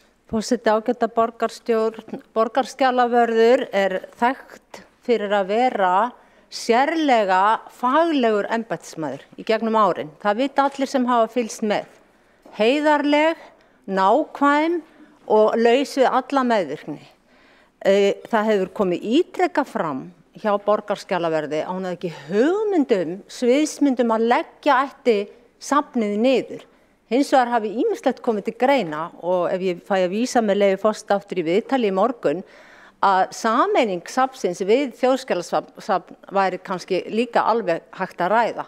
En niðurlagning hafi aldrei verið rædd og það hafi hún fyrst frétt og séð tillögu borgarstjóra 5 dögum eftir að hún var lögð fram í borgarráði og ég þarf ekki að rekja það nánar. Þannig að ég líka aðeins svo hugsi yfir að því að borgarstjóri hefur í gegnum árin sérstaklega verið umhugað starfsfólk borgarinnar og tók hérna nokkur svona, já, hvað má segja, góðar sirpur hér á síðasta kjörtímabili og hún fannst að minnihluta borgarfulltrúar væru með einhverjar aðdróttanir í garð starfsmanna borgarinnar. Núna einhvern veginn allt í lagi að tala illa þennan starfsmann, þennan tiltekna starfsmann, borgarskjalavörð og meiri sé að kom fram hér fyrir á fundinum, borgarfulltrúi Einar Þorsteinsson sagði það hreint út að borgarskjalavörði færi með fleipur. Hvað varð það að vera umhugað starfsfólk og hlusta á hvað það að segja og virða orð þeirra og skoða þá hvað þar að baki þegar allt í einu núna verið að upplifa það að borgarstjóri og verandi borgarstjóri hreinlega að ræja og tala illkvittnislega borgarskjalavörð hérna í beinni útsendingu og líka í fjölmiðlum. Ég spyr bara hvað hefur breyst, hvers slags viðhorf þetta í garð borgarstarfsmanns? Borgarfulltrúinn hefur lokið við að veita andsvar öðru sinni. Svar þá andsvar öðru sinni borgarstjóri Dagur B. Eggertsson. Forseti, ágæta borgarstjórn, ég frábið mér fullyrðingar að ég hafi nokkur tíman orði hallað á borgarskjalavörðu eða nokkurn annan starfsmann, þó ég sé settur hér í þá stöðu með spurningum borgarfulltrúans að verða staðfesta að fullyrðingar borgarskjalavarðar skort á samráði stangast algjörlega á við það að borgarskjalavörður satt sjálf í starfshópnum sem kom að vinnu KPMG og þessari sviðsmyndagreiningu og það þriðja sviðsmyndin úr þeirri greiningu sem kemur ekkert fram ný, heldur hluta vinnunum allan tíman sem við erum að byggja okkar tillögugerð á, þannig að hún ekki ný fyrir borgarskjalaverði eða neinum sem kom að þeirri vinnu. Fermetrafjöldin kemur úr fyrri greiningu sem borgarskjalasafnið átti aðild að, í minnisblaði frá borgarskjalaverði frá 2019, í greiningu frá KPMG frá 2018, í sameiginlegri húsrýmisáætlun Þjóðskjalasafns og Borgarskjalasafns sem liggur fyrir í drögum núna og öll þessi vinna hefur verið með aðkomu borgarskjalavarðar. Og það verið að snúa því algjörlega á haus að það að ég sé að tilgreina þessar staðreyndir með tilvetnunir í fyrirliggjandi gögn sé ég á einhvern hátt að sverta mannorð borgarskjalavarðar nema þá með því að draga fram að fullyrðingar borgarskjalavarðar í fjölmiðlum undanfarna daga standast ekki skoðun að þessu leyti. Því miður. En eins og borgarfulltrúi hefur tekið eftir að þá hef ég alls ekki farið að munnhöggvast eitthvað við þann ágæta embættismann í gegnum fjölmiðla vegna þess að mér finnst þessi framganga mjög miður. En ég get ekki annað en vísa til þessara staðfestu fyrirliggjandi gagna til að hrekja það sem þarna hefur verið fullyrt. Borgarstjóri hefur lokið við að svara andsvari. Borgarfulltrúi Kolbrún Baldursdóttir verið óska eftir að gera stuttu athugasemd sem forseti heimilar. Borgarstjóri, forseti ágæta borgarstjórn. Já, ég vil bara segja, mér finnst þetta bara sársaukafullt að hlusta á borgarstjóra. Hér er hann að tala borgarskjalavörð, embættismann til margar ára sem hefur staðið sig glimrandi og hún er ekki hér til þess að verjast og það hlýtur að vera afar óskemmtilegt fyrir allt starfsfólk borgarskjalasambands að hlusta á hvernig borgarstjóri talar hér. Hér í rauninni verið að segja bara að hvað er borgarstjóri að segja? Að borgarskjalavörður sé bara að ljúga eða ég skil þetta bara ekki. Hvernig getur borgarstjóri fullyrt þetta þegar hann er búinn að hlusta á borgarskjalavörð ítrekað segja frá með nákvæmum hætti hennar aðkomu að þessu máli?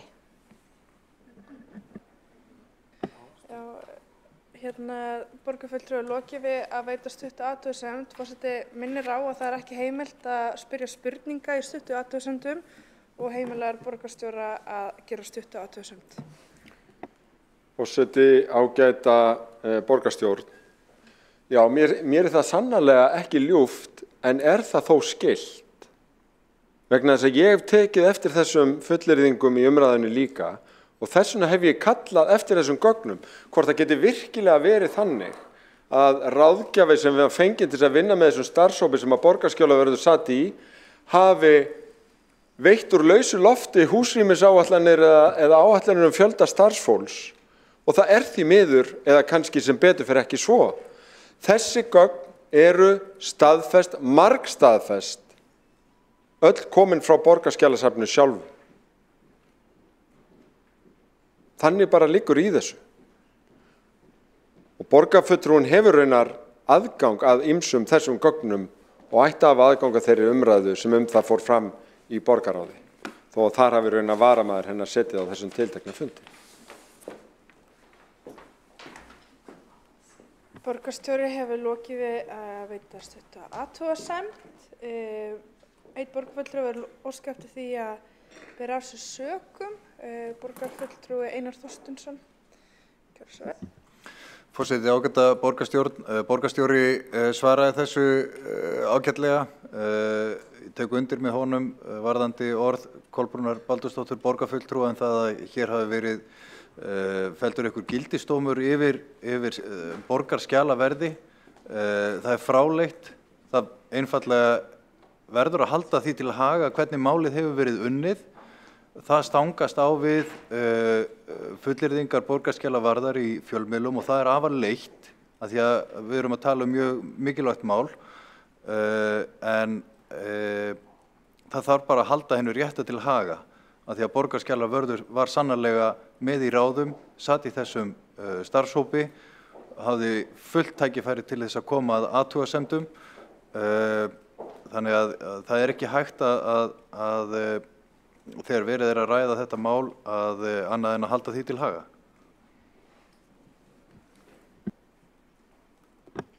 Næst til þess að veita andsvar borgarfulltrúi Andrea Helgadóttir.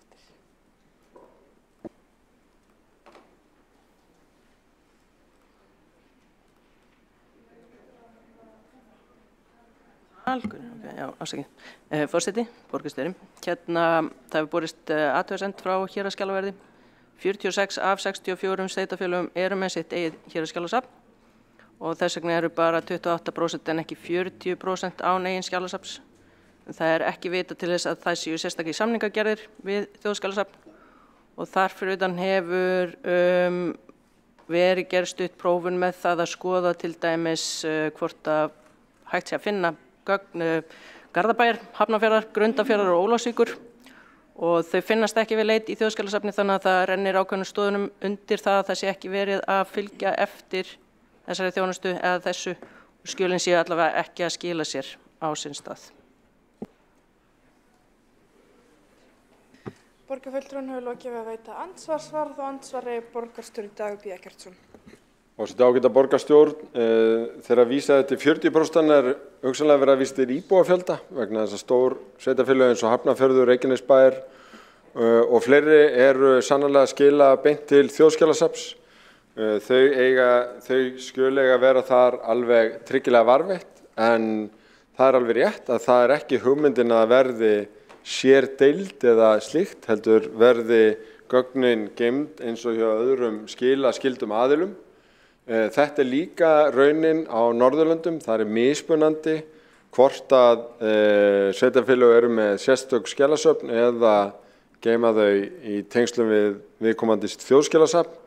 Þróunin, og það hefur komið fram í máli þjóðskjalavarðar, er vegna stafrænnar umbreytinga, vegna gríðarlegs gagnamagns sem er að bætast við, að þá er verið að stíga skref til þess að leggja saman og leiða saman hesta í varðveislu og Finnar eru þar væntanlega einna fremstir í flokki en þar er verið að gera tilraunaverkefni með að bjóða borgum að skila, þeim er reyndar endurgjaldslausu í nokkur ár og síðan verði hugsanlega skylda að skila á einn og sama staðinn.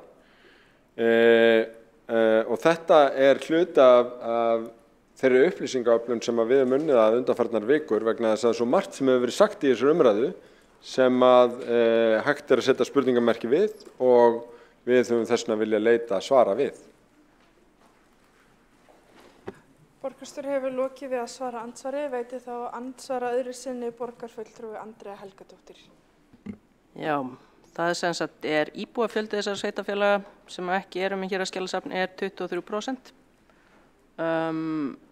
Svo langar mig bara að vita hvernig það hefur verið hugsað sér að tryggja það halinn af þessum hinum söfnum sem ekki eru orðin stafræn að hann fari ekki bara í forgang á undan okkur því að það er bara ofboðslega mikilvægt að það verði ekki rof á samfellu í starfi þessar mikilvægu stofnunar. Borgarfulltrúinn hefur lokið við að veita andsvar öðru sinni, svarað og andsvar öðru sinni borgarstjóri Dagur B. Eggertsson. Forseti, ágæta borgarstjórn, hér er fyrst og fremst tillaga að ganga til þessara viðræðna, þeim er ekki lokið og þetta er bara ágætis ábending sem að við tökum bara með okkur inn í næstu skref í vinnunni og það er að mörgu að hyggja. Ég benda á það að sviðsmynd 3 gerir ráð fyrir óbreyttri starfsemi borgarskjalasafns í að minnsta kosti 4 ár og maður að vera að finna út úr býsna mörgu. Þannig að við erum hér bara að stíga eitt skref á mörgum í þessu og við skulum vanda okkur í hverju einu skrefi. Borgarstjóri hefur lokið við að svara andsvari öðru sinni og telst á andsvörum lokið. Næsta mælendaskrá er borgarfulltrúi Líf Magnúðardóttir og forseti hefur ákveðið að loka mælendaskrá að ræðu hennar lokinni.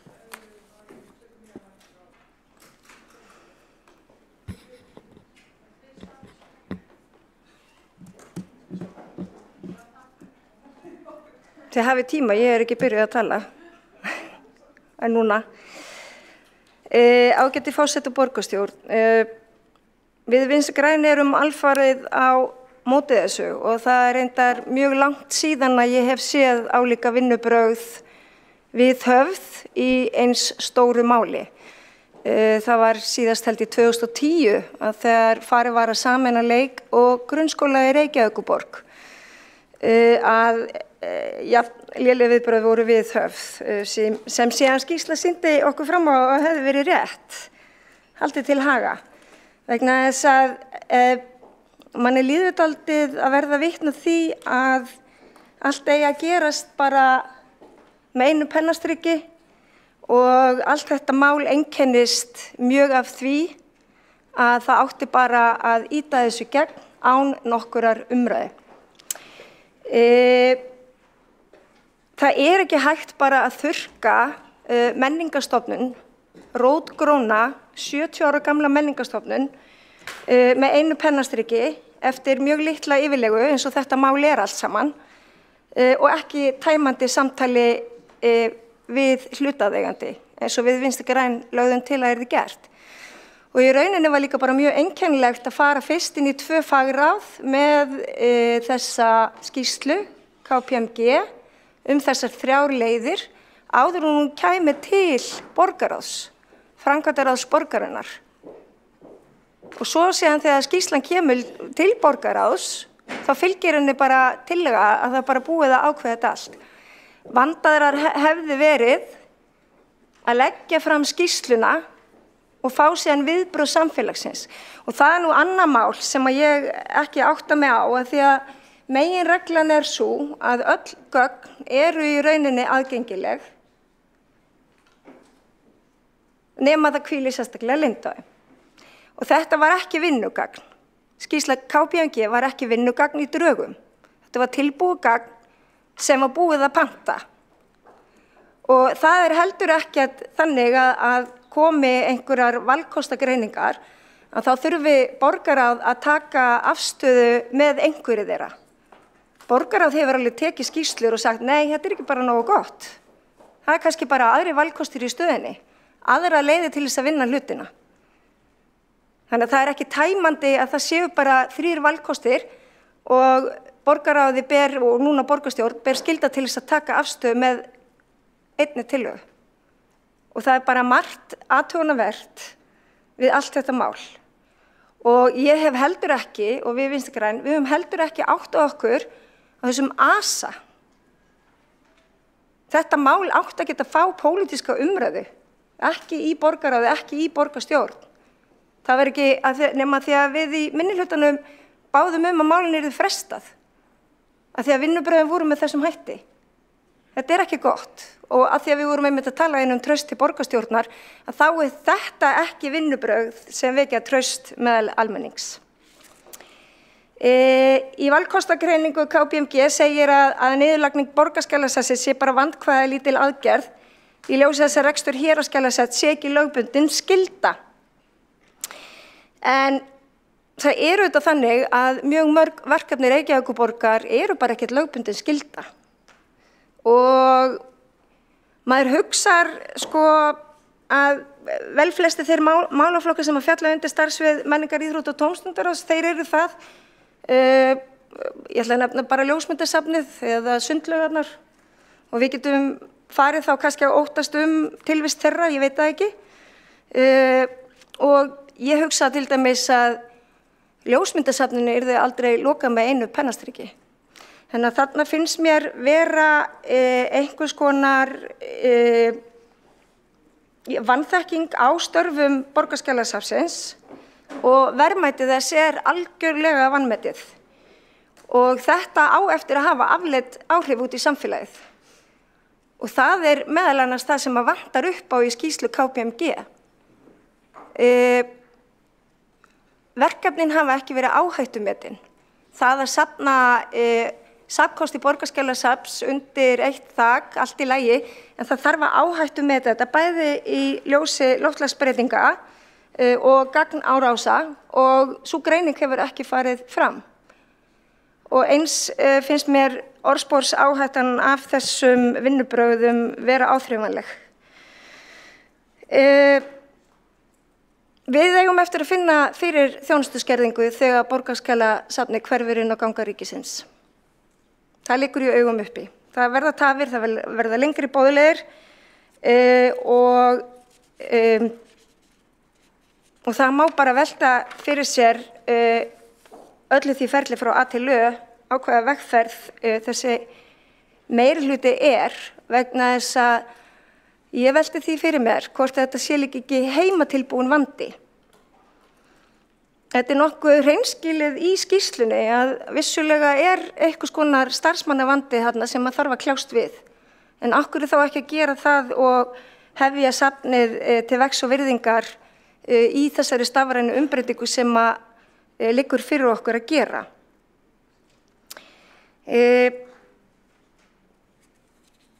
Mér finnst sjálfri að við þyrftum frekar að móta sýn safnsins með skýrari hætti, einmitt í ljósi stafrænar vegferðar. Og það líka einkennilegt og nú var ég auðvitað og starfaði meirihluta á síðasta kjörtímabili þar sem að safnið kom til tals, það hefur aldrei verið talað að leggja það niður. Heldur samlegðið með Þjóðskjalasafninu gæti verið einhver.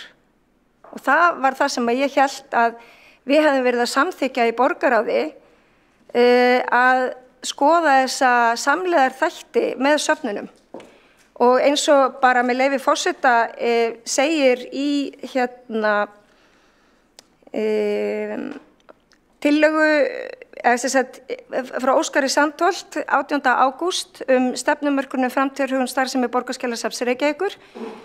Þá segir með leyfi forseta lögði fram til samþykktar tillaga þess efnis að mörkuð verði stefna fyrir starfsemi Borgarskjalasafns Reykjavíkur. Þar sem skoða verði meðal annars möguleikar á nánara samstarfi og eða frekari þjónustukaup frá Þjóðskjalasafni Íslands. Samhliða haldi könnun og viðræði við framkvæmdasýslu ríkisins áfram framtíðar húsnæði safnanna.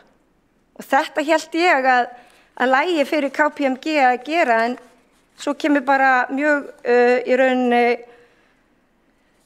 bara eins og skrattun og sögulegnu tillaga að loka safninu og meirihlutinn bara búin að úthýsa sínu pólitíska kapítali til KPMG og bara þetta frábær hugmynd, gerum þetta bara.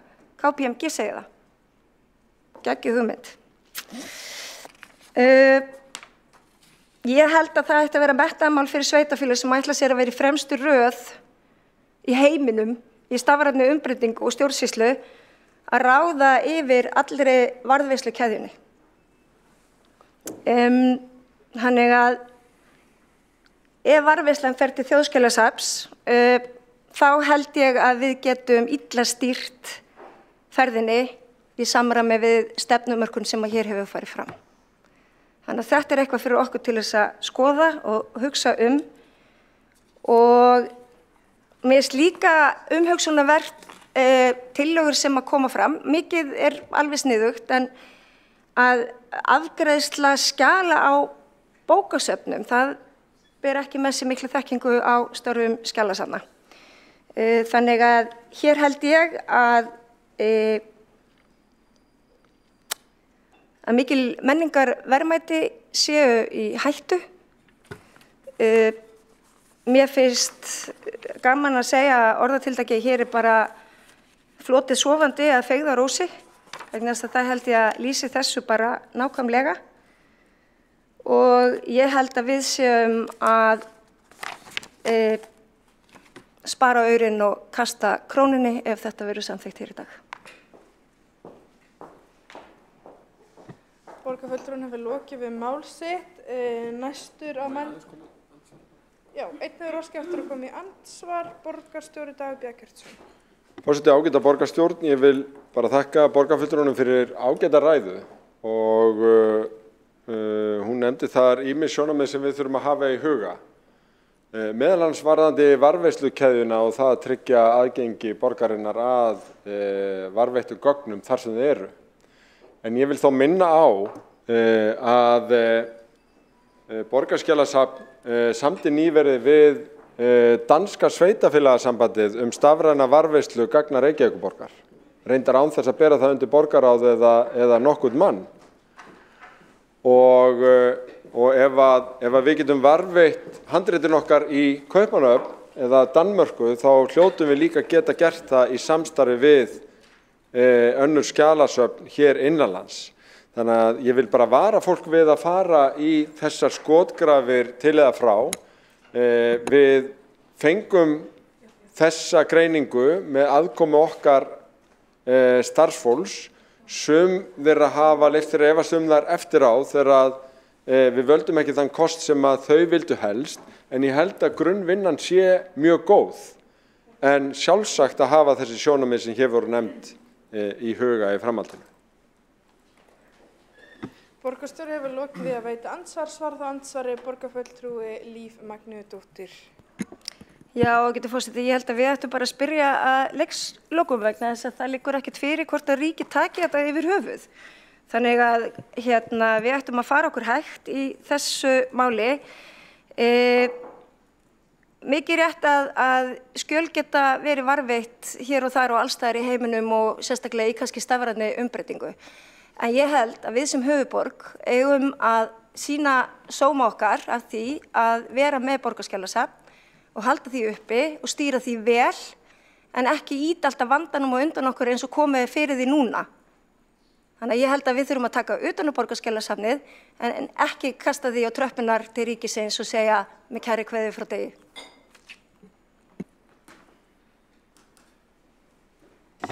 Borgarfulltrúinn hefur lokið við að svara andsvari, veiti þá andsvar öðru sinni borgarstjóri Dagur B. Eggertsson. Forseti ágæta borgarstjórn, já, við erum sannarlega að sýna metnað í stafrænni varðveislu. Nærtækasta dæmið eru séruppdrættir sem áður voru í borgarskjalasafni, þar sem að núna hægt að sækja teikningar af pípulögnum og raflögnum og hvað nú aftur í tíman vegna þess að við fórum að vista þetta rafrænt og gera þetta aðgengilegt. Til þess að gera það þá var það í raun sett inn í verkefnastofuna inn í Borgartúni og hjá þjónustu og nýsköpunarsviði. Áður þurfti píparinn minn sem vinnur mikið í gömlu hraunbæjarblokkunum að bíða sólarhring eftir því að einhver fyndi teikningar á pappír sem síðan gátu glatast ef það voru ekki afritaðar á Borgarskjalasafni, en núna hægt að við einfalda leit að sjá flestar þessara teikninga. Ég held að þessi næstu ár og meðan við erum að undirbúa þetta felum þetta í sér stafræna umbreytingu af þessu tagi sem við eigum í grunninn ekki að vera hrædd við, heldur getur leitt til betra aðgengis, betri þjónustu þegar að við viljum sækja hana og þessar ábendingar og umræðu metna eru ágætar, en ég held að stafræna umbreytingin geti hæglega verið hluta því. Borgarstjóri hefur lokið við að svara veita andsvar öðru sinni, svara andsvari, veita andsvar, já. Næst þess að svara andsvar öðru sinni borgarfulltrúi Líf Magnúðardóttir. Já, ágæti forseti, ég held að það sé verulegt ofmat á því hversu mikinn hluta skjala raunhæft að koma á stafrænt og aðgengilegt form og það útheimtir ákveðna sérþekkingu að þau leita í skjalasöfnum. Þessi samningur við NEA fellur ekki nauðsynlega í sig varðveislu skjala í Danmörku, þannig að mér finnst mikið til hér og í viðbrögðum meirihlutans sem eru ábyrg fyrir því að þessi tillaga liggur hér fyrir borgarstjórn og verður tekin til afgreiðslu að loka menningarstofnun borgarinnar. Mér finnst vera mikil staðfestingaskekkja. Mér finnst borgarfulltrúar meirihlutans loka augunum fyrir raunverulegum atriðum málsins og sjá glíu í því að spara þessar 180 milljónir krónur á ári óvitandi það hvort að ríkið taki raunverulega við þessu eða ekki. Þannig að það er mikil staðfestingaskekkja hérna og svokölluð cherry politics sem eru ekki til sóma. Borgarfulltrúinn hefur lokið við að svara andsvari öðru sinni og talst andsvörum lokið. Næstur á mælendaskrá borgarfulltrúi Skúli Helgason.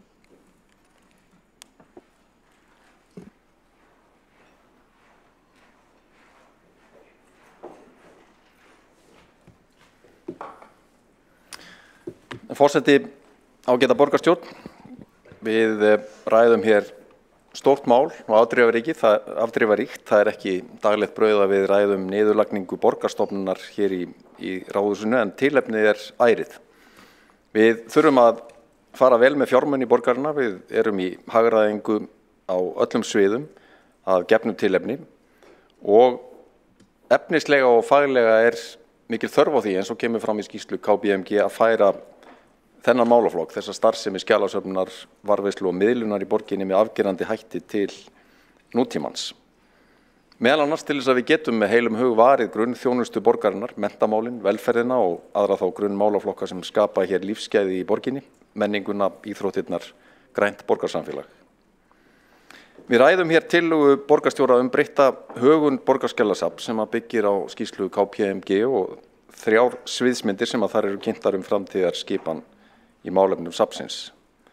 Mikill munur á umfangi þessara 3 kosta. Sviðsmynd 1 borgarskjalasafn framtíðarinnar og sviðsmynd 2 nánara samstarf borgarskjalasafns og þjóðskjalasafns útheimta gríðarlega fjárfestingu á komandi árum eða hátt í 8 milljarða króna sem nálægt því að vera fertugföld sú upphæð sem fer í rekstur borgarskjalasafnsins á þessu ári og má í raun segja að við núverandi aðstæður þar sem fjárhagslegt svigrúm borgarinnar takmarkað sé í raun óraunhæft að velta fyrir sér þeim sviðsmyndum frekar ef aðrir kostir raunhæfir í stöðunni.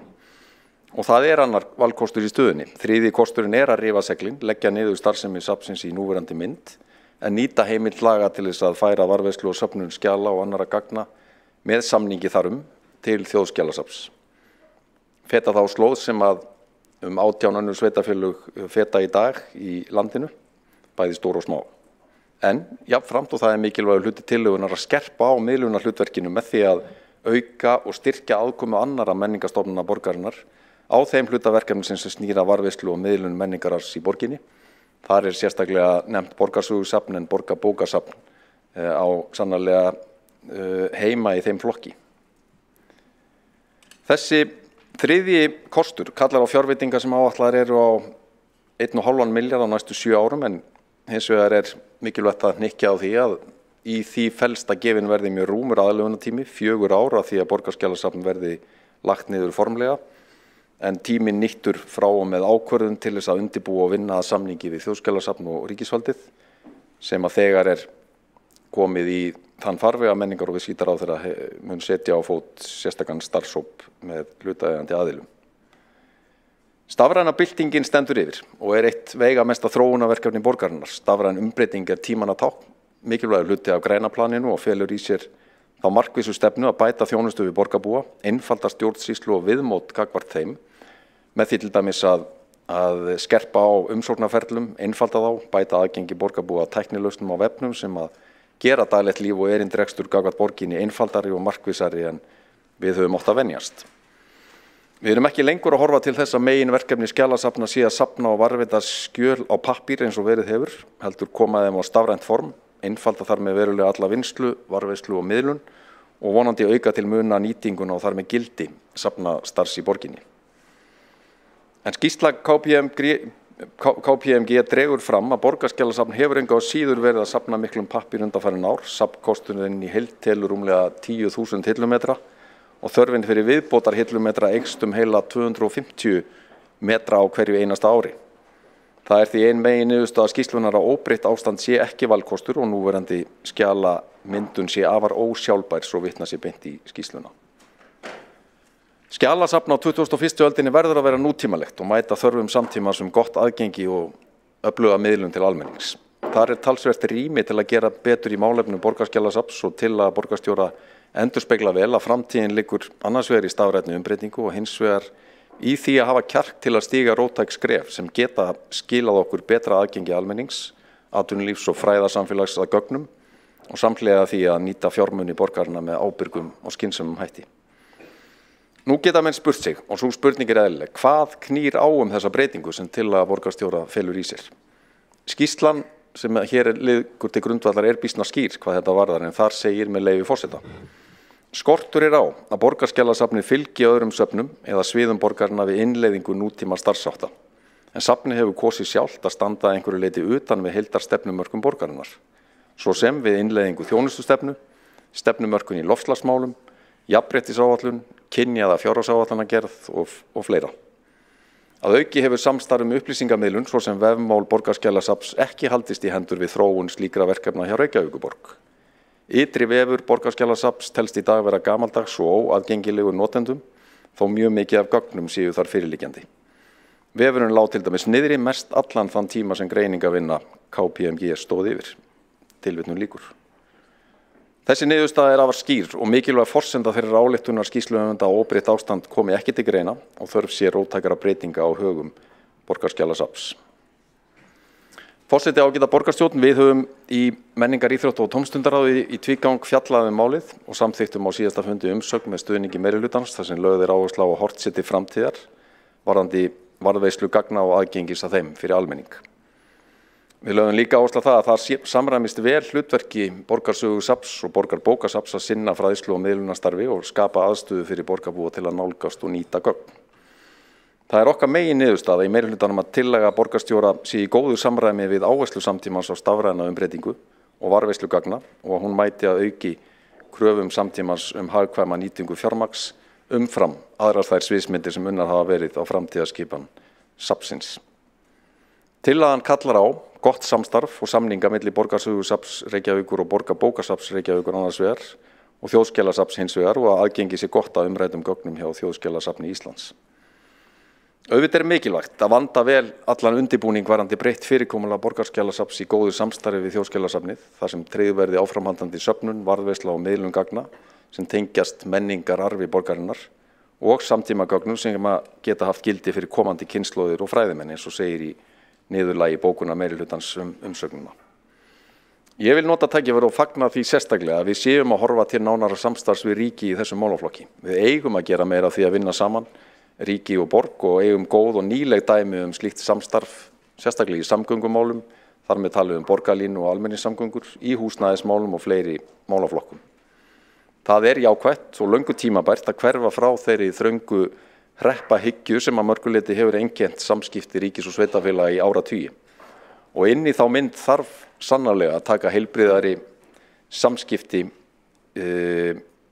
heilbrigðari tekjuskiptingu ríkis og sveitarfélaga og horfa þar til norrænna fyrirmynda og hverfa frá þeirri skipan sem lengi hefur viðgengist hér á landi að ríkisvaldið hefur deilt og drottnað og skammta og hnefa fjármagn til sveitarfélagana sem oft og tíðum hefur alls ekki dugað til að standa undir fjármögnun mikilvægra verkefna sem þó hafa verið flutt mörg hver til sveitarfélaga með lagasetningu þings og eftirfylgni ríkisvalds. Þar fjármögnun á málefnum fatlaðs fólks eitt skýrasta dæmi á liðnum árum eins og við þekkjum.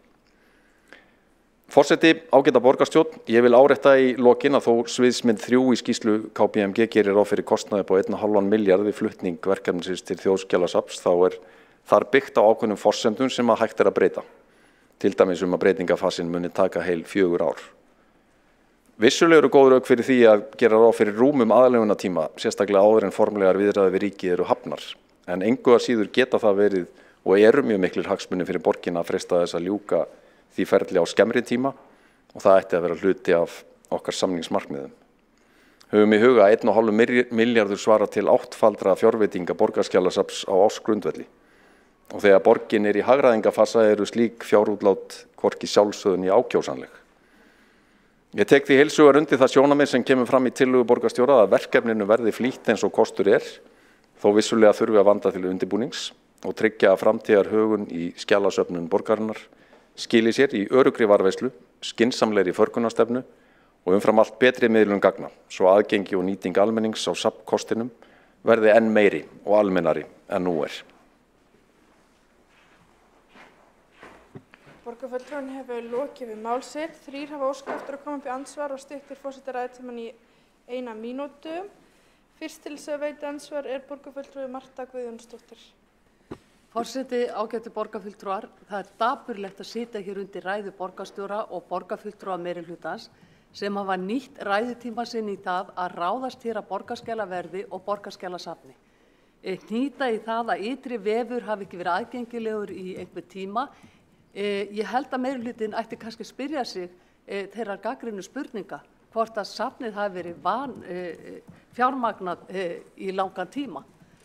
Ég held að það sé bara grundvallar spurning. Hér líka talað sem svo að þetta sé orðin hlutur, að safnið sé að fara yfir til Þjóðskjalasafnsins en engar viðræður hafa átt sér stað við ríkið og það liggja heldur ekki fyrir upplýsingar frá ríkinu það hvort að það sé vilji þar til að taka við því eða möguleikar eða hvort að ríkið vilji taka við þeim kostnaði sem að fylgir því að flytja safnið yfir. Borgarfulltrúinn hefur lokið við að veita andsvar. Svara þá andsvari borgarfulltrúi Skúli Þór Helgason. Forseti, ágæta borgarstjórn, ég þakka fyrir innleggið frá Mörtu Guðjónsdóttur borgarfulltrúa en auðvitað hlýt að benda á það að ég held ég engu orði að borgarskjalaverði í minni ræðu en vitnaði hins vegar orðrétt í skýrslu KPMG þar sem að kemur fram gagnrýni á starfsemi safnsins. Það niðurstaða skýrsluhöfunda sem að eðlilegt að við horfum til. Þetta eru mikilvæg gögn sem að við hljótum að vinna eftir og hafa mjög í huga þegar við tökum ákvörðun þetta. Hér einfallega bara liggja fyrir 3 mjög skýrir valkostir. Það liggur fyrir líka að það hægt að gera betur að mati skýrsluhöfunda sem að nota bene lykil starfsmenn borgarinnar þar á meðal borgarskjólavörður höfðu mikla aðkoma að þessu verki, voru sérstaklega til ráðgjafar og samráðs í vinnu þessar skýrslu. Liggur fyrir að það tækifæri til verulegra umbóta í þessum málaflokki og það snýst svo ákvörðun sem við erum að taka hér í dag. Borgarfulltrúinn hefur lokið við að svara andsvari. Veitir þá andsvar öðru sinni borgarfulltrúi Marta Guðjónsdóttir. Forseti, ágætu borgarfulltrúar, talandi vefinn sem lá niðri hjá borgarsögusafni, þá bendi ég nú á vef Reykjavíkurborgar. Hann ekki beisinn, hann hefur stundum legið niðri og erfitt að komast hér inn á gestanet og hér inn á vefinn. Meira þess að hér á borgarstjórnarfundi kom það fyrir að nokkri borgarfulltrúar komust ekki hér inn á netið. Þannig að ég held að við ættum að líta okkur nær áður en við förum að gagnrýna aðrar borgarstofnanir. En ég vil spyrja borgarfulltrúan hvort það hefði ekki verið eðlilegra að byrja á réttum enda en ekki öfugum enda og hefja þessa viðræði við ríkið áður en ákvörðun tekin. Borgarfulltrúinn hefur lokið við að veita andsvar öðru sinni. Svar þá andsvar öðru sinni borgarfulltrúi Skúli Helgason.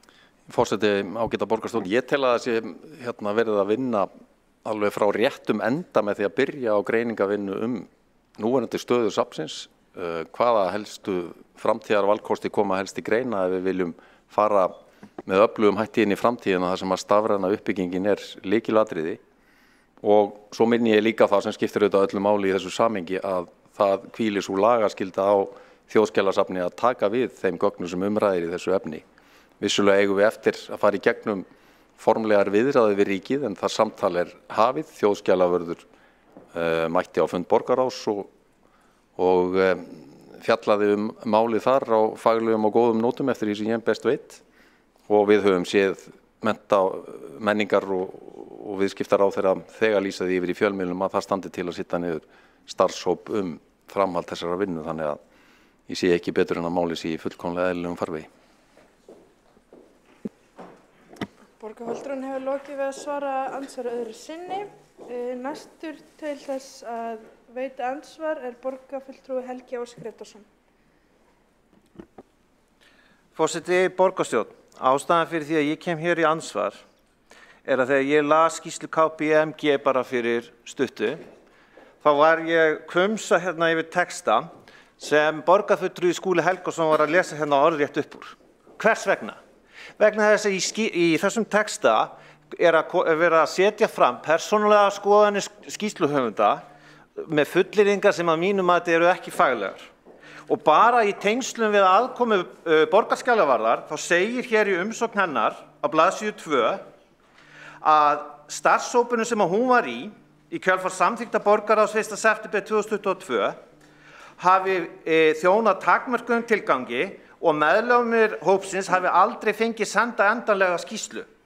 Þannig, með þessi orð borgarskjalavarðar má ætla að það hafi ekki verið leitað til aðila starfshópsins meðal annars í þeim tilgangi að gera athugasemdir við þessi ummæli sem koma hér fram á blaðsíðu 17 og borgarfulltrúi Skúli Helgason las upp.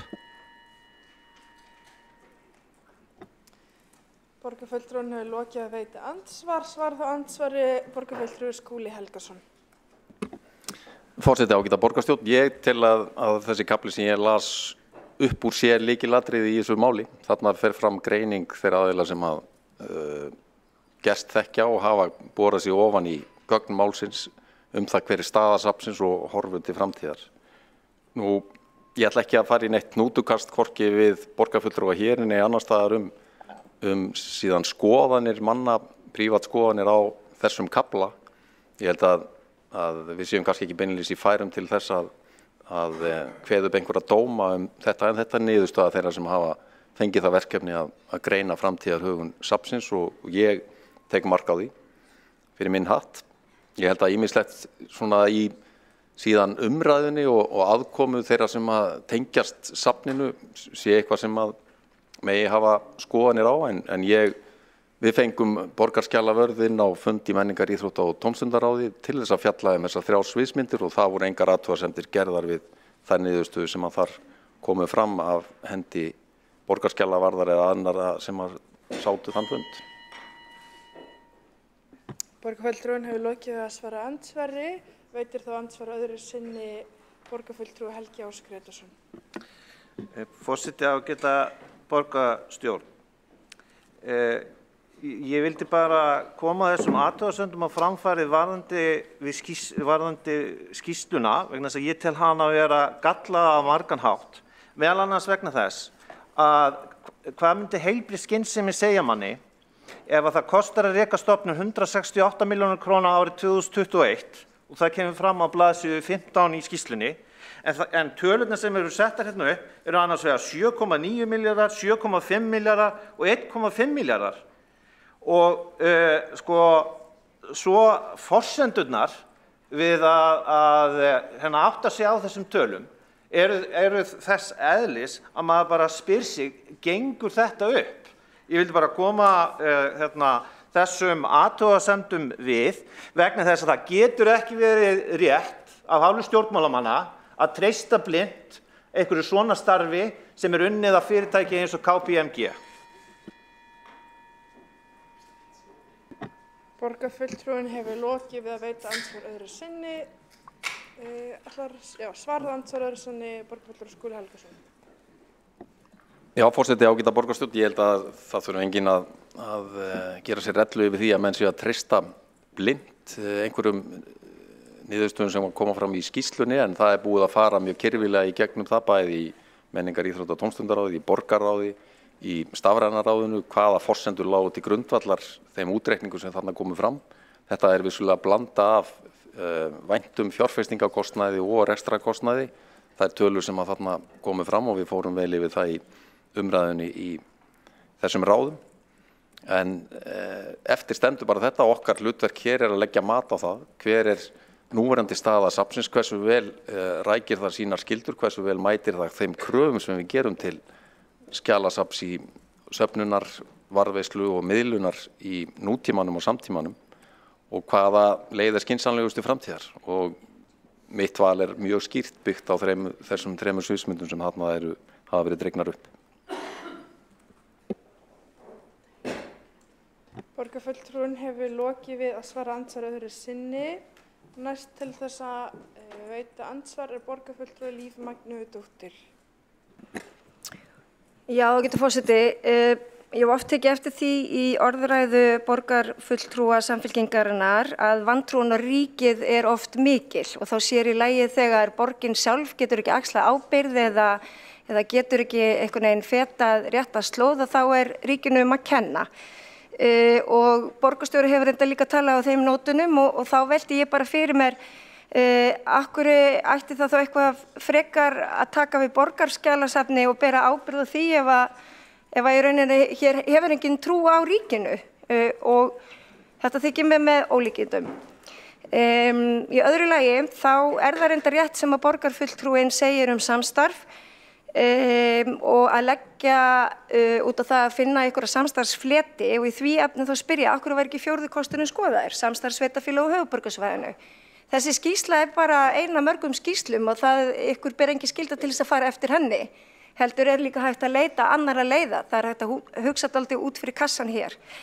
Og í þriðja lagi þá er alltaf verið að tönnlast á því Borgarfulltrúinn hefur lokið við að veita andsvar. Ætlar svarar þá andsvari borgarfulltrúi Skúli Helgason. Já, forseti ágæta borgarstjórn. Mín afstaða í þessu efni er bara mjög einföld. Ég held að við verðum alltaf að horfa á eðli máls, horfa á þær stofnanir sem að umræðir. Ég hef hvorki ofurtrú né vantrú á ríkisvaldinu sem slíku þegar kemur að samstarfi. Ég hins vegar þeirra skoðunar að við megum gera meira af því borgin og ríkið að vinna saman. Það eru jákvæð teikn í þeim efnum á allra síðustu árum og við þekkjum samgöngusáttmála, við þekkjum samstarf uppbyggingu húsnæðis, við þekkjum borgarlínuna. Þetta eru allt verkefnið sem að mjög mikilvægt að fleiri aðilar en einn komi að og samstarf þar við ríkið bara bæði skynsamlegt, jákvætt og mikilvægt.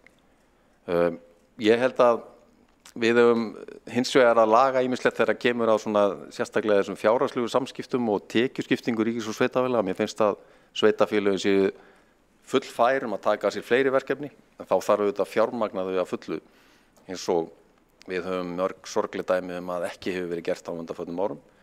Aftur þar eigum við frábæra fyrirmyndir frá Norðurlöndum hvernig málum hefur verið skipað þar. Þar hefur ríkisvaldið treyst sveitarfélögunum betur en dæmi eru hér.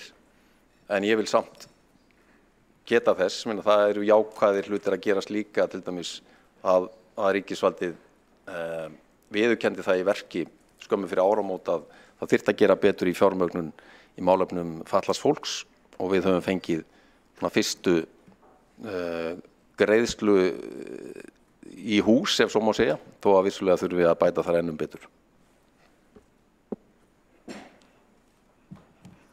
Borgarfulltrúinn hefur lokið við að svara andsvari og veitir þá andsvar öðru sinni borgarfulltrúi Líf Magnúðardóttir. Já, ágætt forseti, talandi fjármögnun og að fjármagna hluti sem við sannarlega rekum, af því að hér hefur oft komið fram að þó sveitarfélögin ber ekki skyldu til þess að reka héraðsskjalasöfn, þá Reykjavíkurborg engu að síður að reka skjalasöfn og hefur burði til þess að reka það og hefur enga ástæðu til þess að loka því, en hefur hins vegar verið að fjársvelta sitt safn, rétt eins og ríkið að fjársvelta þjóðskjalasafnið. Og þá spyr ég bara, hvar þessi umræða? Akkur erum við ekki að ræða spurningar og borð við hvers vegna erum við búin að reka þetta skjalasafn í 70 ár? Hver metnaður borgarinnar? Hver eru raunverulega vandamálin sem að borgarskjalasafn stendur frammi fyrir og hvernig á að leysa þau? Og hér ekkert verið að leysa nokkuð skapaðan hlut, heldur verið að losa sig við eitthvað vandamál. Borgarfulltrúinn hefur lokið við að veita andsvar öðru sinni, svar þá andsvar öðru sinni borgarfulltrúi Skúli Helgason. Forseti ágæta borgarstjórn, það sannarlega verið að leysa verkefni eða vandamál með þessari tillögu sem hér liggur til grundvallar á fundinum. Við erum að horfa á það að við erum með 3 valkosti fyrir framan okkur, 3 sviðsmyndir. Það himinn og haf á milli þess hvað við þurfum að verja miklum fjármunum í að gera þær að veruleika, þessar mismunandi sviðsmyndir. Það munar bara heilum 6 milljörðum, hvorki meira en að minna 6.000 milljónum á næstu árum og það munar heldur betur slíka fjárhæðir í rekstri borgarinnar eins og hann lítur út núna og okkur ber skylda til þess að horfa til þess. En auðvitað fleiri þátta. Við verum auðvitað að hafa trú á því að Þjóðskjalasafni geti tekið að myndarskap við þeim verkefnum sem að Borgarskjalasafn hefur sinnt fram að þessu. Ég hef tröllatrú á því að okkar eigin stofnanir eins og Borgarsögusafn og Borgarbókasafn geti staðið sér mjög vel í því að miðla þessum safnkosti og auka þar með aðgengi borgarbúa að þeim menningarverðmætum sem þarna inni og þess vegna styð ég þessa tillögu.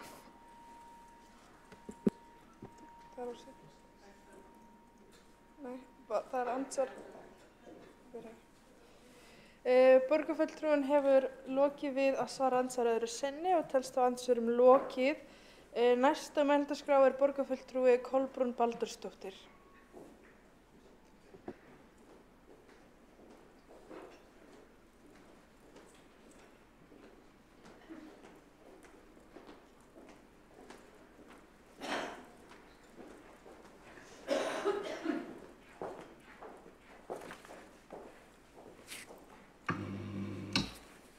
Forseti, ágæta borgarstjórn. Við erum að ræða hérna tillögu borgarstjórum að leggja niður borgarskjalasafn.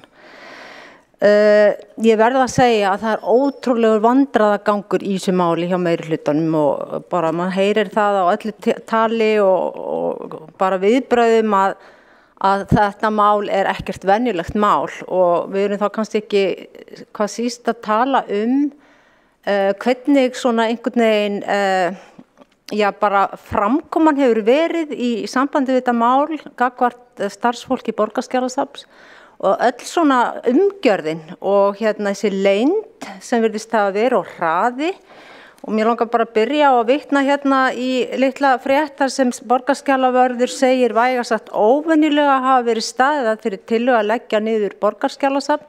Svo mikið leynd hafi ríkt yfir tillögunni að hvorki hún í aðri starfsmenn safnsins voru látnir vita.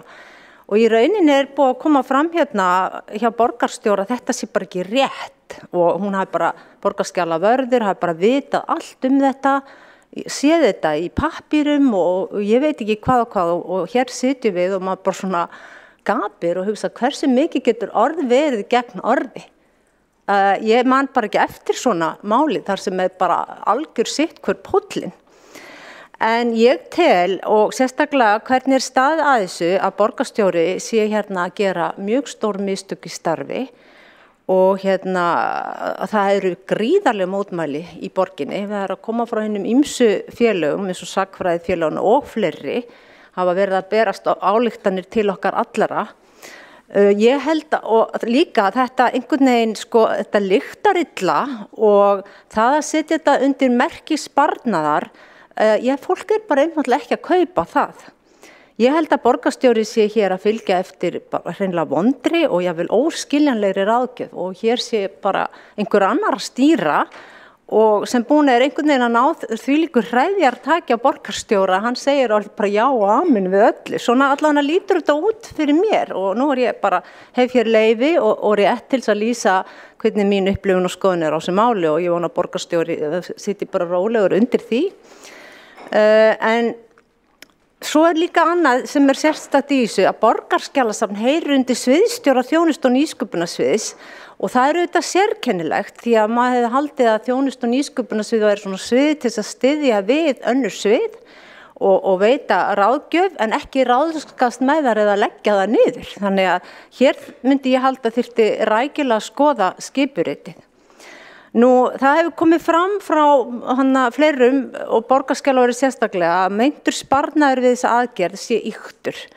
Alvarlegar athugasemdir eru gerðar til dæmis við skýrslu KPMG kostnaðarmat, kostnaðurinn uppblásinn og kostnaðarliðir eins og rekstur og kostnaður við byggingu blandað saman. Þannig að það er svona ýmis konar hræri grautur.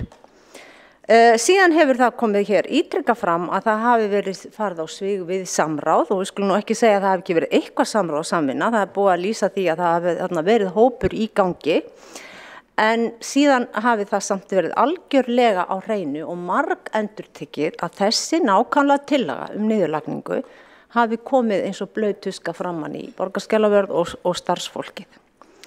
Og síðan er líka annað náttúrulega aðal áhyggjuefni og ég hef nú bara taka undir það áhyggjuefni sem bara borgarbúi til fædd og uppalinn að hvað á eiginlega að gera við öll þessi verðmæti sem safnið heldur utanum og þessa þjónustu, frábæru þjónustu vegna sem ég veit að fólk hefur verið mjög ánægt með þessa þjónustu sem safnið veitir. Þarna eru bara alvöru áhyggjur í gangi. Í skýrslunni gert ráð fyrir að verja fyrir milljörðum í skrifstofur fyrir safni þar sem það er að víkja úr grófinni.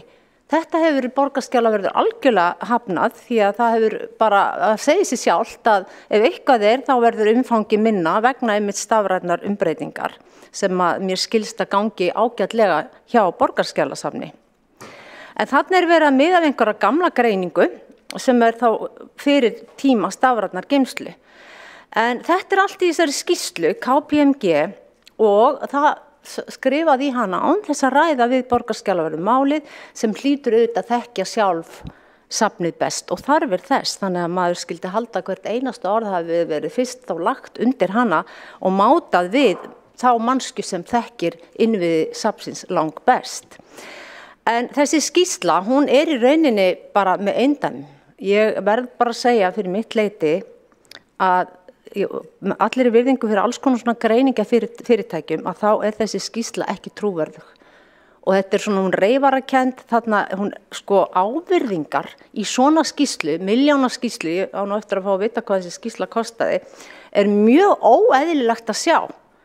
Og þarna verið að ræja starfsmann, embættismann, mjög ósmekklega og það, ég spyr bara, hvar andmælaréttur?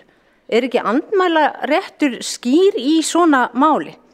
Í rauninni, ef að þetta leyfilegt, að þá bara hægt að kaupa einhverja milljónar skýrslur og ertu til í að taka borgarfulltrúa Þórdísi Lóu eða Magnús Norðdahl bara og rækilega útúða þeim í einhverju svona flottri skýrslu og við dreifum henni og þetta bara allt í lagi? Getum við gert svona? Ég á bara, ég líka orðið verið að við skulum bara einhvern veginn samþykja svona plagg að það hafi yfir höfuð verið lagt fram en ekki bara hreinlega bara sagt, heyrðu, við erum að kaupa á ykkur rándýra skýrslu, við óskum eftir að hún sé fagleg. Þannig að það strax stór skrítið við þessa skýrslu og í rauninni ekki lengur að það trúa einasta orði sem þar kemur fram vegna þess að hún svo ófagleg. Og síðan bara ef ég fæ aðeins í þessi fyrstu ræðu mín af 3, vegna þess að ég hef afskaplega mikið að segja þetta mál. Ég sagði áðan, áhyggjur að hvað verður þetta allt saman. Að þá rekstur borgarskjalasafns kostar nálægt 7,5% af þeim fjármunum sem hafa runnið til dæmis til þjónustu- og nýsköpunarsviðs að undanförnu. Við erum að tala bara smá aura og þetta allt saman á allt að gerast undir merkjum sparnaðar. Og það engin vandi fyrir svona fyrirtæki sem með fullt af fagfólki, sérfræðingum á þessu sviði að búi til flottar skýrslur að að hræra og grauta saman alls konar fjárhæðum, taka nógu mörg ár og skella þeim saman og reyna að sýna fram á að eitthvað sé óhagkvæmt. Það segir sig sjálft að þeir sem vinna við að gera svona greiningar og skýrslur geta gert allt mögulegt. Til dæmis einhverju 7 milljarðar fundnir út með því að gaðla saman 7 árum í fjárfestingarkostnaði sem ekki einu sinni greindur neitt í skýrslunni frekar. Og ég spyr bara þessi útreikningar í þessari skýrslu, hafa þeir verið bornir undir borgarskjalaverð? Ég veit það ekki og kannski fær maður aldrei að vita það. En allavega, ég búin að koma þarna inn á þessa staðsetningu að borgarskjalasafn skuli vera undir þóninu sem bara mjög óeðlilegt og held ég sé bara eiginlega órökstutt af hverju eitthvað svið eigi að hafa slík völd yfir stofnun sem þessari. Þannig að það nauðsynlegt að skoða það og síðan þessar ávirðingar sem að ég held að við verðum að taka alvarlega og ef þetta væri ég sem þarna væri til umræðu í þessari skýrslu þá myndi ég sannarlega gera eitthvað með það og óska eftir að fá andmælarétt. Því að hver komin til með að segja þessar ávirðingar séu á rökum reistar? Hvaðan koma þær? Og þær komnar frá borgarstjóra eða sviðstjóra þjónustu- og nýsköpunarsviðs? Pólitíski fulltrúar búin að vera að tala með þessum hætti? Og við þurfum auðvitað að rekja bara hver hefur verið að tala svona. Því að við erum að tala embættismann sem á bara mjög glæstan feril og hefur, ef eitthvað verið með svona faglegri og nákvæmari embættismönnum hér hjá borginni. Nú, ég á eftir 1 mínútu og mér langar að segja kannski þá aðeins varðandi þessar umbeðnu fjárveitingar til þess að þróa starfsemi safnsins. Það hefur verið aðeins komið inn á þetta til dæmis með vefinn. Alltaf hægt að kenna safninu það að vefurinn liggur niðri. Og ég verð að segja það fær svona sterka tilfinningu að þetta hafi hreinlega verið að ráðum gert. Að fjársvelta safnið til þess að geta nota þetta sem svona höggstað og rök fyrir að þetta sé allt ómögulegt þarna og þetta þurfi bara að leggja það niður. Þannig að það mjög óþægilegt að fá þessa tilfinningu í máli sem þessu að vegna þess að sá sem ber ábyrgð á vefnum hlýtur náttúrulega að vera þjónustu- og nýsköpunarsviðið eins og bara með alla aðra vefi. Að allan að koma til leiðbeiningar og aðstoðar ef einhver vefur, einhverja stofnun borgarna liggur niðri. að þá bara ábyrgðin allt í einu núna bara já, heyrðu þið hafi ekki séð að halda vefnum í gangandi, það er náttúrulega alls ekki nógu gott. Þannig að það hlýtur að blasa við að þetta getur ekki staðist og ég fæ þá að halda áfram í næstu ræðu. Takk fyrir. Borgarfulltrúinn hefur lokið við mál sitt. Einnig hefur óskað eftir að koma upp í andsvar borgarstjóri Dagur B. Eggertsson. Forseti, ágæta borgarstjórn, hér var spurt hvort að borgarskjalavörður hefði séð þær tölur sem að framkom í sviðsmyndagreiningunni. Já, bæði í drögum og í lokagerð, töluvert áður en að máli kom til kasta borgarráðs.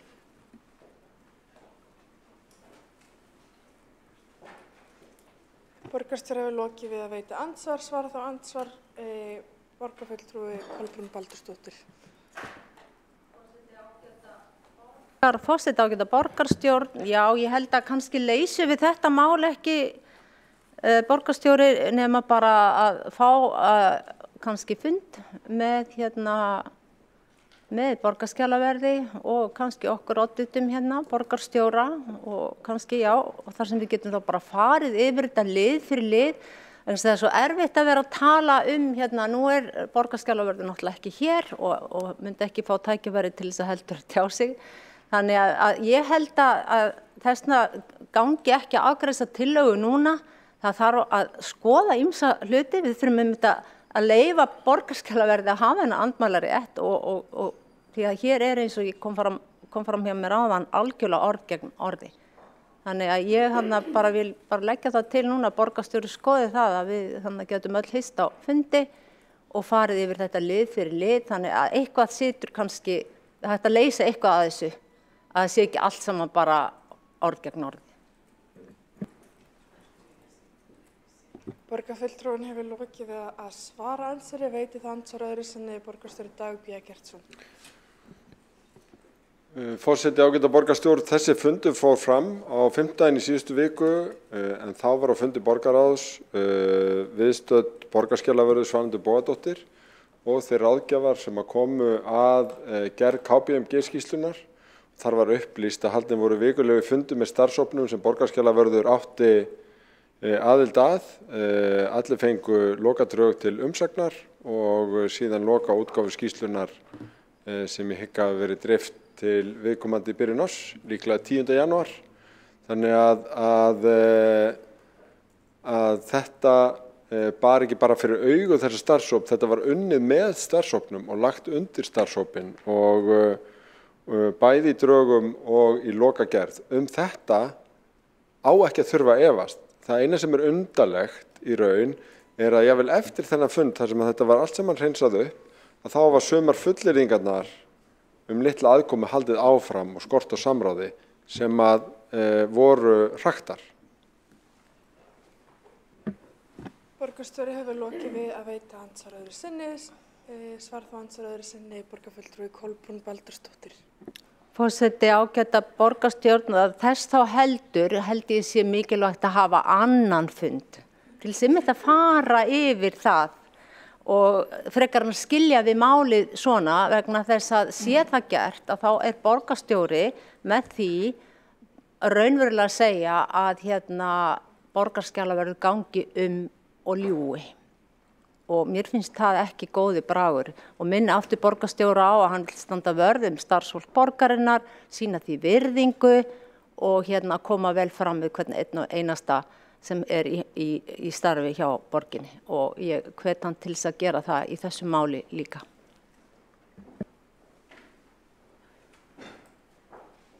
Borgarfulltrúinn hefur lokið við að svara andsvar öðru sinni og telst þá andsvarum lokið. Næst á mælendaskrá er borgarfulltrúi Marta Guðjónsdóttir.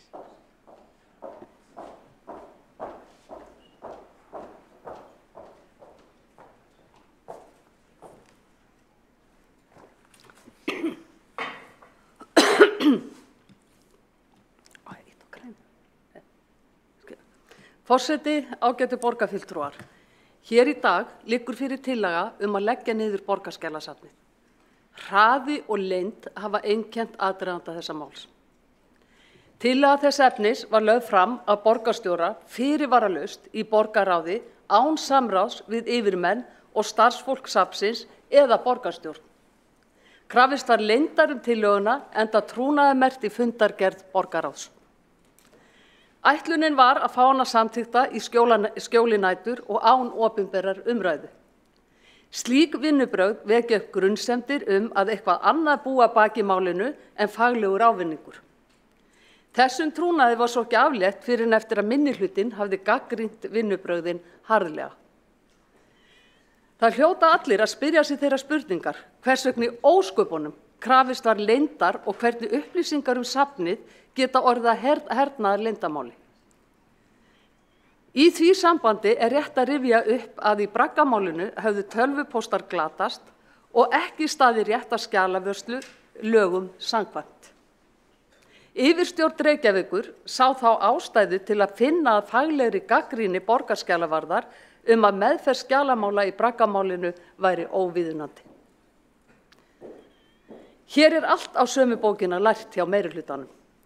Hann hefur engu gleymt og ekkert lært af braggamálinu eins og sjá má í skýrslu sem kom út 8. apríl 2022 ástand skjalavörslu hjá Reykjavíkurborg og stofnunum hennar, skrifstofum, sviðum og starfseiningum.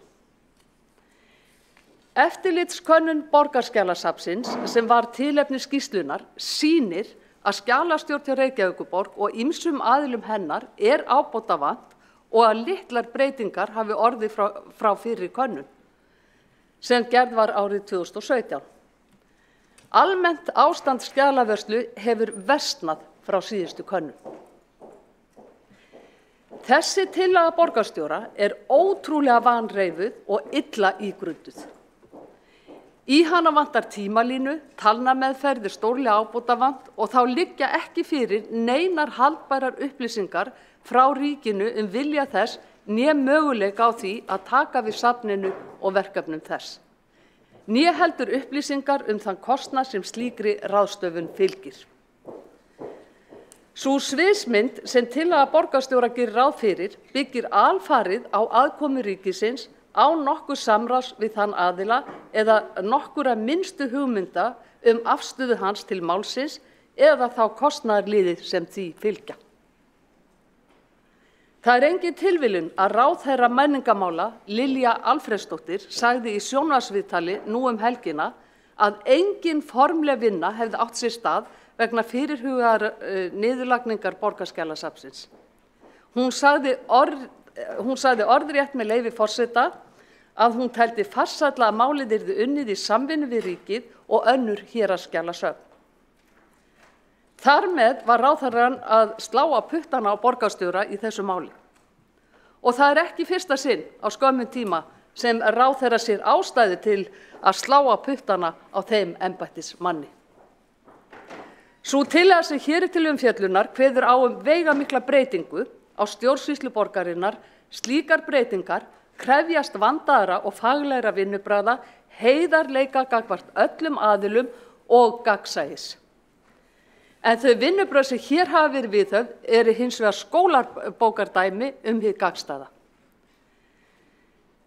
Skýrslan sem þessi tillaga byggir á illa ígrunduð og stenst ekki minnstu skoðun.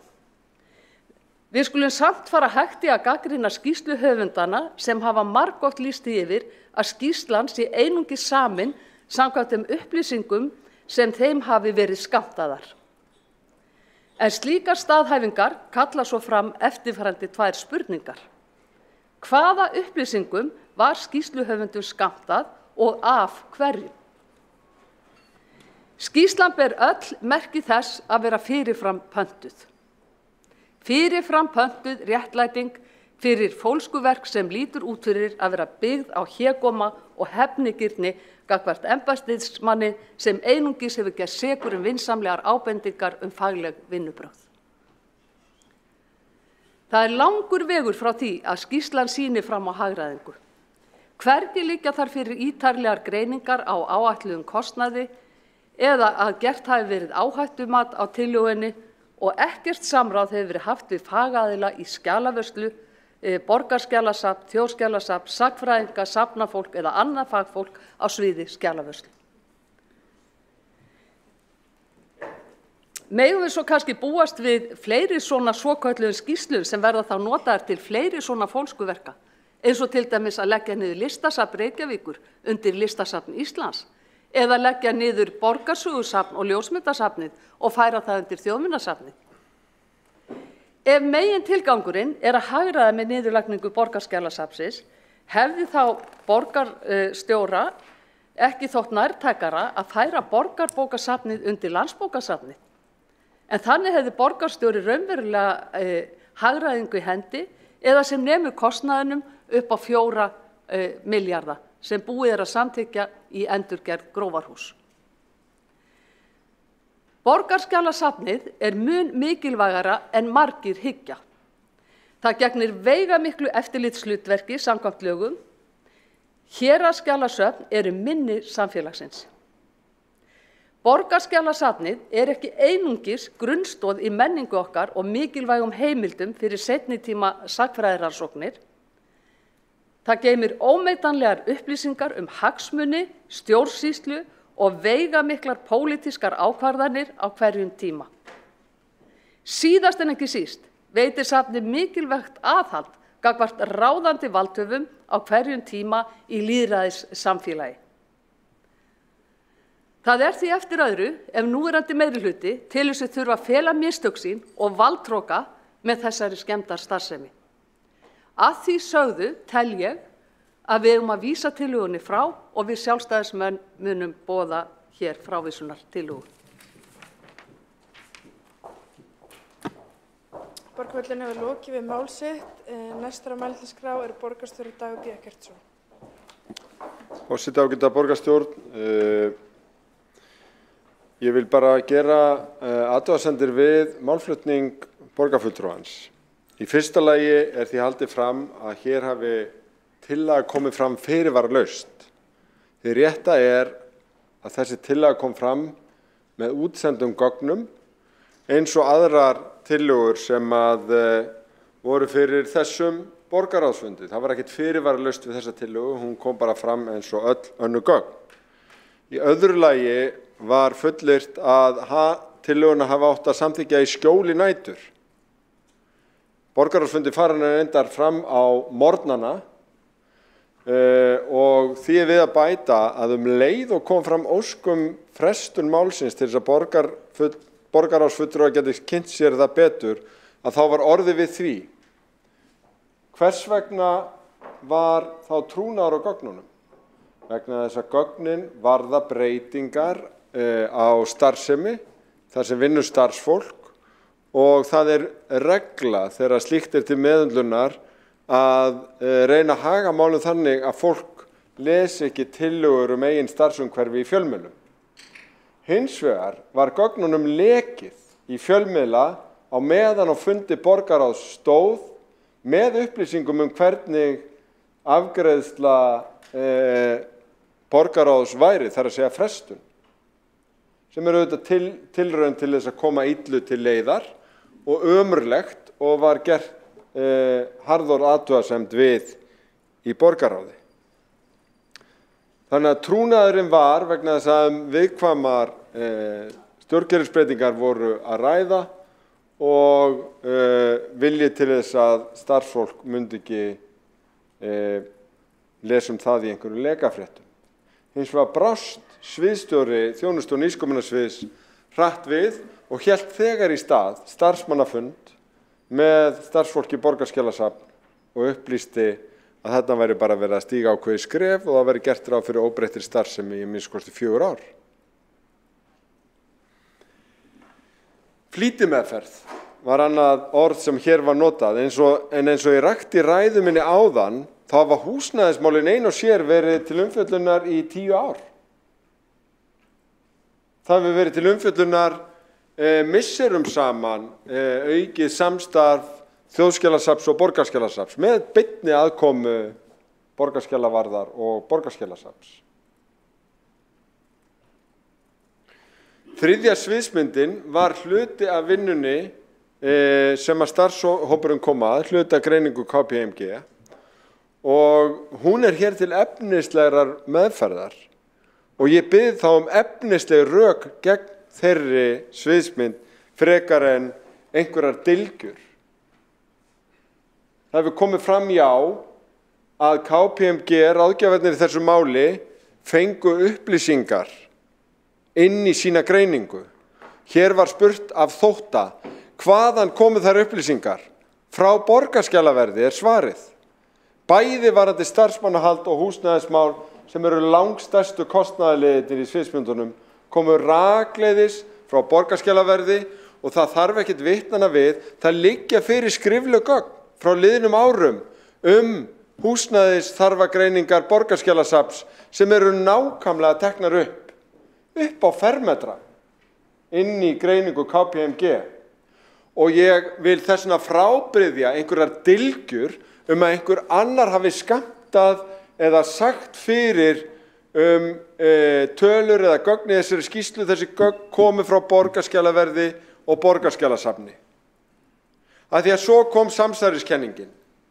Þetta var pöntuð skýrsla og mikil myrkraverk, en myrkraverkin voru ekki meir en þau að borgarskjalaverður og annar starfsmaður borgarskjalasafns satt í starfshópnum í allan vetur sem kom að vinnunni. Ef að þetta voru svona mikil bolabrögð, hverjum hefði dottið það í hug að haga málum þannig? Ég er ekki viss að ef að borgarfulltrúinn ætlaði sér að skrifa einhvern reifar þetta mál, að þetta plott fengi háa einkunn. Setjum borgarskjalavörð inn í hópinn, látum borgarskjalavörð leggja til allar upplýsingarnar og hvað? Þannig bara faglega unnið að þessu. Það sem að máli skiptir að það ekki allir sammála hvaða sviðsmynd verið að ræða. Mér finnst borgarfulltrúar að vera að leggja mjög óviðkunnulega lykkju á leið sína með því að vera að reyna að gera ráðgjafa tortryggilega og annað starfsfólk borgarinnar. Þannig bara verið að fjalla efnislega upplýsingar frá borgarskjalasafni og borgarskjalaverði, stilla upp sviðsmyndum og svo erum við hér í þessum sal að velja á milli þeirra. 1,5 milljarður, 7,5 milljarður, 7,9 milljarðar. Þetta dálítið mikill munur. Ég tala nú ekki ef að veigamikil rök eru fyrir því að hægt sé að ná sömu markmiðum þjónustu, aðgengi að gögnum, öryggi og framtíðar innviði í öllum sviðsmyndunum. Gerist það sjálfu sér? Nei. Það þarf að fara í viðræði við Þjóðskjalasafn. Þurfum við að halda vel á hagsmunum Reykjavíkurborgar í þeim? Já, sannarlega. Getur verið að tölur breytist og einhver kostnaður varðandi gjaldskrá Þjóðskjalasafns sé vanmetinn? Já, það kemur beinlínis fram í skýrslu KPMG að hún geti hækkað. Það munu meðal annars þessar viðræður snúast. Tökum þessu umræðu efnislega það sem við erum að fjalla hér spörum okkur dylgjur, spörum okkur það að reyna að skjóta niður fagfólk sem að leggja okkur ráð, færa upplýsingar frá borgarskjalasafni til þess að nota í þessar sviðsmyndir. En látum ekki að því liggja að þær upplýsingar komi einhvers staðar annars staðar frá vegna þess að það engin ástæða til þess að ætla það af gögnum málsins eins og þau liggja fyrir.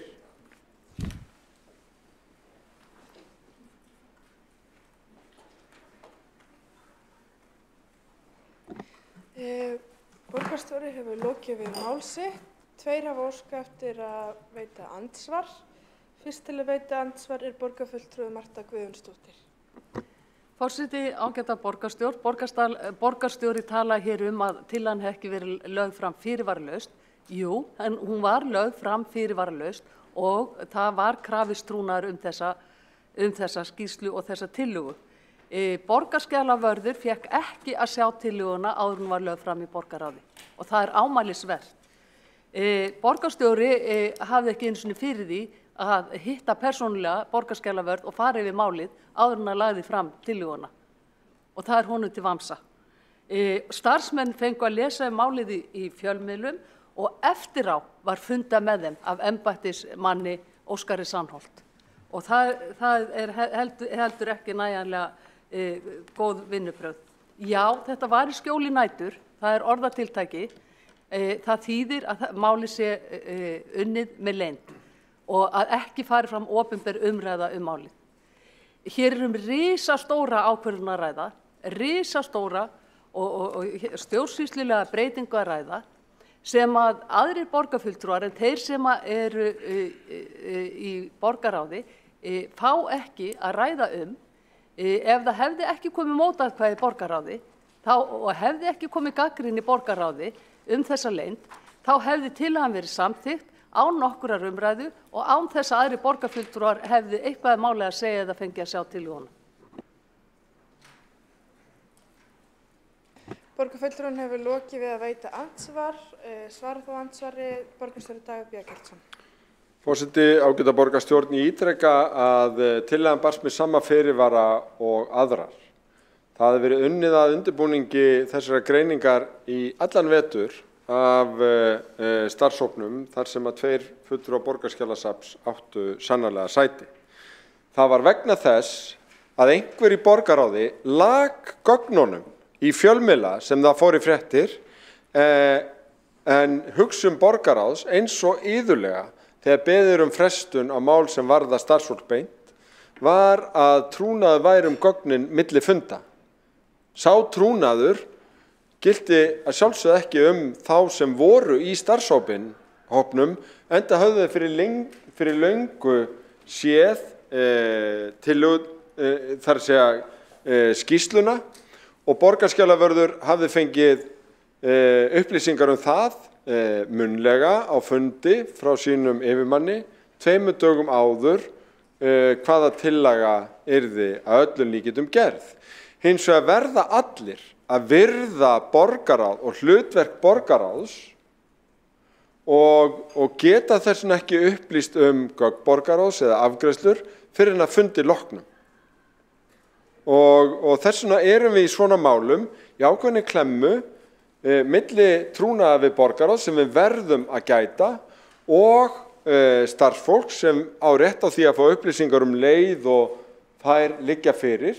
Og það vorum að reyna að gera í þessu máli, en einhver sem lag gögnunum til fjölmiðla var að reyna að koma illu til leiðar og kannski má segja að það við ákveðin hátt tekist, ekki satt. Borgarstjóri hefur lokið við að svara andsvari. Veitir þá andsvar öðru sinni borgarfulltrúi Marta Guðjónsdóttir. Forseti, ágæta borgarstjórn, ætlunin var að afgreiða þetta á einum fundi og þá spurning til borgarstjóra hvort að honum hafi fundist það í lagi að svona viðamikil stjórnkerfisbreyting hefði átt að eiga sér stað á einum fundi með leynd í borgarráði. Varðandi þennan leka þá finnst mér það ekki sæma borgarstjóra að sitja hér og messa yfir borgarfulltrúum að það hafi lekið úr borgarráði án þess að það mál hafi verið kannað til hlítar. Það eru fleiri en borgarráðsmenn sem hafa gögn undir höndum sem lögður fyrir borgarráð. Við skulum bara hafa það í huga. Það er ekkert víst að það hefur einhver sem var í borgarráði. Þetta mál þarf bara að rannsaka og það þarf bara að gera það faglega og gaumgæfilega áður en einhverjum fullyrðingum haldið hér á lofti. Varðandi starfshópinn og að borgarskjalavörður hafi setið í starfshópnum. Þetta er ekki fyrsta skipti borgarstjóri sem að þú narrar fólk í starfshóp til þess að geta nota starfshópana gegn því. Það hefur komið ítrekað fram að borgarskjalavörður fékk yfirferð, þetta voru stuttifundir, borgarskjalavörður fékk yfirferð af því hvað KPMG væri að gera og hafði litla aðkomu að þeirri vinnu sem að þar var, annað en að vera viðtakandi af upplýsingum sem aðrir voru að vinna. Borgarfulltrúi hefur lokið að veita andsvar öðru sinni. Svarar þá andsvar öðru sinni borgarstjóri Dagur B. Eggertsson. Forseti, ágæta borgarstjórn, það er ekki laust við að mér líði eins og umræðan sé komin á býsna lágt plan. Að ég hafi narrað borgarskjalavörð í starfshópum framtíð Borgarskjalasafns. Ég veit ekki einu sinni til þess að þessi starfshópur hafi verið á mínum vegum. Þetta var tillaga sem var samþykkt í stafrænu ráði og borgarráði í ágúst og september, starfshópur sem var settur upp og fundaði vikulega með ráðgjöfum í KPMG. Vikulega. Ég held að það sem passi ekki í uppleggi borgarfulltrúans sé þessi fabrikeraða saga sem að borgarfulltrúin bjóð til það að einhver hafi matað einhvern á upplýsingum sem reynast alla vera komna frá borgarskjalasafni og það sem passar ekki inn í söguna að reynda að borgarskjalavörður sjálfur í hópnum sem var ráðgjöfunum til liðsinnis og þá bara talað að það sé verið að narra eitthvað fólki í einhverja hópa. Ef að sagan þunn, þá það kannski bara vegna þess að sagan þunn, en ekki að því að veruleikin allur á skjön eins og borgarfulltrúin virðist vera að gefa til kynna. Og það voru nefnilega ekki bara skjölin sem lágu frá borgarráði, heldur líka upplýsingar það að málinu hefði verið frestað inn á fundi borgarráðs. Og þær upplýsingar ágæti borgarfulltrúi geta hvergi hafa komið nema innan af fundi borgarráðs sjálfs.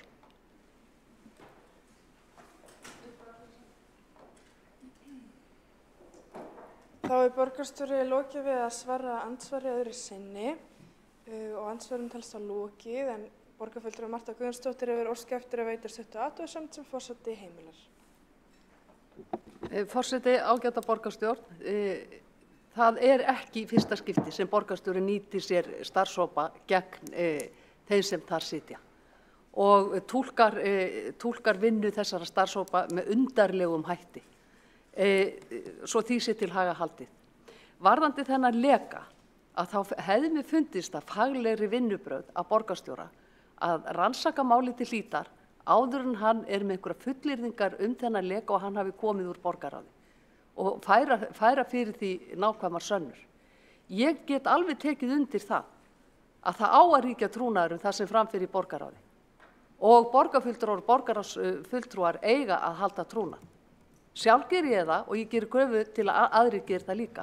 Komi upp svona mál, þá skulum við vinna að því faglegar en með yfirlýsingum hér í borgarstjórn málið.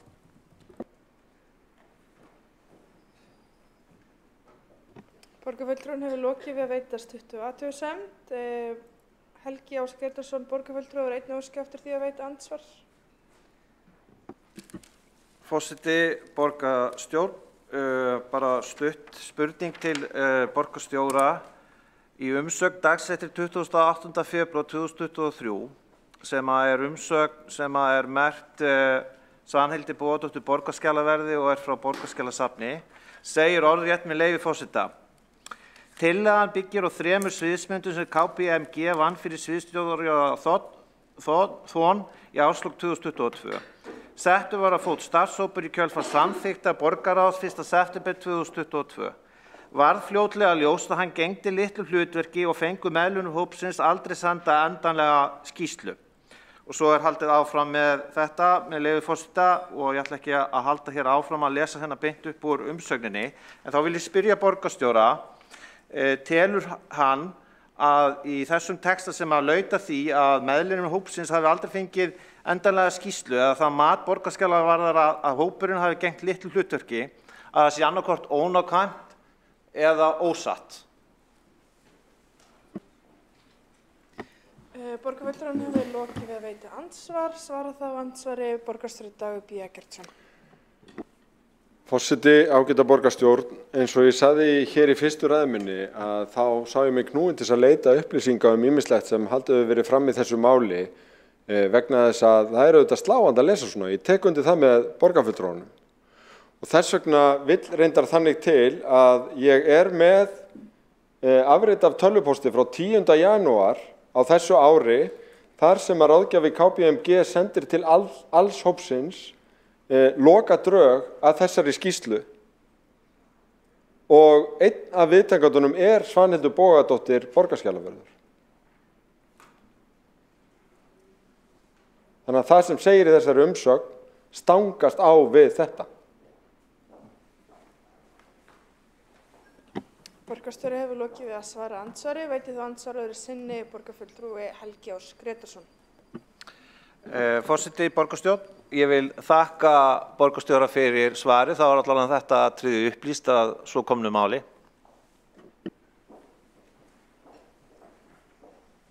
Borgarfulltrúin hefur lokið við að veita andsvar öðru sinni. Ekki að fleiri óska eftir að koma upp í andsvar, telst á andsvarum lokið. Næsta mælendaskrá borgarfulltrúi Andrea Helgadóttir.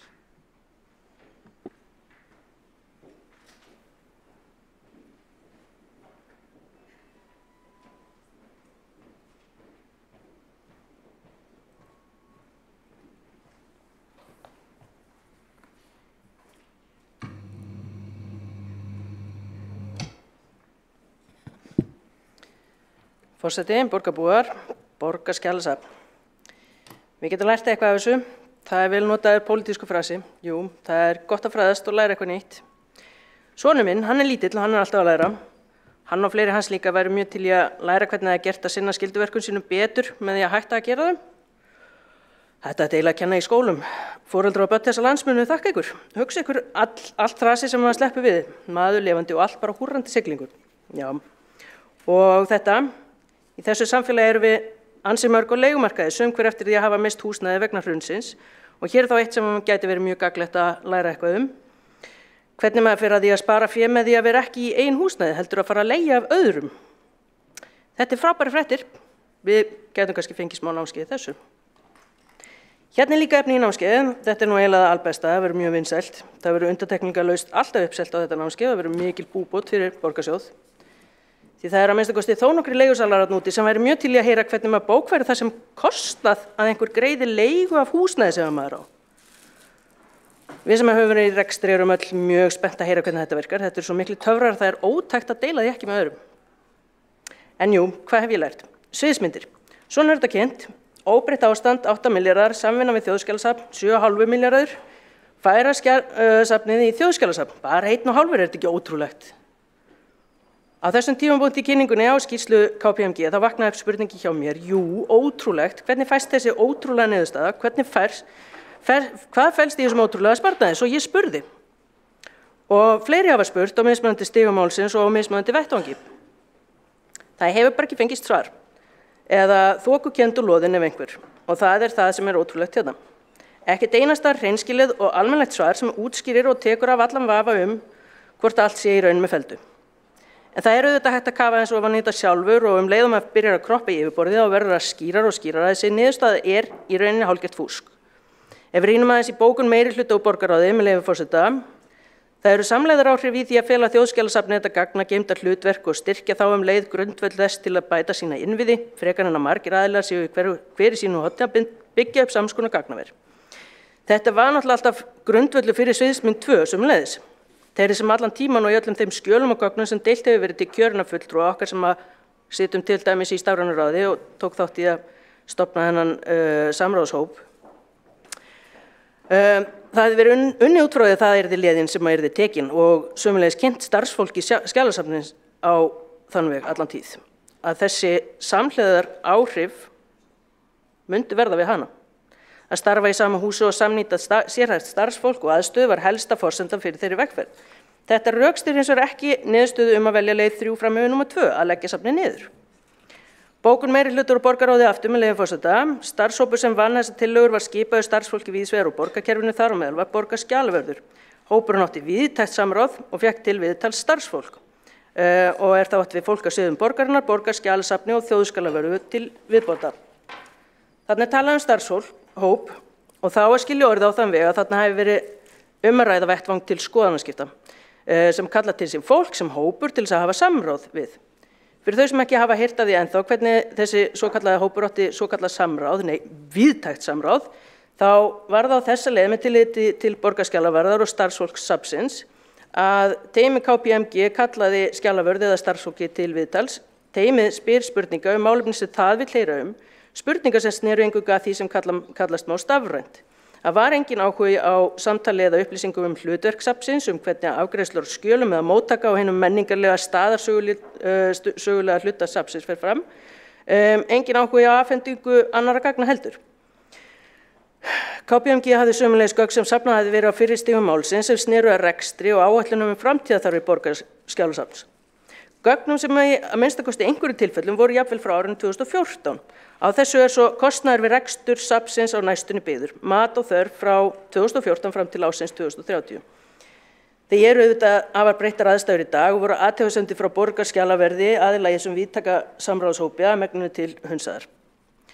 Það er eiginlega merkilegt hvað fólk nú til dags leyfir sér að kalla samráð. Ef við samt að halda áfram með sviðsmyndir því að það er svo gaman með sviðsmyndir. Það er nefnilega ýmislegt óútskýrt ennþá við þessa leið 3 sem okkur er gert að kyngja. Það er talað að Borgarsögusafn eigi að taka við verkefnum af Skjalasafninu. Það er ósvarað hvað hluta verkefnasafnsins á að vera tekið við, eitthvað sem er kallað menningarmiðlun. Þá getum við komið með eina sviðsmynd. Þau mikilvægu sögulegu verðmæti sem geyma sögur líf og störf fólksins í borginni, einkaskjalasöfnin, að þau verði geymt í almennlegum skjalageymslum með fagfólki undir formerkjum Borgarsögusafns. Því ef svo þá hefur bara hreinlega gleymst að reikna með í síðustu sviðsmyndin á nokkur einasti kostnaði við það. Næsta sviðsmynd er að Þjóðskjalasafn mun leggja til hillumetra undir þessi söfn eða að minnstakosti aðgangabúnaði til að koma þeim í stafrænt form og eftir það í geymslupláss í gagnaverum þess. Og þá sér hver heilvita manneskja að það verður ekki gert í einhverju sjálfboðavinnu og aumingjagesku við höfuðborg landsins alveg hreint ókeypis. Þá er síðasta sviðsmyndin að hætta þessari óþarfa varðveislu sögunar, skítt með að vera menningarborg. Höfuðborg með metnað og stolta sinni sögu. Hver þarf svoleiðis? En maður getur sparað milljarða, marga milljarða. Það langar alltaf til að vita hvaða sviðsmynd er ætlunin að velja hér, því að ef þessi mikli milljarðasparnaður á að standast, þá er eiginlega bara eina af þessu sviðsmyndum í boði. Eigum að fara í fleiri sviðsmyndir. Afhending gagna á Borgarbókasafnum. Það er alltaf hægt að draga upp neina framkvæmanlega sviðsmyndir undir þessu atriði og það er bara byggt á áliti sérfræðinga á sviði skjalavörslu, því að það er fag, ekki bara sagnfræðingar og upplýsingafræðingar. En ef þetta stendur til þá vantar inn í kostnaðarmat 3. sviðsmyndar þann kostnað sem mun óhjákvæmilega fara í að koma upp sérþekkingu á bókasöfnunum, meðferð skjala, leit í skjalasöfnum og afhendingu gagna, nema að það er líka framkvæmingur á ókeypis-töfra á þessu. Kostnaðar við 1 og 2, allt er talið til og jafnvel tvisvar. Leið 3, ekkert er talið til, ekki að fullu að minnsta kosti. Í rauninni er þetta þá á þá leið að já, vissulega spara maður kostnað við rekstur Borgarskjalasafns með því að við erum ekki með Borgarskjalasafn. En maður getur ekki spara svo mikið við skjalavörslu borgarinnar nema að hætta að halda utanum og sýsla með skjöl borgarinnar. Það verður ekki spara svona stórfenglega í varðveislu söguborgarinnar nema með því að hætta að varðveita söguborgarinnar. Ef þá að halda áfram að sinna þessum mikilvægu verkefnum Skjalasafns á borði Borgarskjalasafn, eins og ofta gefið í skyn að muni verða, þá þarf krónutalan sem fylgir síðustu sviðsmynd að innihalda þann kostnað. Annað er fúsk eða hreinlega óheiðarleg framsetning. 3. sviðsmyndir er reyndar kynnt í skýrslu KPMG á þann veg að Þjóðskjalasafni muni bera ábyrgð á öllum skildum opinber skjalasafns samkvæmt lögum þar og það þýðir einfaldlega að Þjóðskjalasafn muni ekki annar stað varðveita sérstaklega sögur Reykjavíkur og mjög líklega alls ekkert að safna á nútíðar eða framtíðasögunar. Það mun ekki taka við einkaskjalasöfnum því er enn ósvarað hvort það muni yfir höfuð varðveita þau söfn sem að Borgarskjalasafn hefur nú þegar í sinni vörslu. Við erum að tala opinbera söfnun rekna af ríkissjóði hérna. Það er ríða yfirleitt ekki feitum hesti. Eða hvað? Algjör óvissa og ringulreið ríkir meðal starfsfólksins sem er best til þess fallið að flytja safnið og fylgja því á áfangastað svo vel séð og geti tryggt það að það verði ekki rof og samfellu í starfi við afhendingu gagna sem er algjört lykilatriði við þennan flutning. Vegna þess að stjórnendur hvernig stjórnendur ofar í skipuriðinu hafa komið fram við þau. Óvissa og ótti ríkir líka meðal þeirra sem hafa afhent skjalasöfn sín til varðveislu og það er ekki á ósíkju. Svo nú það bara vera dálítið heiðarlega og svara þessu. Á að hætta þessu öllu saman eða er þetta einhvers konar skapandi talnaleikfimi og þá er mögulega tilgangurinn að fela að þessi kostnaði verið bara tekin upp úr vasa borgarstjóðs og í staðinn verið bara látið eins og það komi verkefni Borgarskjalasafns ekki neitt við. Og jú, kannski hefur þetta verið eitthvað stórkostlegt trikk sem að gengur út á að beina sjónum fólks frá einhverjum enn öðru. Það væri smá vandræðilegt því að í lykilatriði við sjónhverfingar er að draga athygli frá töfrabragðinu rétt mátulega mikið til þess að vekja ekki grunnsemdir að þú sért að draga athyglina frá einhverju. Ég held að 6 milljarðar hafi bara verið aðeins svo stórt afvegaleiðingartrikks og valdi því að eina sem vaknar upp hjá fólki er spurningin hvað dómsdagsbull er þetta eiginlega og hvað er fólki að gera. Annað lykilatriði við töfrabrögð er að taka sinn tíma. Óðagott er óvinur sjónhverfingamanna. Það er endast mjög sárlega áberandi í því hvernig gengið hefur fram að það eru hálíkindi á því hvað það geti verið sem liggur á baki. Ég ætla ekki endilega að orðlengja það, en það vita þau sem hafa stjórnað fólki að viðbrögð við slíkum vandamálum krefjast góðra stjórnunar hæfileika. Það þarf að horfast í augu við fólk og semja við það af virðingu og skilningu fyrir því að mikið hefur verið lagt undir, fullvissa það að ævistarfið þeirra sé í góðum höndum. Engin haldbær rök hafa verið færð fyrir flýtiafgreiðslu. Engin haldbær rök fyrir því að þessa miklu fjárhæði muni í raun og sanni sparast en ekki bara skvettast í andliti á okkur einhvers staðar annars staðar í kerfinu eða bara seinna. Svona fúsk er ekki tilhlýðilegt í svo stóru máli. Skammsýni og óðagott. Það sem tapast mun ekkert verða endurheimt eftir að það er búið að skella í lás og henda safngögnum eða hætta að sinna verkefnum eða glata sérþekkingu. Þarfir utan er þetta bara ekki einkamál borgarstjórnar meirihluta Reykjavíkur árin 2022 til 2026. Þetta er fúsk, illa unnið, ólýðræðislegt fúsk. Takk fyrir mig.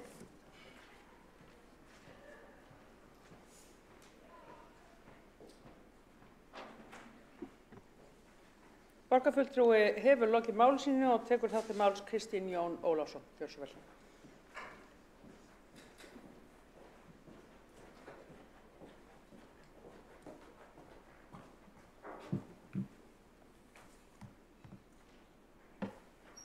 Forseti, ágæta borgarstjórn. Talið er að yfir 50% af gögnum heimsins hafi orðið til á undanförnum 2 árum, sem gerir brýnt að flýta og efla stafræna vegferð borgarskjalasafns til þess að ábatin í starfseminni skili sér sem fyrst til íbúa. Að öðrum kosti sér fram á ógnarmikinn vöxt í þörf fyrir geymslur undir pappírsgögn sem eru bæði umhverfis og efnahagslega óhagkvæm fyrir utan að það er ekki að anda stefnu borgarinnar sjálfbærni. Hvort ætlum við að horfa fram á veginn og borga í auknum mæli fyrir geymslur undir pappír eða stafræna framtíð skjala borgarskjalasafns? Áskoranir borgarskjalasafns Reykjavíkur og Þjóðskjalasafns Íslands eru í stórum dráttum þær sömu. Í báðum söfnum er meðal annars þörf fyrir mikla fjárfestingu og uppbyggingu á sérhæfðu vörsluhúsnæði, tækjakosti og þjálfun starfsfólks til að tryggja skilvirka skjölun til framtíðar. Bæði söfnin standa frammi fyrir nýjum veruleika sem kallar á nýjar áherslur og nýjar lausnir í rafrænum skilum og miðlun. Í jafn sérhæfðu fagi og skjalaværsla og jafn fámennu samfélagi og Íslandi hljóta því að vakna upp spurningar hvort að það sé skynsamleg nýting fjármuna, mannauðs og innviða að starfrækja 2 stórar og sérhæfðar stofnanir á höfuðborgarsvæðinu, sem gegna í grunninn sama hlutverki og veita sömu þjónustu. Það er önnur geymigögn að vera stjórnsýslu ríkisins og nær helming sveitarfélaga, þar á meðal Hafnarfjörð og Reykjanesbæ, en hin stofnunin geymigögn stjórnsýslu Reykjavíkur. Asinn er ekki meir en svo, en að í minnstakosti áratug hafa áskoranir í starfsemi borgarskjalasafns meðal annars í húsnæðismálum legið ljósa fyrir. Árið 2014 var umhverfis- og skipulagssviði borgarinnar falið að gera úttekt og þarfagreiningu fyrir safnið þar sem ljóst var að leysa þurfti áskoranir meðal annars hvað geymslu getur varðar í nýju húsnæði til framtíðar. Frá árinu 2020 hafa staðið yfir könnunarviðræður við framkvæmdasýslu ríkisins hugsanlega sameiginlega byggingu fyrir Þjóðskjalasafnið og Borgarskjalasafnið. Fóru fulltrúar meðal annars frá þáverandi mennta- og menningarmálaráðuneyti, fjármála- og efnahagsráðuneyti, framkvæmdasýslu ríkisins, ríkisegnum Þjóðskjalasafnið, þjónustu- og nýsköpunarsviði, Borgarskjalasafnið til Danmerkur október 2021 til að skoða varðveislu hús. Samhliða hóf framkvæmdasýsla ríkisins vinnu við gerð frumathugunar þar sem möguleikar í nýjum sameiginlegum höfuðstöðum og varðveisluhúsi fyrir stofnanir tvær voru kannar enn frekar. Samkvæmt verklagsreglum framkvæmdasýslunnar fól sú athugun í sér þarfagreiningu og húsrýmisáætlun og var í þessu tilviki miðað við þróun starfseminnar næstu 15 til 30 árin. Þegar fyrstu drög lágu fyrir upphaf árs 2022 var ljóst að mjög mikil samlegðar áhrif væri í nýjum höfuðstöðum með nánu samstarfi beggja safna með yfirfærslu verkefna sem myndi skila sér í mun lægri kostnaði, betri nýtingu sérþekkingar og bættri þjónustu. Á þessu tímapunkti var hins vegar ákveðið að staldra við þar sem spurningum stafræna framtíð þótti ekki svarað með nægilega afgerandi hætti en ljóst var að rafræn langtímavarsla myndi ekki eins vaxa margfalt í náinni framtíð heldur einnig breyta eðli grunnstarfsemi safnanna miklu leyti. Á fundi stafræns ráðs borgarinnar í ágúst 2022 var því samþykkt að fara í frekari greiningarvinnu og stefnumörkun framtíðarhögun á starfsemi Borgarskjalasafns sem tók meðal annars mið af húsnæðismálum, mannauði, öryggismálum og stafrænum innviðum fyrir nútíma skjalavörslu. Starfshópur var skipaður með erindisbréfi utan verkefni sem samanstóð meðal annars Borgarskjalaverði, sérfræðingur á Borgarskjalasafni, sérfræðingi upplýsinga og skjalastýringu og sérfræðingi upplýsinga, tækni og þjónustu frá þjónustu- og nýsköpunarsviði Reykjavíkurborgar. Þeir valkostir sem tilgreindir eru framtíðarhögun Borgarskjalasafns í skýrslu KPMG ætti því ekki að koma neinum af fyrrgreindum aðilum á starfshópnum á óvart. Auk þess var haft samráð meðal annars við safnstjóra Borgarsögusafns, Borgarbókavörð og Þjóðskjalaverði. Á þessum má augljóslega sjá að fyrir utan greiningarvinnu sem hefur staðið yfir með köflum í nærri áratug, þá hafa viðræður átt sér stað ýmsa aðila innan Borgarskjalasafns, borgarinnar og ríkismegin samlegar áhrif Borgarskjalasafns og Þjóðskjalasafns frá minnstakosti 2020 í tæp 3 ár. Líkt og kemur í fram umsögn Þjóðskjalasafns þá hefur safnið sama hlutverk og héraðsskjalasafnið sem starfa landið samanber 13. grein laga opinber skjalasöfn. Í umræðunni hefur komið á óvart það vantraust sem endurspeglast í orðræðinu bæði gagnvart KPMG og Þjóðskjalasafni. Stofnanir sem búa yfir fjölda hæfileikaríks fólks og mikilli fagþekkingu. Þjóðskjalasafni hefur sem dæmi nýlega lagt fram metnaðarfulla stefnumörkun stafræna framtíð safnsins. Það verður ekki framhjá því horft að Þjóðskjalasafni og Borgarskjalasafni standa bæði á tímamótum hvað umbreytingu og þjónustu varðar. Breytingar eru oft erfiðar en samt nauðsynlegar til þess að við höldum áfram að þróa sem samfélag í takt við þarfir íbúa og betur bætingu á þjónustu með aðstoð tæknina þegar þessu kostur. Við sem höfuðborg eigum að vera framsýn fyrirmynd og alltaf leita leiða til samvinnu með ríki og öðrum sveitarfélögum þegar það á við. Mikilvægt að nýta þau tækifæri þegar grundvöllur til samstarfs fyrir hendi innan hins opinbera í umbreytingu og þjónustu sem leiðir meðal annars til hagkvæmni, umhverfislegs og menningarlegs ávinnings fyrir samfélagið. Óbreytt ástand í skjalamálum ekki boðlegt í hröðum heimi tækniframfara og samfélagsbreytinga. Meðhöndlun gagna og skjala að gjörbreytast og þar með starfsháttum og tækifærum í starfsemi skjalasafna. Fyrir starfsfólk opinberra skjalasafna rafræn stjórnsýsla eflaust eitt stærsta verkefni sem þau hafa tekist á við. Markmiðið að umbreyta þjónustu borgarinnar í samstarfi við Þjóðskjalasafnið, til dæmis með því að gera borgarbúum í raun landsmenn öllum kleift að sækja sem flest skjöl úr Borgarskjalasafni beint heim í stofu með stafvæðingunni í stað þess að þurfa að fara 2 miðlæga staði í dag. Raunverulegt samfélagsleg virði felst í þeim gögnum sem við nýtum, njótum og lærum af.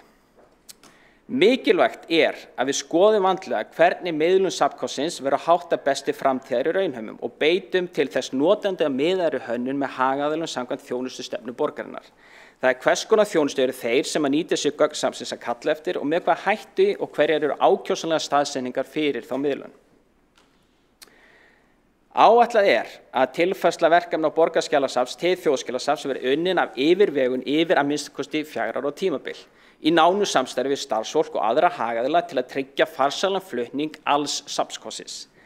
Það enginn að fara að loka Borgarskjalasafninu á morgun þar sem nokkra ára vinnur að ræða og mikilvægt að allir séu meðvitaðir það. Tækifærin í vegferð safnanna miðað við nústöðu og þær áskoranir sem liggja fyrir hendi styðja samlegðar áhrifin.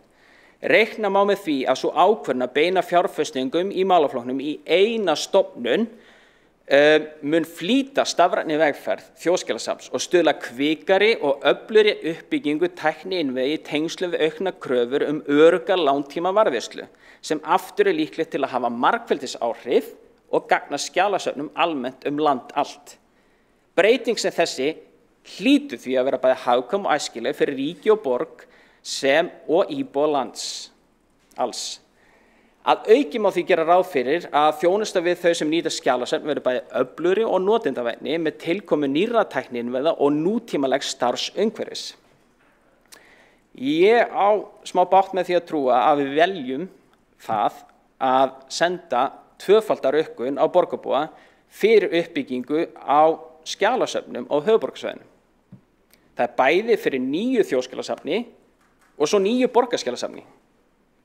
Það verður óráðsía að samnýta ekki slagkraftinn sem fæst með því að sameina þessa vegferð safnanna.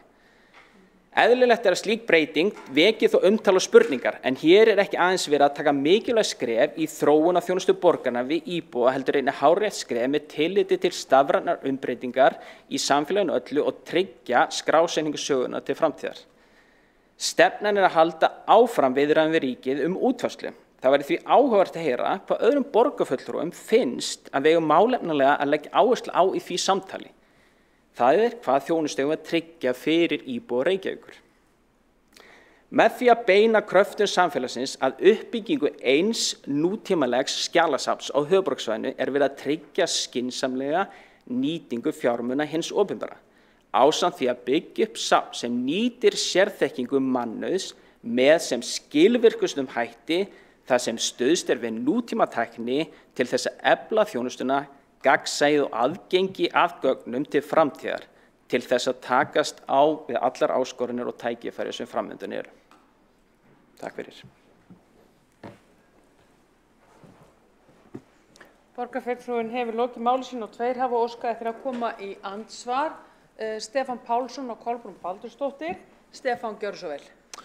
Forseti, ég þakka Kristni Jóni Ólafssyni, borgarfulltrúa, fyrir eiginlega þann kjarka að taka til máls hér. Ég hefði gjarna viljað sjá fleiri fulltrúa meirihlutans setja sig hérna á mælendaskrá. Annað afrek sem hefur unnist í tengslum við þetta að hið sundraða, oft berjast á banaspjót samfélag íslenskra sagnfræðinga. Það hefur tekist að sameina það allt glæsilega á liðnum dögum. Við höfum séð harðorðar ályktanir 2 frá Sagnfræðingafélagi Íslands, eina frá aðalfundi sögufélagsins, eina frá félagi sögukennara, samtökum héraðsskjalasafna.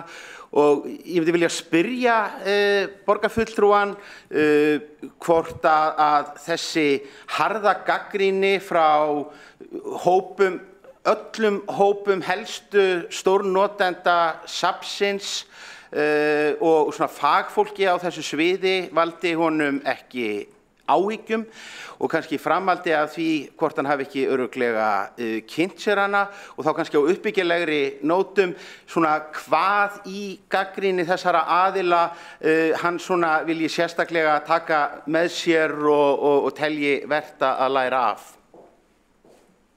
Borgarfulltrúinn hefur lokið við að veita andsvar og svara þá andsvari, ekki satt, Kristinn Jón Ólafsson, gjörðu svo vel. Stemmi, ágæti forseti og borgarstjórn, þakka fyrir fyrirspurnina, borgarfulltrúi Stefán Pálsson.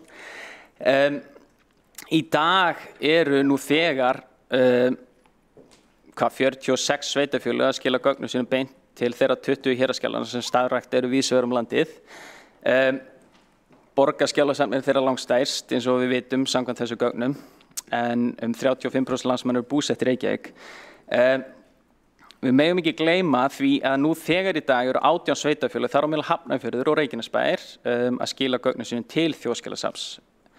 Þannig að það ákveðin hluti af landsmönnum sem telur 40% landsmanna, en það hefur reynda verið að koma inn og hér fyrr að mögulega þessar tölur ekki alveg 100% þar sem við höfum hana fyrir framan okkur.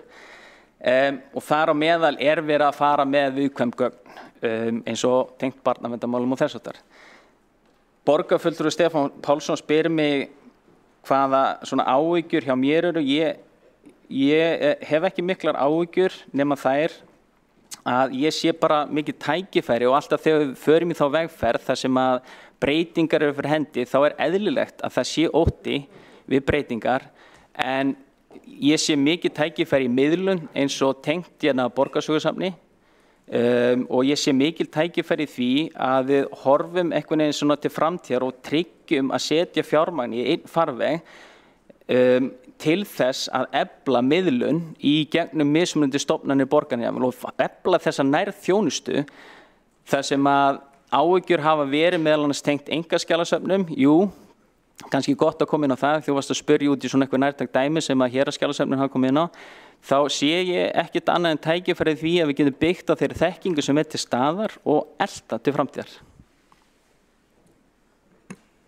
Borgarfulltrúinn hefur lokið við að svara andsvari og veitir þá andsvarari sinni Stefán Pálsson, gjörðu svo vel. Forseti, ég heyri það að borgarfulltrúi Kristinn Jón Ólafsson hefur lætur sér þessa gagnrýni í heldur létturúmi liggja og verið svona hallast að því að þetta hljóti þó bara byggjast á misskilningi þessara hagaðila og þá spyr ég kannski á móti úr því að allir og amma þeirra sem að tengjast málaflokknum náðu að misskilja þetta svona mikið, er það þá ekki til marks það að kynningin hafi mistekist hrappalega og jafnvel að það gefi kannski tilefni til að velta því fyrir sér hvort það eigi að stíga skref tilbaka til að kynna sér málið betur. Eins varðandi samanburðin á stöðu skjalamálanna í Reykjavík og í þeim sveitarfélögum sem að ekki hafa haft skjalavörslu í eigin höndum heldur svona útvistæðis til þjóðskjalasafns, hvort að borgarfulltrúinn get ekki verið sammála mér í að það hefði verið mjög til bóta í valkostagreiningunni ef gerð hefði verið einhver tilraun til þess að leggja mat á mismunandi þjónustustig annars vegar í þeim sveitarfélögum sem að sinna þessu sjálf og þá kannski Reykjavík sérstaklega og hins vegar hinnum sem eru bara prófentu karlari og kerlingar hjá Þjóðskjalasafni. Borgarfulltrúinn hefur lokið við að veita ansvar og svara þá ansvari öðru svinni, ekki satt, Kristín, Jón eða, já, gjör svo vel. Forseti ágæta borgarstjórn, getur Stefán Pálsson endurtekið spurninguna sem hann vill fá svar við, þar sem ég átta mig ekki alveg á nákvæmlega í stuttu máli bara. Það kannski ekki alveg hefð fyrir því en ég ætla að leyfa það í þessu skipti, við erum ekki hér í spurt og svarað. Nei. En bara í stuttu máli.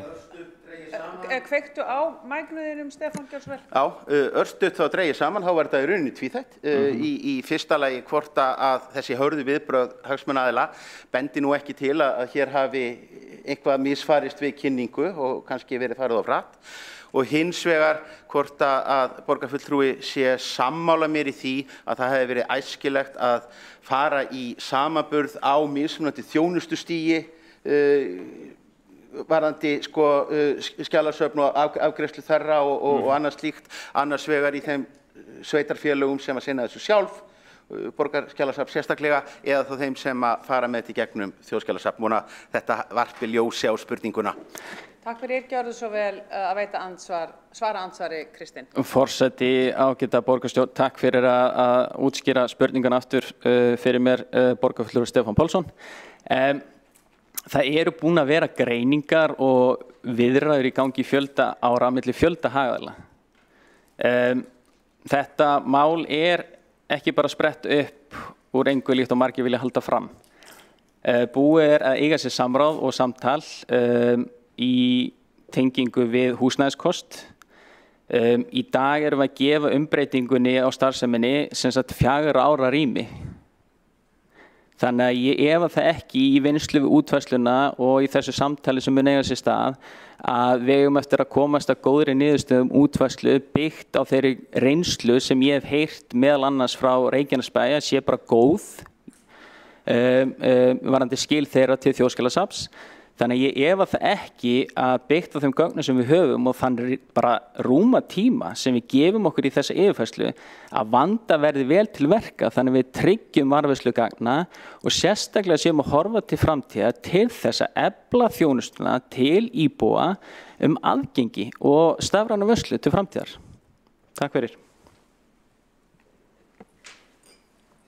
Borgarfulltrúinn hefur lokið við að svara andsvari og tekur þá til máls Kjartan Magnússon, gjör svo vel.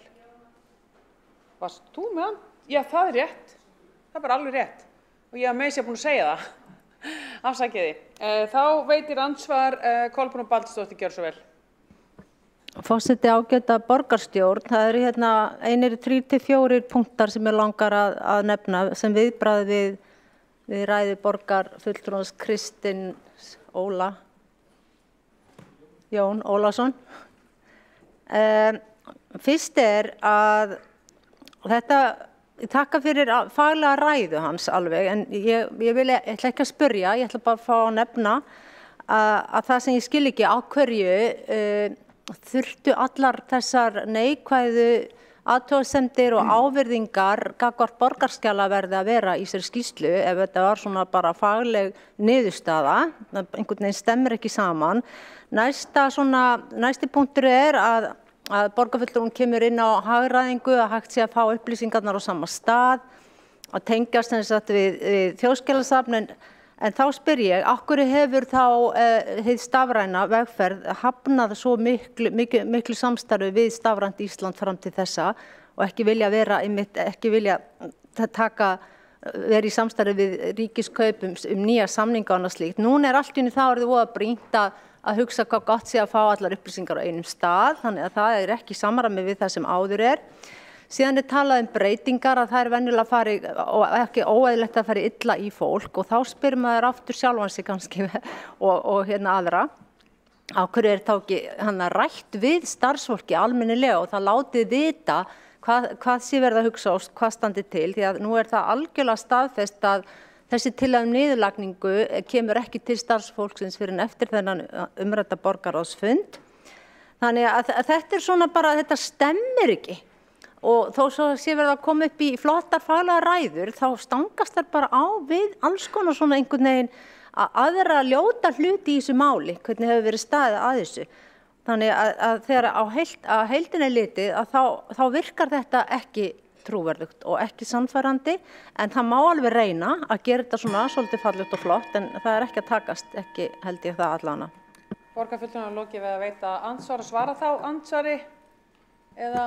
Já, gjör svo vel. Forseti, ágæta borgarstjórn, takk fyrir spurningarnar, Kolbrún Baldursdóttir, borgarfulltrúi. Ég byrja kannski á því að ræða að sviðsstjóri þjónustu- og nýsköpunarsviðs, hann var búinn að bóka fund eftir borgarráðsfundinn en það lágu út gögn og hann brást mjög hratt við og fór beint niður eftir til þess að tala við starfsfólkið. Þannig að við skulum ekki gleyma því að það lágu út gögn.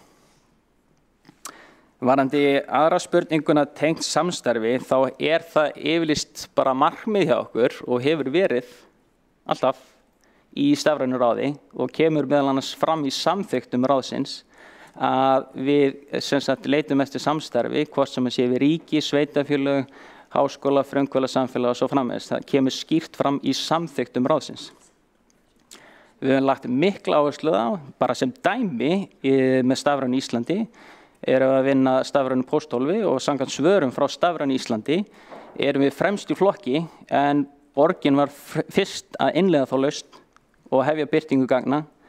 Innskráningakerfi, örugg innskráning á vefkerfi opinberra aðila, samkvæmt svörum frá Stafrænu Íslandi, erum við fyrsta sveitarfélagi til að tengja og nýta innskráningaþjónustuna og ég geti haldið áfram endalaust varðandi fullt af verkefnum.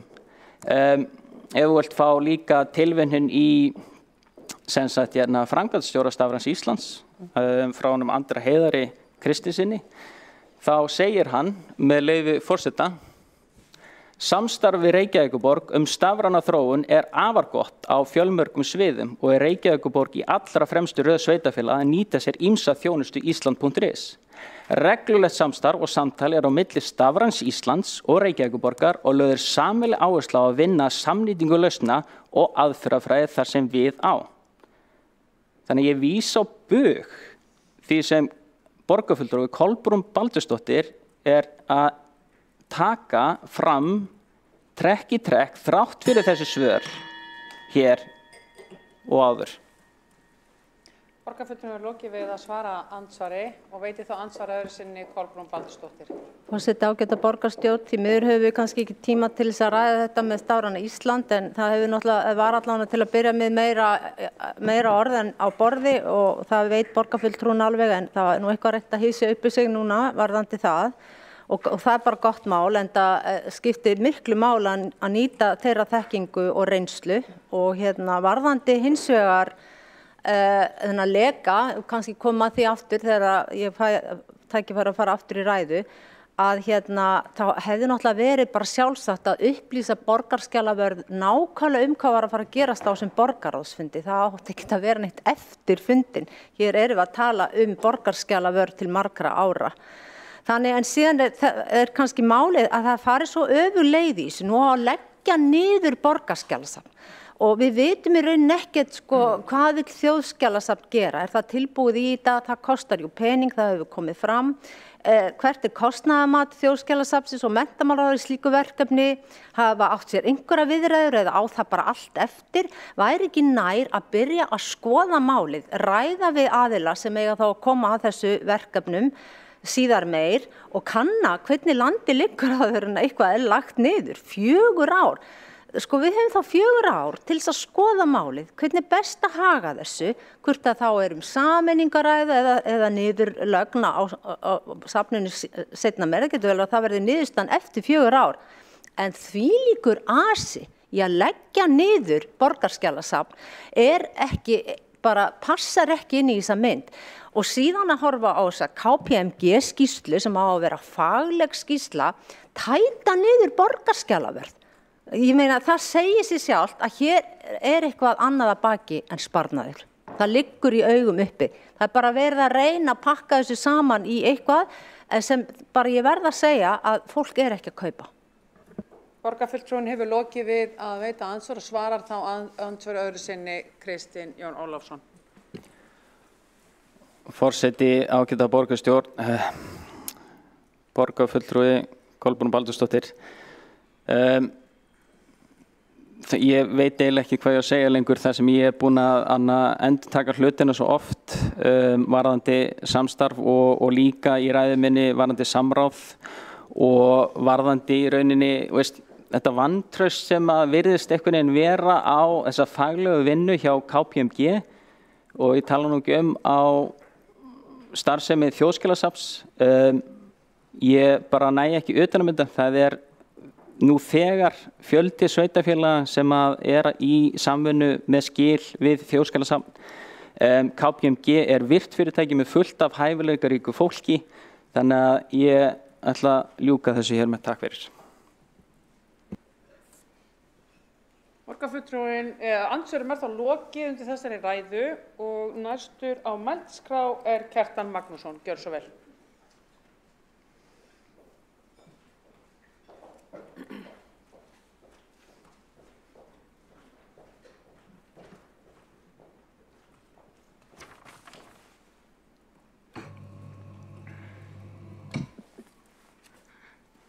Forseti, góðir borgarfulltrúar, það hefur verið mjög fróðlegt og alltaf því skemmtilegt hér í dag að sjá ýmsa borgarfulltrúa meirihlutans sem kvarta statt og stöðugt við því hvað ríkið sé lélegur samstarfsaðili og svíki gjarnan þá samninga sem hún gerir við borginnar og sé ekki treystandi. Þeir vilja nú allt til vinna til að koma einni helstu menningarstofnun borgarinnar í hendur ríkisins. Og maður leiðir ósjálfrátt hugann að því hvort að allar þessar yfirlýsingar í fortíðinni það hvað ríkið sé erfiður samstarfsaðili og illa treystandi fyrir hlutunum, hvort að það hafi ekki hugur fyllt máli og það hlýtur óhjákvæmilegt í framtíðinni þegar ríkið færi yfir sig athugasemdir, leiðinlegar athugasemdir hér eins og gerist oft hér í borgarstjórn, að þá sé þetta vísi í þetta að fyrst að borgarfulltrúar meðlutans segja að þetta sé mikilvæg starfsemi sem þarna fer fram í Borgarskjalasafni en vilja með ýmsum ráðum og óvönduðum vinnubrögðum koma henni sem fyrst í hendur ríkisins. Nú, það má velta því fyrir sér, leitar klárinn þangað sem hann kvaldastur. En það hefur nú verið farið yfir svona flesta, held ég, svona efnisþætti málsins hér í dag og líka á löngum borgarráðsfundi á fimmtudaginn. Ég held að það hefur verið leitt í ljós hvað vinnubrögðin eru óvönduð. Nú, það sjálfsagt eins og við margoft farið yfir hér, það sjálfsagt að skoða allar hugmyndir hagræðingu og sparnað með opnum huga, en þá mjög mikilvægt að það sé vandað vel til verka. Við höfum nú reynslu af stjórnsýslubreytingum, svo sannarlega, og sumar þeirra hafa tekist vel og aðrar síður. En oft það þannig þegar að stjórnsýslubreytingar yfir staðinni, tala ekki stór stjórnsýslubreyting, þá þá förum við nú stundum yfir það sko, hvernig hefði mátt að standa betur á verki og ég held að allir hafi þá verið sammálað þá á endanum að næst þurfi bara að standa betur á verki og þá aðalega átt við kannski tímalínuna og kynninguna.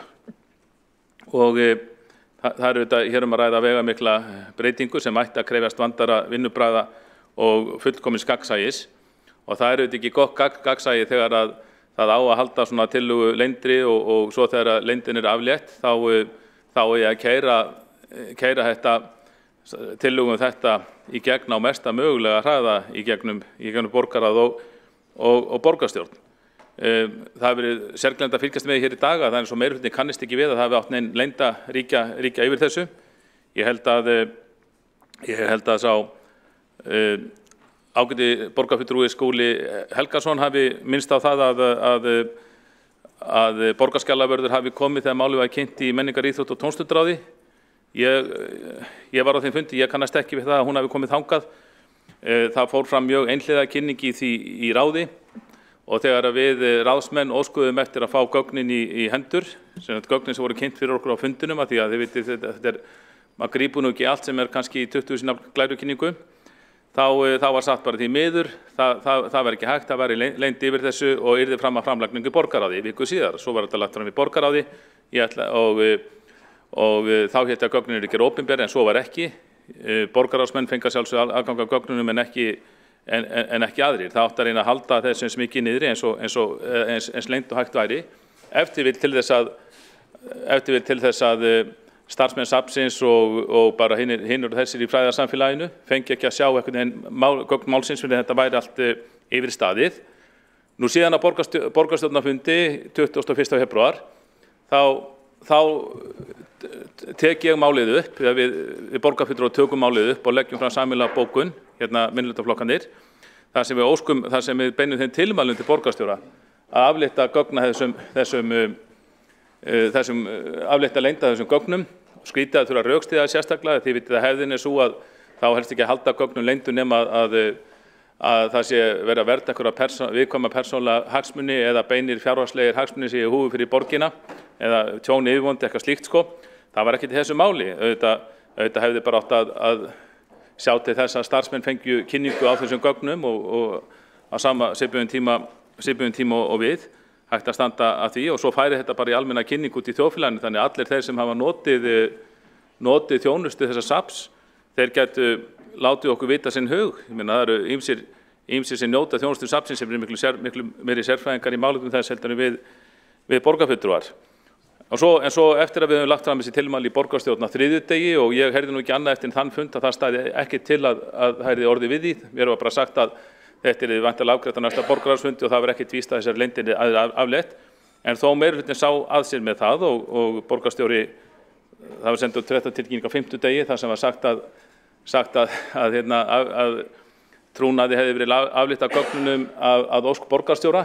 Jú, hann gaf að sjálfsögðu skipununa en það var náttúrulega minnihlutin að tók þetta hérna upp í borgarstjórn á nokkrum dögum áður.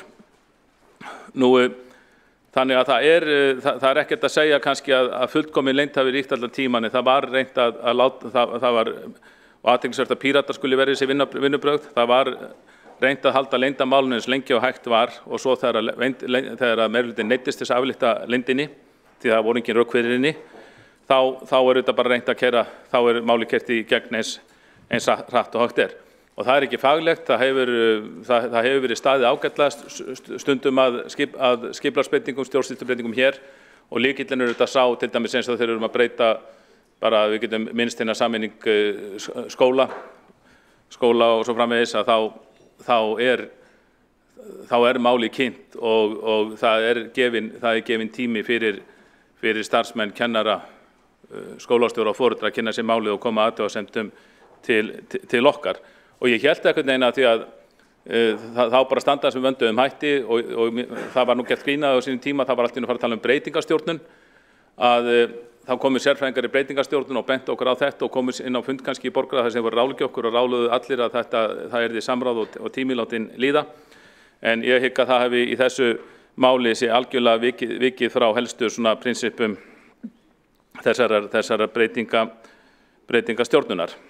Nú, og þegar maður lítur, ég skil nú ekki alveg hvað borgarstjóri var að rifja upp tillögu varðandi MR-reitin, mjólkurstöðarreitin sem ég kom með árið 2015 í borgarráð, það var nú svona hugsun sem fasteignatillaga og þá hafði ég heyrt að það húsnæði hentaði Þjóðskjalasafninu ekki mjög vel sem væri það og maður sá fyrir sér þetta var nú bara svona þróunatillaga, ég held að borgarskjali hafi nú aldrei verið blandað inn í þessa góðu tillögu og hún var samþykkt, ég held að það var nú lítið gerst í henni en þegar maður horfir á þessa tillögu og reyndar ýmsar tillögur sem við höfum lagt fram varðandi þróun og breytingu við sjálfstæðismenningin tíðina og margari hagræðingu og hefur flestum bara engan veginn verið tekið eins og til dæmis flestar tillögurnar sem við lögðum fram jólin hagræðingu og fjárhagsáætlun, þeim bara vísa út og í borgarkerfinu og verða aldrei að veruleika og við finnum þegar við leggjum þessa tillögu fram á ræðuðar að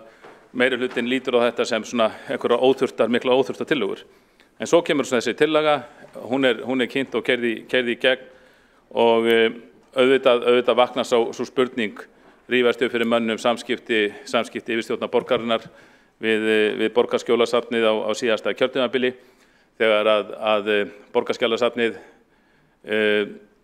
skrifaði lét semja eða fór í frumkvæðisathugun þar sem voru mjög óþægilega niðurstöður fyrir borgina, einnig eitthvað könnun í fyrra held ég eða hitti fyrra sem sýndi að skjalastjórnun borgarinnar væri ábótavant sem auðvitað ekki gott fyrir yfirstjórnu borgarinnar að fá þá einkunn og auðvitað spyrir maður sig að því þarna bara fellur heil stofnun í ónáð, ekkert stór stofnun og auðvitað veltir maður fyrir sig hvort að borgarstjóri sem fekk athugasemdir hvort að hans í hefndarleiðangri gagnvart stofnuninni vilji leggja hana niður og þar sé þá kannski öðrum stofnunum og embættismönnum til viðvörunar. Og eitt af því, ég hef engan tíma til að fara í þessa KPMG-skýrslu, en bara þegar maður lítur yfir á skýrslu þá sér maður bara hvernig fyrirsagnir eru notaðar í þessar skýrslu. Það eru valkostur 1, 2 og 3, valkostur 1 og 2 hlutlausar fyrirsagnir, síðan kemur þriðji valkosturinn sem borgarstjóri leggur til og þá kemur að sjálfsögðu skynsamleg nýting fjármuna. Svo kíkjum við á valkost 1 og 2 sem náttúrulega þeir eru svo háir að manni líst ekkert á þá og þá er gert ráð fyrir húsnæðiskostnaði upp á 5 milljarðar króna að Borgarskjalasafn fái nýtt hús upp á 5 milljarðar króna. Hvaða borgarfulltrúa dettur í hug að það sé raunhæft? Að nokkrum detti í hug að Borgarskjalasafn sé að fá 5 milljarðar króna hús núna eða bara nokkuð tíman. Bara til samanburðar má geta þess ef við horfum hérna yfir götuna, borgarfulltrúa góðir. Hér andspænis ráðhúsinu ríkið eða Alþingi að reisa stórhýsi. Það á að kosta 5 milljarðar króna og vera svipað dýrt og svipað fermetrum eins og gert ráð fyrir að nýtt stórhýsi Borgarskjalasafns að vera. Hverjum dettur í hug að Borgarskjalasafn að vera að fá þetta? Það er augljóslega verið að bara finna svona falska reiknaða stærð sett inn í skýrslu og tala síðan hægt sig að spara það með því að fara aðra leið.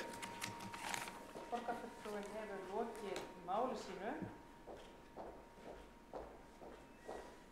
og tekur þá til máls Hildur Björnsdóttir.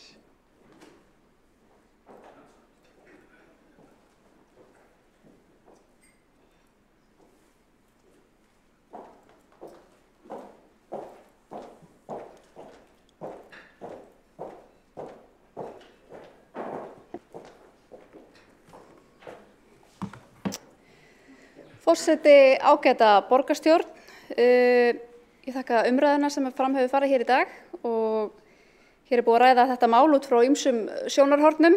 Ég vil undirstrika og ítreka að við sjálfstæðismenn erum alltaf reiðubúin að leita leiða til að hagræða í rekstri borgarinnar og einfalda stjórnkerfið. Það sem okkur hefur hins vegar kannski þótt sérkennilegast og ekki síst ef ég tala mjög sterkt hér fyrir sjálfa mig asinn sem hefur verið í þessu máli. Og það var nú þannig að við sem eigum sæti í borgarráði fengum málið í raun til afgreiðslu og fundi og áttum að afgreiða það samdægurs eftir eina kynningu. Við óskum eftir fresti og við því var orðið og það var vel. En ég átti alltaf von á því að sá frestur myndi vara lengur en bara til næsta fundar, eina viku. Að það geti kannski gefist meiri og lengri tími til þess að eiga þetta samtal sem að talaður og jafnframt að kalla eftir ítarlegri bakgrunnsgögnum og fjárhagslegum upplýsingum. Ég kem hingað upp til að bera upp breytingatillögu fyrir hönd minnihlutans alls. Það breytingatillögu Sjálfstæðisflokks, Sósíalistaflokks Íslands, Vinstri grænna og Flokks fólksins. Og tillagan svohljóðandi með leyfi forseta. Borgarstjórn samþykkir að vinna nánari greiningar á tillögum og ólíkum sviðsmyndum framtíðarhugun á starfsemi Borgarskjalasafns.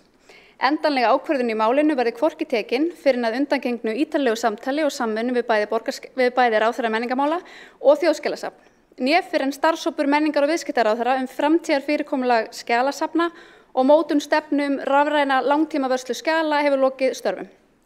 Jafnframt verði þess gætt að til grundvallar tillögunni liggi ítarlegar greiningar á því hagræði sem náð skal fram með breytingunni, þeim fjárhagslegu forsendum sem ákvörðuninni ætlað að byggja á og því hvernig kostnaði við mögulega yfirfærslu verkefna verður skipt milli ríkis og borgar. Og þá tillögulestri lokið. Kollegi minn borgarfulltrúi Marta Guðjónsdóttir flutti hér fyrir okkar hönd áðan frávísunartillögu. Hún gengur vissulega lengra og ég gerir ráð fyrir að hún verði hana verði þó greitt atkvæði fyrst. Þessi tillaga minnihlutans komu þá í kjölfarið. En hún byggir á því og henni fylgir stutt greinargerð sem ítrekar auðvitað það mikilvægi þess og áherslu okkar allra og það sé leitað leiða þar sem hægt til þess að hagræða í rekstri borgarkerfisins. En það þarf að gera skynsemi og að vandlega athuguðu máli og við hefðum kallað eftir því nú erum við nýbúin að ljúka við umræðu traust hér í borgarstjórnarsalnum og mér finnst svona bragurinn af þessu máli kannski ekki til þess fallin að skapa traust og hér allir búin að vera að benda fingrum og hvort annan og svona en ég hefði alveg viljað að meirihlutin gæfi þessu meiri tíma og gæfi okkur í minnihlutunum meira færi á að kynna okkur aðeins forsendurnar sem liggja þarna að baki og allar tölfræðilegar upplýsingar og aðrar upplýsingar og gögn sem að skipta máli þannig að fólk svona gæti afgreitt málið í meira trausti þess að hér væri jákvæða breytingu að ræða eða bara hreinlega mjög neikvæða ef að fólk kemst að þeirri niðurstöðu. Þannig að ég legg þessa breytingatillögu fram og óska eftir að hún verði borin undir atkvæði á eftir. Takk.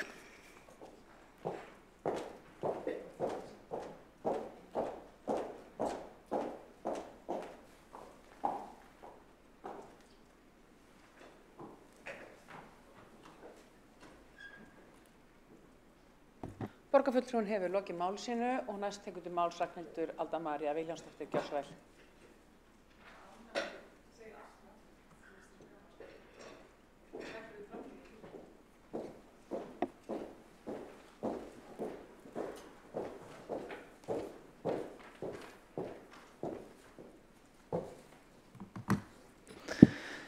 Já, ágæti forseti og borgarstjórn, það augljóslega, bara virkilega ljóst mál að þetta virkilega umdeild ákvörðun hjá meirihlutanum hér í dag, bara verulega umdeild.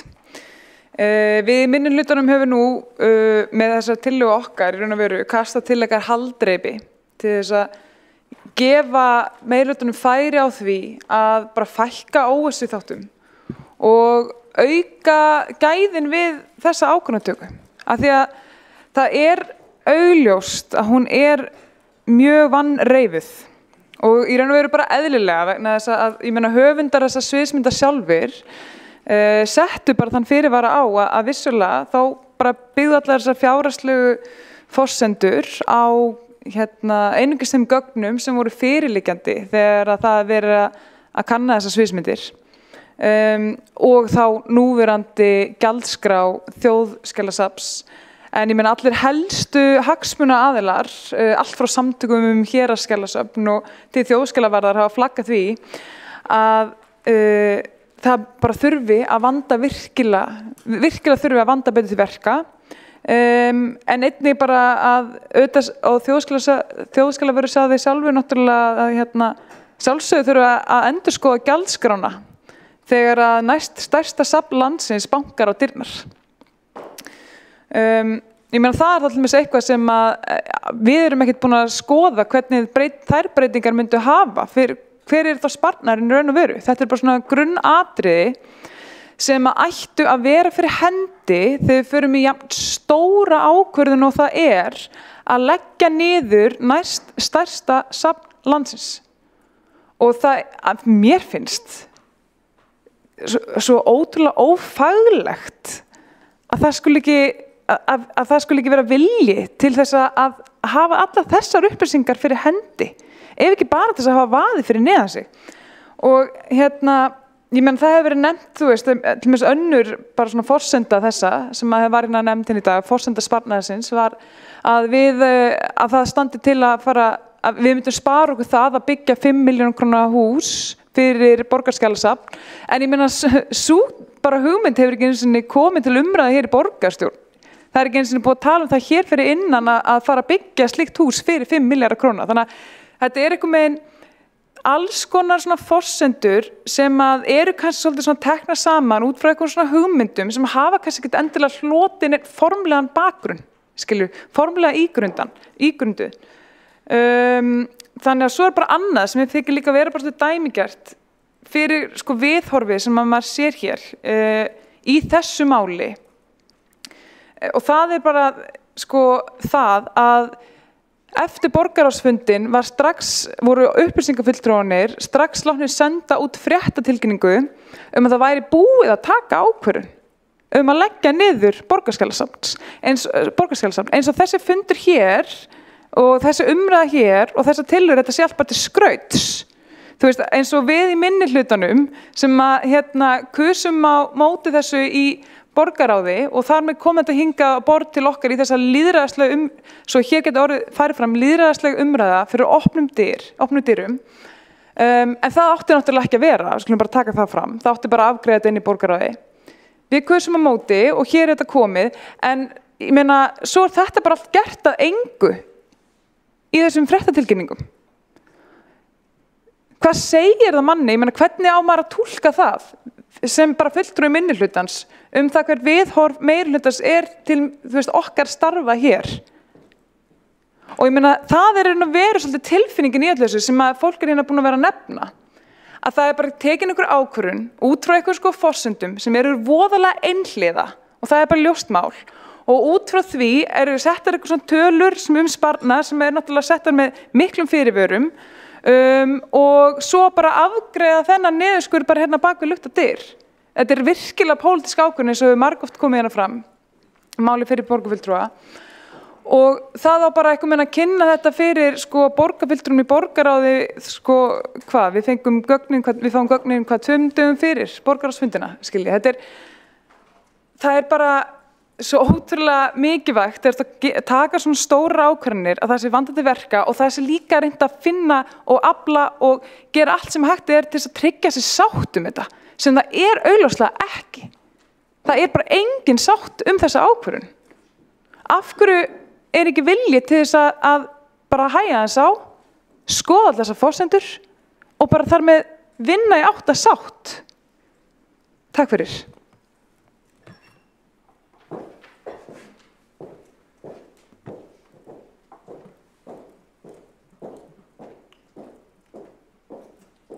Borgarfulltrúinn hefur lokið mál sínu og næst tekur til máls Sanna Magdalena Mörtudóttir.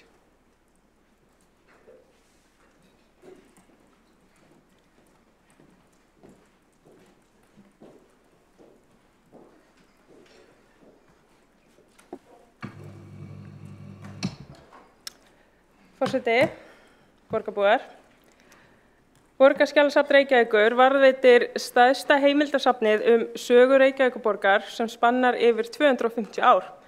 Það var árið 1954 sem samþykkt var að stofna Skjalasafn Reykjavíkur eins og það hét þá.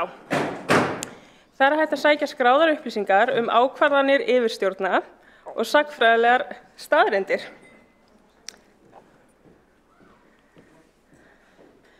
Ég hef tekið saman ýmsar myndir úr eldri dagblöðum sem sýna frá fjölmörgum málefnum sem Borgarskjalasafn hefur tekið upp til umfjöllunar, annaðhvort ein eða með öðrum.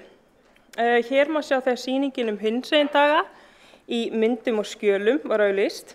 Myndin fengin úr blaðinu Hinsegin dagar í Reykjavík frá ágúst 2012 og það stendur meðal annars með leyfi forseta: Saga okkar ekki bara varðveitt í orðum, heldur líka í myndum og stundum segir lítil mynd miklu meira en nokkur orð geta gert. Tilvitnun lýkur. Þarna var verið að auglýsa sýningu sem var í Ráðhúsi Reykjavíkur sem var haldin af Mannréttindaskrifstofu Reykjavíkurborgar og sjá má að skjöl koma víða að, meðal annars frá Borgarskjalasafni. Gögn varpa ljós á söguna og hjálpa okkur að staðsetja okkur innan hennar og ég ætla að segja að ég mjög fegin að neðri 2 orðin sem sjást þarna á glærunni úr eldri blaðklippu sé ekki viðhöfð lengur, að það sé ekki talin ásettanleg orð sem ég ætla ekki að hafa hérna eftir. Nú, eins og við vitum þá Borgarskjalasafn miðstöð heimilda Reykjavík og Reykvíkinga og hefur í gegnum tíðina óskað eftir alls kyns gögnum sem varpa frekari ljósi á líf borgarbúa. líkt og sjá maður í blaðinu sem heitir Listin að lifa frá 2007. Það meðal annars óskað eftir sendibréfum, dagbókum og endurminningum. Og þannig hefur Borgarskjalasafn haldið utan gögnin svo úr verði saga, líkt og fjallað í lesbók Morgunblaðsins frá árinu 1999. Og ástæðan fyrir því að ég get verið að fjalla þetta allt hér vegna þess að búið að taka gögnin saman. Þau eru aðgengilega á einum stað sem gera mér kleift að nálgast upplýsingar með auðveldum hætti og birta hér til umfjöllunar. Ég fór að skoða eldri dagblöð og leitaði þar inn á tímarit.is. En slíkt hefur sýnt hvað það gagnlegt og gaman að haldið sé utan upplýsingar dagblaða á einum stað. Það hafa upplýsingar svo aðgengilegar hjálpa okkur að kynna okkur málin og umræðuna og hvað hefur verið áberandi hverju sinni. Eins og má sjá hér með áherslu á heilsu. Hérna kemur fram í Morgunblaðinu frá 2003 að Skjalasöfn landsins opni hús sín fyrir gestum og gangandi þegar norræni skjaladagurinn haldinn hátíðlegur. Þarna voru söfnin að beina sjónum að efni sem fólk væri sjaldan að tengja við slíkar stofnanir, þar að segja líkamannum, heilsunni og íþróttum. Og yfirskriftin var heilsu haldið til haga. Þarna voru Þjóðskjalasafn Íslands, Borgarskjalasafn Reykjavíkur og Héraðsskjalasöfn landsins að taka höndum saman með öfluga dagskrá og umfjöllun. Og svo það ástin. Árið 1994 leitaði Borgarskjalasafn Reykjavíkur eftir einkaskjölum í víðtækri merkingu til að nota til sýningar á 50 ára lýðveldisafmælinu. Og þarna kemur fram að safninu þætti fengur í einkabréfum, heimilisbókhaldi, dagbókum, stílabókum, bíóprógramum og jólakortum, svo dæmi sé nefnt. Þarna var ætlunin að halda 2 sýningar Reykjavík og Reykjavíkinga lýðveldisárið 1944 og með sýningu einkaskjala var ætlunin að varpa ljós á daglegt líf og venjur bæjarbúa. Og eins og við vitum þá varðveisla gagna mikilvæg, getur dregið upp sögu af borginni, hvernig hún var og hvernig hún hefur byggst upp, hvað hefur breyst og hvað ekki. Og þarna sjáum við hver saga borgarinnar var og hvernig hún hefur þróast. Slíkt getum við ekki vita nema með því að safna gögnum og miðla þeim og líta til þeirra. Hér má sjá umfjöllun frá fæðingarári mínu árinu 1992, umfjöllun í Alþýðublaðinu þegar Borgarskjalasafn Reykjavíkur, ljósmyndasafn borgarinnar og Verslunarmannafélag Reykjavíkur opnuðu sýningu. Sýningu sem leitaðist við að rekja þróun verslunar í borginni frá upphafi hennar til nútímans með skjölum, ljósmyndum og öðrum gögnum. Það mjög áhugavert að skoða þetta allt saman. Nú og málefni barna í borginni. Hér má sjá þegar leitað var eftir skjölum tengdum börnum og unglingum. Borgarskjalasafn Reykjavíkur var þarna árið 2000 að vinna undirbúningi sýningar börn og unglinga í Reykjavík á 20. öldinni. Og til þess að auka fjölbreytni sýningarinnar þá óskaði safnið eftir að fá til varðveislu eða láni frá almenningi alls kyns skjöl og gögn frá börnum og unglingum eða skjöl tengd þeim. Við sjáum að safnið hefur komið víða að og þegar að Knattspyrnufélag Víkings var að óska eftir gögnum árið 2008 þar sem að stjórn félagsins ákvað að halda myndarlega upp á 100 ára afmæli félagsins þá var fyrirhugað að sýna ýmsa muni. Og þarna tekið fram að Borgarskjalasafn hafi nú þegar í sínu vörslu talsvert magnheimilda sögu Víkings en að kalla væri eftir enn frekari gögnum fyrir afmælishátíðana. Og þá kem ég að þessu. Allt sem ég fjallaði hér að ofan eru dæmi sögu Reykjavíkinga og borgarbúa og þetta hið svokallaða minni Reykjavíkur. Félagi Andrea Helgadóttir, borgarfulltrúi, hefur farið vel yfir athugasemdir en hér ætla ég að enda á þessum spurningum. Hvað verður varðveislu, nútíðar og framtíðar sögu borgarinnar? Fyrir sagnfræðinga og Reykjavíkinga framtíðarinnar, hvers konar menningarborg varðveitir ekki sína eigin sögu. Hvernig að halda utan öll þau gögn, miðla þeim, safna þeim, halda utan þau með niðurlagningu Borgarskjalasafns. Við sósíalistar mótmælum heils hugar þeim áformum að leggja niður Borgarskjalasafn í núverandi mynd og tökum undir ályktanir sem hafa verið sendar víð úr samfélaginu og mótmælum þessum áformum.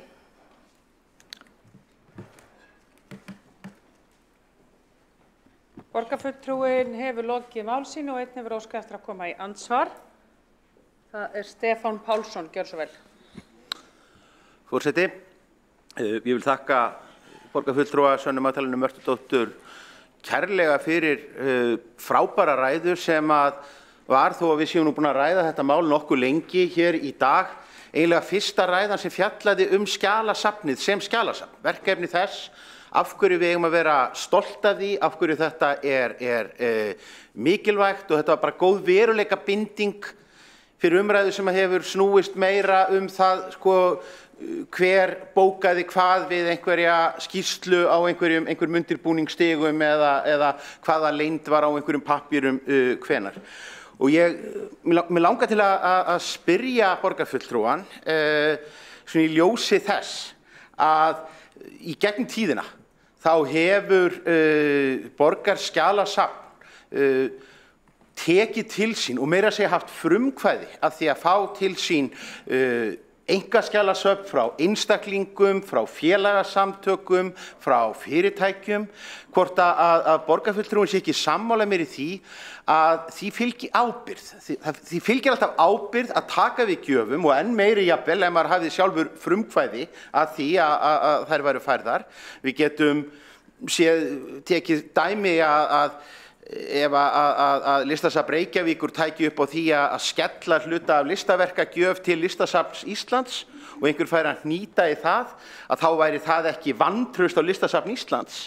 En hvort að borgarfulltrúi sé ekki sammála mér í þessu að það er ábyrgð sem að fylgir því að taka við hlutum, viðkvæmum persónulegum gögnum frá borgarbúum, frá félagasamtökum og fleiri slíkum aðilum.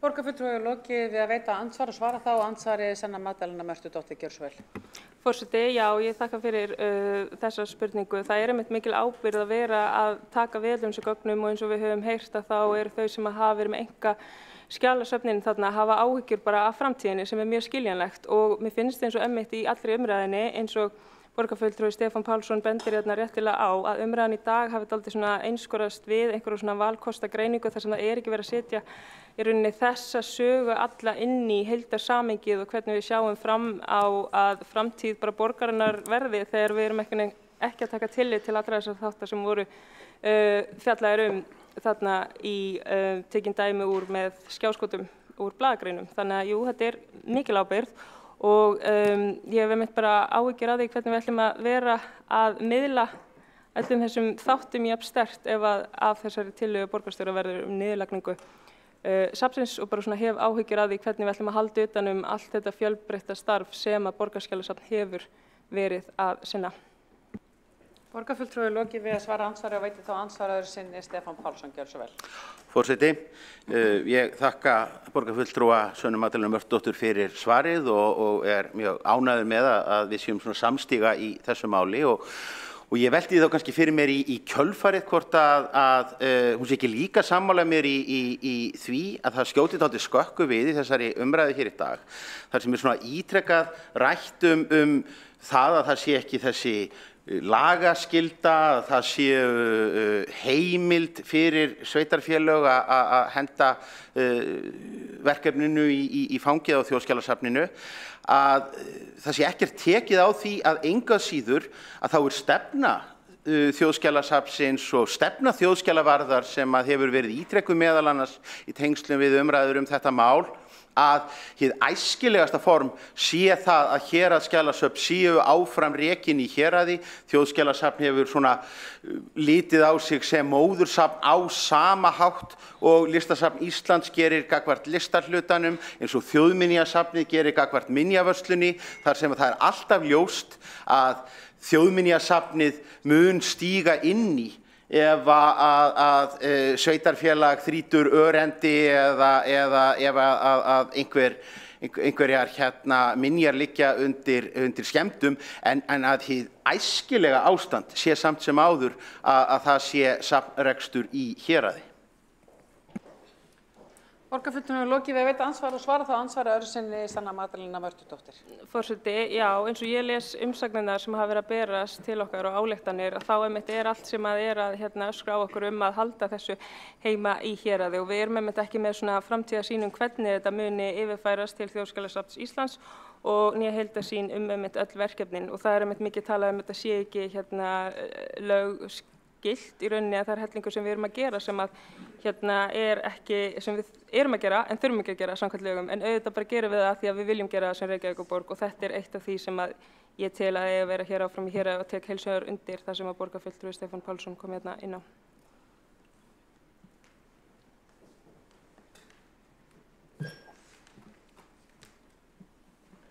Borgarfulltrúinn hefur lokið við að veita andsvarar þá andsvörum lokið undir þessum lið.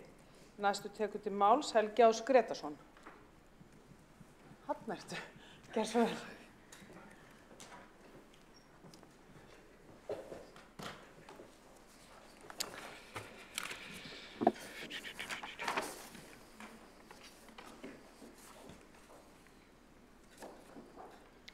Forseti, ágæta borgarstjórn. Ég vil bara byrja á því að þakka hérna fyrir yfirferð Sönnu Magdalenu sem var að varpa ljósi á þessar myndir og líka framlags Stefáns Pálssonar, borgarfulltrúa.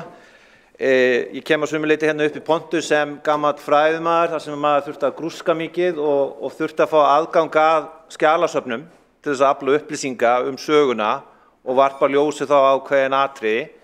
Þannig ég tel að þessi starfsemi sé mikilvæg og ég svo sem ekki orðið var við það að það sé ágreiningur það. Og get tekið undir að menningararfleifð svona skjalasafna töluverð og að Reykjavíkurborg hefur starfrækt þetta ansi langan tíma. Aðalatriði sem ég vildi kannski koma hér á framfæri núna reynsla mín af því að trúa því sem að sérfræðingar bera á borð og að taka því öllu sem sagt án gagnrýni. Vegna þess að það mikil hætta fyrir stjórnmálamenn að nýta það sem kallast sérfræðingavald til þess að búa til trúverðugleika, til þess að móta framtíðina fyrir samfélagið. Það sem kom mér á óvart við það að kynna mér þetta málefni var fyrst og fremst það að þó að sé margt ágætt í skýrslu KPMG þá tel ég vissa aðferðarfræðilega ágalla í henni og að það sé fyllsta ástæða til þess að gjalda varhug við stefnumótun á þessu stigi málsins hvert skuli framhaldi vera. Einnig tel ég það vera óskynsamlega ráðstöfun miðað við þær upplýsingar sem liggja núna fyrir að borgin án þess að það sé kominn samningur við ríkið framhaldið eða einhvers konar samningsdrög skuli bara segja það hreint út núna við stefnum að því að loka borgarskjalasafninu. Ef við tökum aðeins fyrir aðferðarfræði KPMG, það sem að maður var erfitt með að sjá nákvæmlega forsendurnar fyrir útreikningum á kostnaðinum, en þó fyrst og fremst þeirri forsendur varðandi það sem kallast valkostur 1 og 2, að það eigi að reisa hér á kostnað skattgreiðenda í Reykjavík 5 milljarða byggingu fyrir skjalasafn. Mér finnst þetta að vera svo undarleg forsenda í ljósi þess að kostnaðurinn að því að reka borgarskjalasafn 2021, hann var 168 milljónir samtals, þar af var launakostnaður 96 milljónir og kostnaður vegna húsaleigu sem að nota bene borgin fékk í sin eigin vasa var 55 milljónir.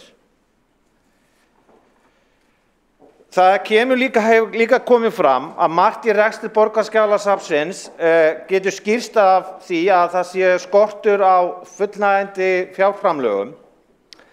Þannig að þegar þú horfir á heildarmyndina þá bara svo flókið að geta sætt sig við þá forsendu að það séu bara þessi 3 valkostir Og þessi 2 valkostinir fyrir það líka í sér, fyrir utan byggingakostnaðinn, að launatengd gjöld hækki til dæmis varðandi það ef borgin heldur áfram að reka þetta upp í 1278 milljónir samtals á næstu 7 árum og svo liður 2 1065 milljónir, en ef að þriðja leiðin valin þá það bara 517 milljónir. Asinn við þetta mál og sömuleyti lendi sem hér hefur líka verið lýst, gerir það líka verkum að full ástæða, líka með tilliti til sögunar, að vera að fara yfir þetta mál af ákveðinni tortryggni eða gagnrýni og það var enginn hafinn yfir þá gagnrýni. Vegna þess að ég veit ekki betur en að það sé fullt leyfi til þess að líka rýna með gagnrýnum hætti í starf sérfræðinga. Vegna þess að það eftir atvikum við sem erum í stjórnmálunum sem berum ábyrgð á því hvernig við ætlum að ráðstafa hagsmunum skattgreiðenda og hvernig við sjáum framtíðina fyrir okkur. Bara varðandi aðferðarfræðina aðeins í skýrslunum vegna þess að Skúli Helgason borgarfulltrúi hann las hérna upp og ég ætla að fá að með leyfi forseta að lesa aftur aðeins upp þann texta sem mér fannst vera mjög sérstakur eða svona með tilliti til gagnrýni á borgarskjalasafnið en hann svo hljóðandi. Skortur á að borgarskjalasafnið fylgja öðrum söfnum eða sviðum borgarinnar við innleiðingu nútíma starfshátta. En safnið hefur kosið sjálft að standa einhverju leið utan við heildarstefnu borgarinnar. Og svo talið upp, með leyfi forseta, innleiðingu þjónustustefnu, stefnumörkun í loftslagsmálum, jafnréttisáætlun, kynjaða fjárhagsáætlunargerð og fleira. Og svo haldið áfram að tala hérna um veðmál borgarskjalasafns og fleira. Ég veit ekki betur af reynslu af notkun á vef Reykjavíkurborgar sjálfs að hann hefur til dæmis oft annaðhvort legið niðri vegna mikils álags þegar engin þjónusta vegna snjómoksturs og fleira, að slíkt getur komið upp og það getur þá verið fullkomlega eðlilegar skýringar á þessu varðandi borgarskjalasafnið. Nú ætla ég ekki að gera þetta í einhverju aðalatriði. Það einu sem ég tel vera bitastætt í þessu máli að þessu stigi málsins óþarft að binda okkur við eina lausn. Við höfum ekki nægar upplýsingar og fullnægjandi gögn til þess að binda okkur við þá stefnumótun að leggja eigi borgarskjalasafnið niður. Það eru aðrir valkostir sem í lok dags gætu verið hagfelldari fyrir borgina ásamt því að gætt sé að þessari mikilvægu þjónustu og þessum menningar hlutverki sem að skjalasafn af þessu tagi Bendi ég hérna líka á fréttatilkynningu frá 3. mars 2023 frá menningar- og viðskiptaráðuneytinu, það sem einmitt verið að velta vöngum yfir framtíð skjalasafna og rafræna langtímavörslu skjala. Vegna þess að það getur vel verið að sá valkostur sem verið að leggja upp með sé hagfelldustur fyrir skattgreiðendur. Ég vil alls ekkert útiloka það. Mér finnst bara vinnubrögðin við að komast að þeirri niðurstöðu vera þess eðlis að ég get ekki treyst niðurstöðinni og ég tel það vera óskynsamlega ráðstöfun hjá borgarstjórn eins og tillagan gengur hér út af hálfu borgarstjóra að samþykkja þessa leið 3. Þess vegna tel ég að sú leið sem við í minnihlutanum samtals með okkur Sjálfstæðisflokknum sem oddviti Sjálfstæðisflokksins hér í borgarstjórn Hildur Björnsdóttir gerði grein fyrir sé heppilegri þar sem að nálgunin aðeins opnari. Vegna þess að það mjög sérstakt. Þegar annað stærsta skjalasafn landsins á að vera lagt niður að sá sem að reka það ætla að leita á náðir ríkisins og það ekkert búið að semja hvernig tilfærslan eigi að vera. Ekki neitt. Það einfaldlega óvissa. Ég hefði talið það vera skynsamlegri aðferðarfræði að upplýsingar þessi atriði lægju fyrir svo að það væri hægt að taka afstöðu til skýrra valkosta. Ágæta borgarstjórn. Ég ætla ekki að hafa þetta lengra nema aðeins að minna á bara út af svona hæfilegri fyrirvara á skýrslum sérfræðinga vegna þess að ég man það þegar ég byrjaði hérna í haust og var í skóla- og frístundaráði að það voru 3 sviðsmyndagreiningar fyrir skólahverfin í Laugardal og við fengum sérfræðinga sem hefðu samin skýrslur og þetta hafi verið að velkjast í kerfinu í töluverðan tíma. Og það var engin tímaáætlun. Og svo var spurt á Rásundi, það kom fram, efnislega fram, þegar sérfræðingur var spurður kostnaðaráætlunina og viðkomandi svaraði, það er 100% óvissa allar 3 leiðir sem hér boðið upp á. Og ég verð bara að segja það að efnislega getur vel verið að það sem verið að leggja hérna upp með sé skynsamlegt og hagfelldast. Ég vil alls ekki útiloka það. En meðan við aðferðafræðina og nálgunum við að komast að þessari niðurstöðu, þá hef ég það miklar efasemdir að ég tel tillögu okkar annars vegar að vísa þessu frá, hins vegar eins og í minnihlutunum að hafa þetta opnara, sé skynsamlegri nálgun á þessu stigi málsins. Borgarfulltrúinn hefur lokið ræðu sinni og tekur þá til máls öðru sinni Kolbrún Baldursdóttir.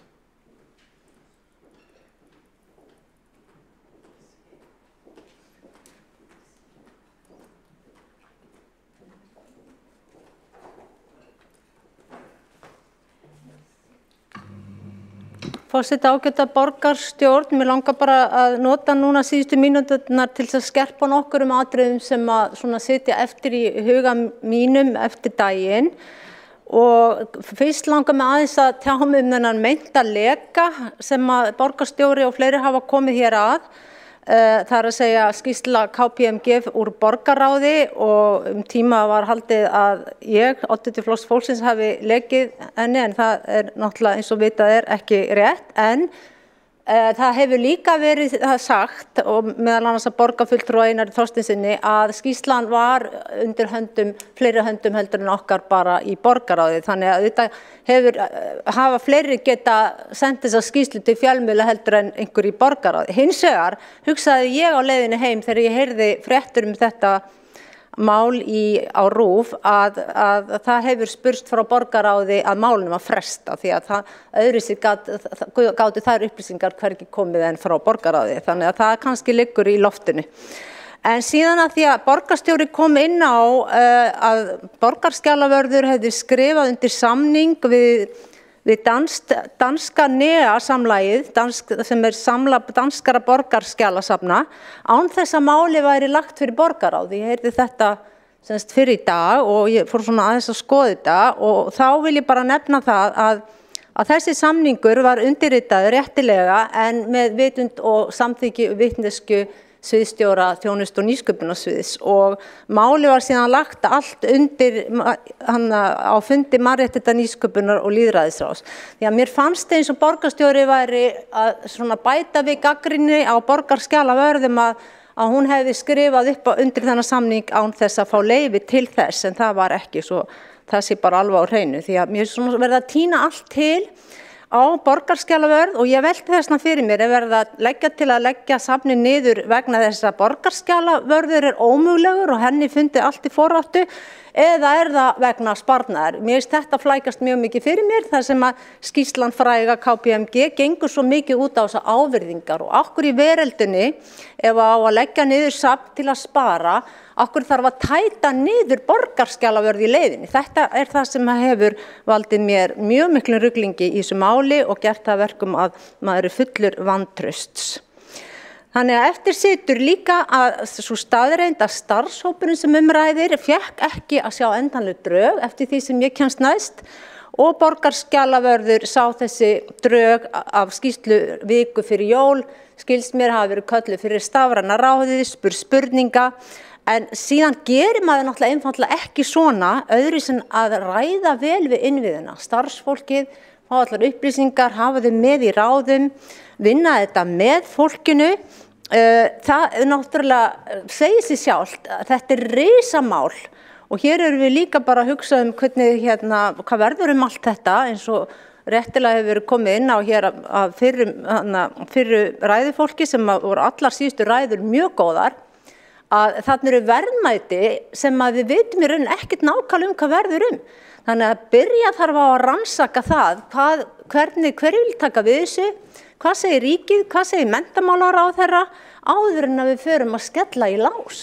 Þannig að það sannarlega byrjað á kolröngum enda og það það sem líka ruglar okkur í rýminu, af hverju liggur svona mikið á.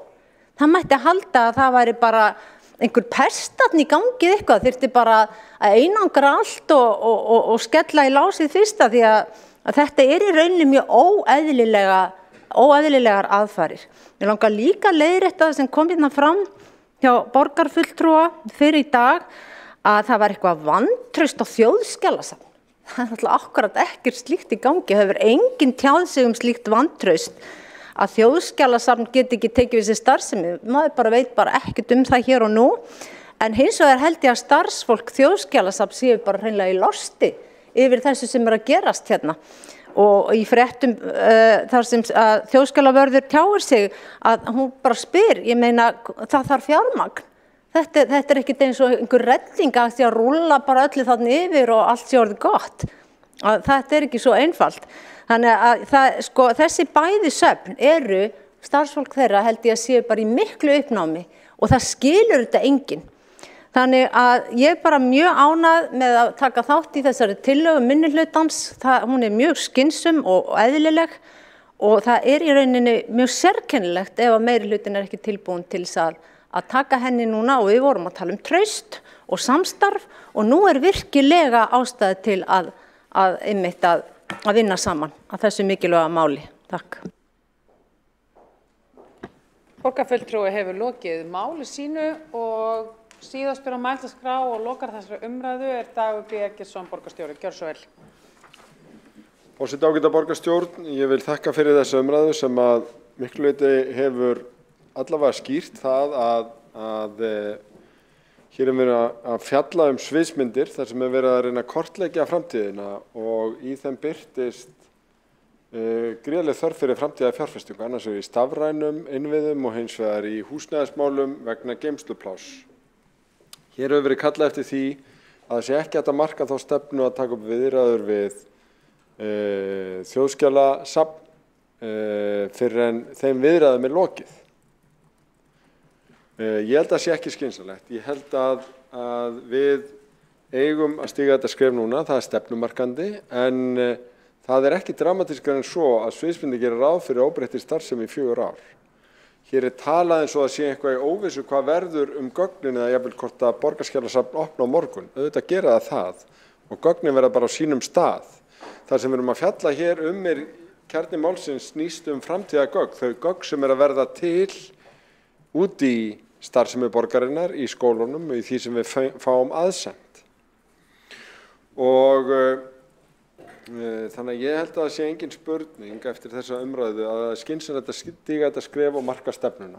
Og ég vonast til þess að það skapist meiri sátt það hér í borgarstjórn þegar að myndin skýrist og við tökum frekari skref þetta. Mér langar aðeins til þess að fjalla það sem talað hér af hálfu borgarfulltrúa Helga Áss Grétarssyni sem útboðlunar áætlanir húsnæðisuppbyggingu. Þetta nefnilega þær forsendur sem koma inn í þetta mat frá Borgarskjalasafninu sjálfu. Og ég get alveg tekið undir það að manni vext þetta í augum. Yfir 5.000 fermetrar að stóru hluti í geymslum. Og þetta þrátt fyrir það, við lögðum þær línur 2017 endanlega, vorum búin að ræða það mjög oft að fara eins mikið og hægt væri yfir í stafræna umbreytingu. Það deila með ykkur smá frústrasjónsögum. Reykjavíkurborg var fyrsta stjórnvald á Íslandi sem tók upp rafræna reikninga. Það var engan síður ákveðið og það línulagðar af Borgarskjalasafninu að prenta alltaf út apríl og nóvember. Tugir þúsunda reikninga til varðveislu í hillum. Mjög margir metrar af reikningum til þess að hafa sýnishorn af þeim á pappír. Þessu hefur verið hægt núna sem betur fer, en eitt dæmið af því hvernig í okkar stafræna umhverfi geta hlaðist upp hillumetrarnir. Annað dæmi sem að mjög konkrétt og praktískt Mentor. Þar hafa verið ráðagerðir að prenta út úr Mentor 30 síður fyrir hvert barn og hverju misseri. Í staðinn fyrir að varðveita þetta bara rafrænt. 30 síður fyrir hvert barn á hverju misseri eru 60 síður fyrir hvert barn á hverjum vetri, 600 síður fyrir hvert barn í gegnum þess skólagöngu, útprentað í hillum, yfir 9 milljón síður fyrir þau 15.250 börn sem í skólakerfinu núna. Þetta ekki skynsamlegt. Og ég held að það sé frammi fyrir svona framtíðar þörfum og óskum sem við hljótum öll að staldra við. Ég held við verðum að varðveita Mentor tryggilega á rafrænan hátt og ég held við gerum það best í einhvers konar sameiningu. Í því felst ekki svo hugsun að það dugi að hafa bara eitthvað eitt afrit á einum stað. Í samfélaginu þegar við erum að varðveita mikið rafrænt þurfum við örugglega að vera með varaafrit á öðrum stað, taka með af náttúruhamförum og alls konar. Ég átta mig á því að þetta getur verið kostnaðarsamt og þetta eru mikilvægir innviðir til framtíðar fyrir samfélagið allt. En ég bara þeirrar sannfæringar að það sé ekki skynsamlegasta leiðin að halda okkur við það að það þurfa að byggja þetta sérstaklega upp fyrir borgina, því að rafrænir reikningar og upplýsingar úr skólakerfinu sameiginlegt fyrir allt og ekki allt saman nátengt við fræðastörf, sýningahald eða ýmislegt af því sem hér hefur verið nefnt. Þetta líka bara hápraktískt mál, snýst áætlanagerð, snýst hvað við eigum mikla peninga til þess að byggja geymslur og hvað við ætlum að ráðstafa í stafræna varðveislu.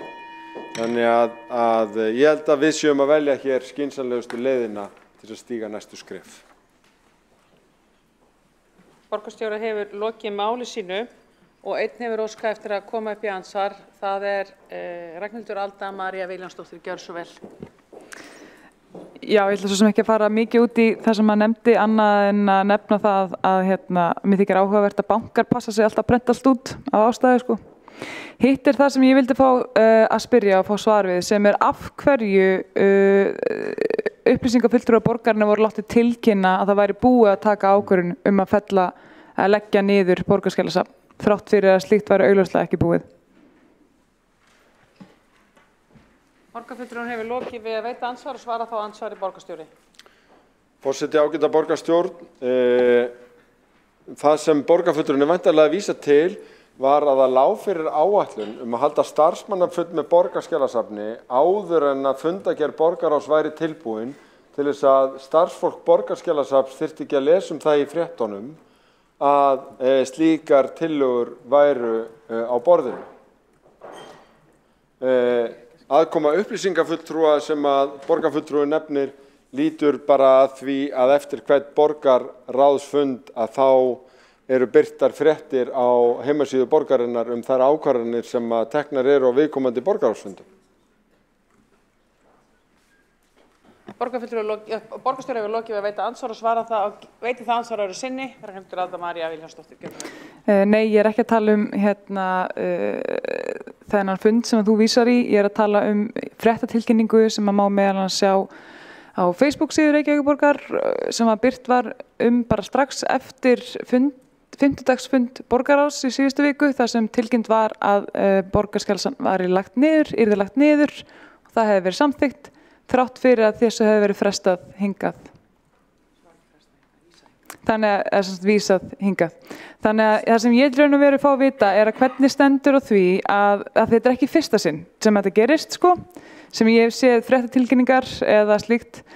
Þannig að hvernig stendur á því að það sé verið að tilkynna slíkt þrátt fyrir, og það sé orða með þessu hætti, þrátt fyrir að ljóst mál að að borgarstjórnarfundi tekin endanleg ákvörðun, jafnvel þótt að þið meirihluti náttúrulega ráðið ýmsu einhliða. Ég get alveg sýnt ykkur skjáskot. Borgarfulltrúi lokið við að veita andsvar og svara þá andsvari borgarstjóri, gjörðu svo vel. Forseti, ágæta borgarstjórn, fréttin sem hér verið að vísa til frá miðvikudeginum 5. mars fjallar að samþykkt borgarráðs en tekur jafnframt fram með leyfi forseta málið fer til endanlegrar afgreiðslu í borgarstjórn á þriðjudaginn í næstu setningu. Þannig að ég sé að því vel til haga haldið. Þannig gildur allar tillögur sem afgreiddar í ágreiningi í borgarráði að þó þær séu samþykktar þar þá koma þær til endanlegrar afgreiðslu í borgarstjórn. Borgarstjóri hefur lokið við að veita andsvar öðru sinni. Það er rétt að árétta og forseti vill árétta að undir venjulegum kringumstæðum þá hefði þessi umræða öll verið undir fundargerð borgarráðs. Af því að hér mál að ræða sem kemur úr borgarráði og vísað vegna þess að það klárað í ágreiningi í borgarráði. Þannig, en þar sem að þegar mál undir borgarráði, mál á dagskrá undir fundargerðum borgarráðs hér í dagskrá borgarstjórnar, að þá umræðutíminn miklu styttri og þess vegna var þessari umræðu kippt upp í dagskrána eins og við höfum verið að fara í gegnum þetta hér í dag. Bara þannig að allir séu með það á hreinu. Við erum búin að fá nokkrar tillögur inn. Forseti ætlar að gera 2 mínútna hlé áður en við göngum til atkvæða það.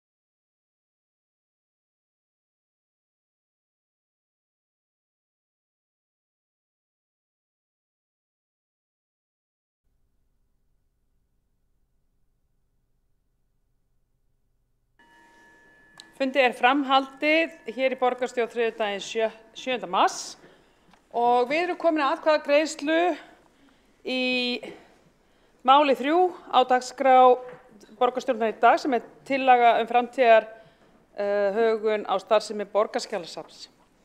Og það hefur má ég sjá? Já, Marta, ætlaði þú að vera með stutt athugasemd?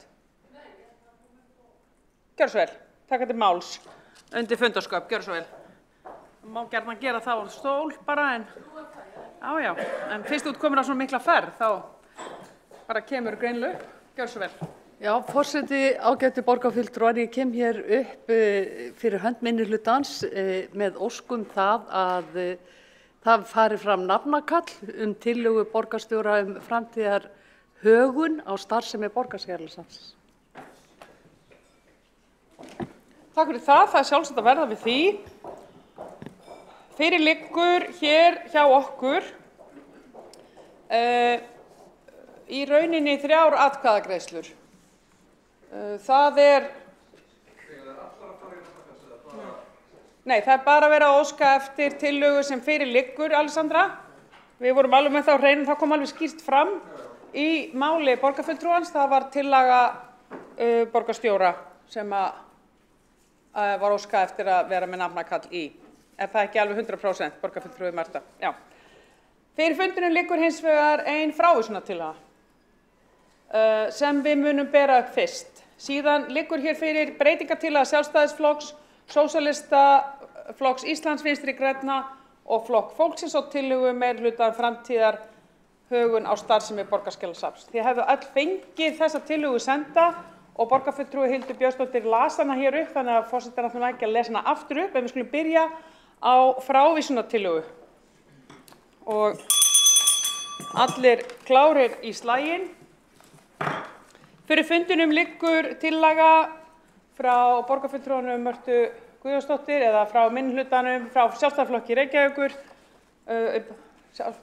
borgarstjórnarflokki Sjálfstæðisflokknum í Reykjavík. Mjög flott. Og fyrir og það er lagt til að tillögunni verði vísað frá. Og þeir sem eru samþykkið því gefur merki og þeir sem á móti kunna vera. Og svo já, þú var samþykk og þá var það bara meirihlutinn as we speak og meirihlutinn, þannig að það frávísunartillaga er felld. Þá erum við komin að breytingartillögu Sjálfstæðisflokks og Sósíalistaflokks Íslands, Vinstri grænna og Flokk fólksins á tillögu meirihluta framtíðar högun á starfsemi Borgarskjalasafns. Þeir sem eru samþykkir þessari breytingartillögu vissulega gefur merki og þeir sem að móti kunna vera og tillagan er felld með atkvæðum meirihlutans.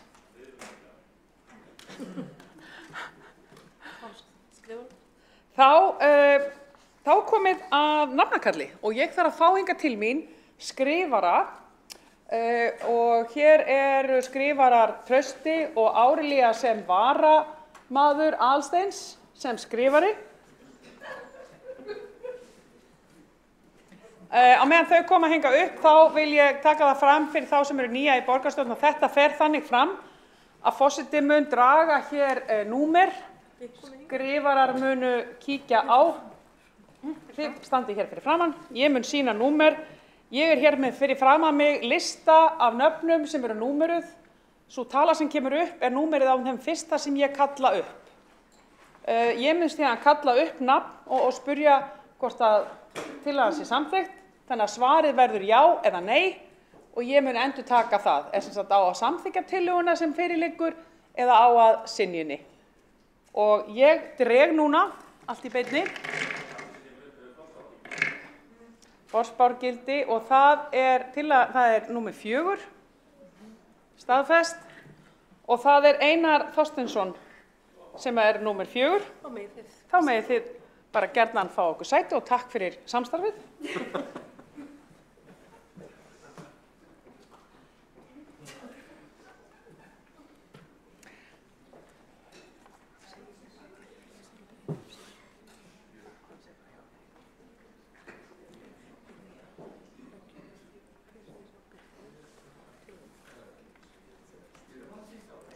Kæra borgarstjórn, þá leggjum við upp með tillögu framtíðartilhögun á starfsemi Borgarskjalasafns, samanber 19. lið fundargerðar borgarráðs frá 2. mars.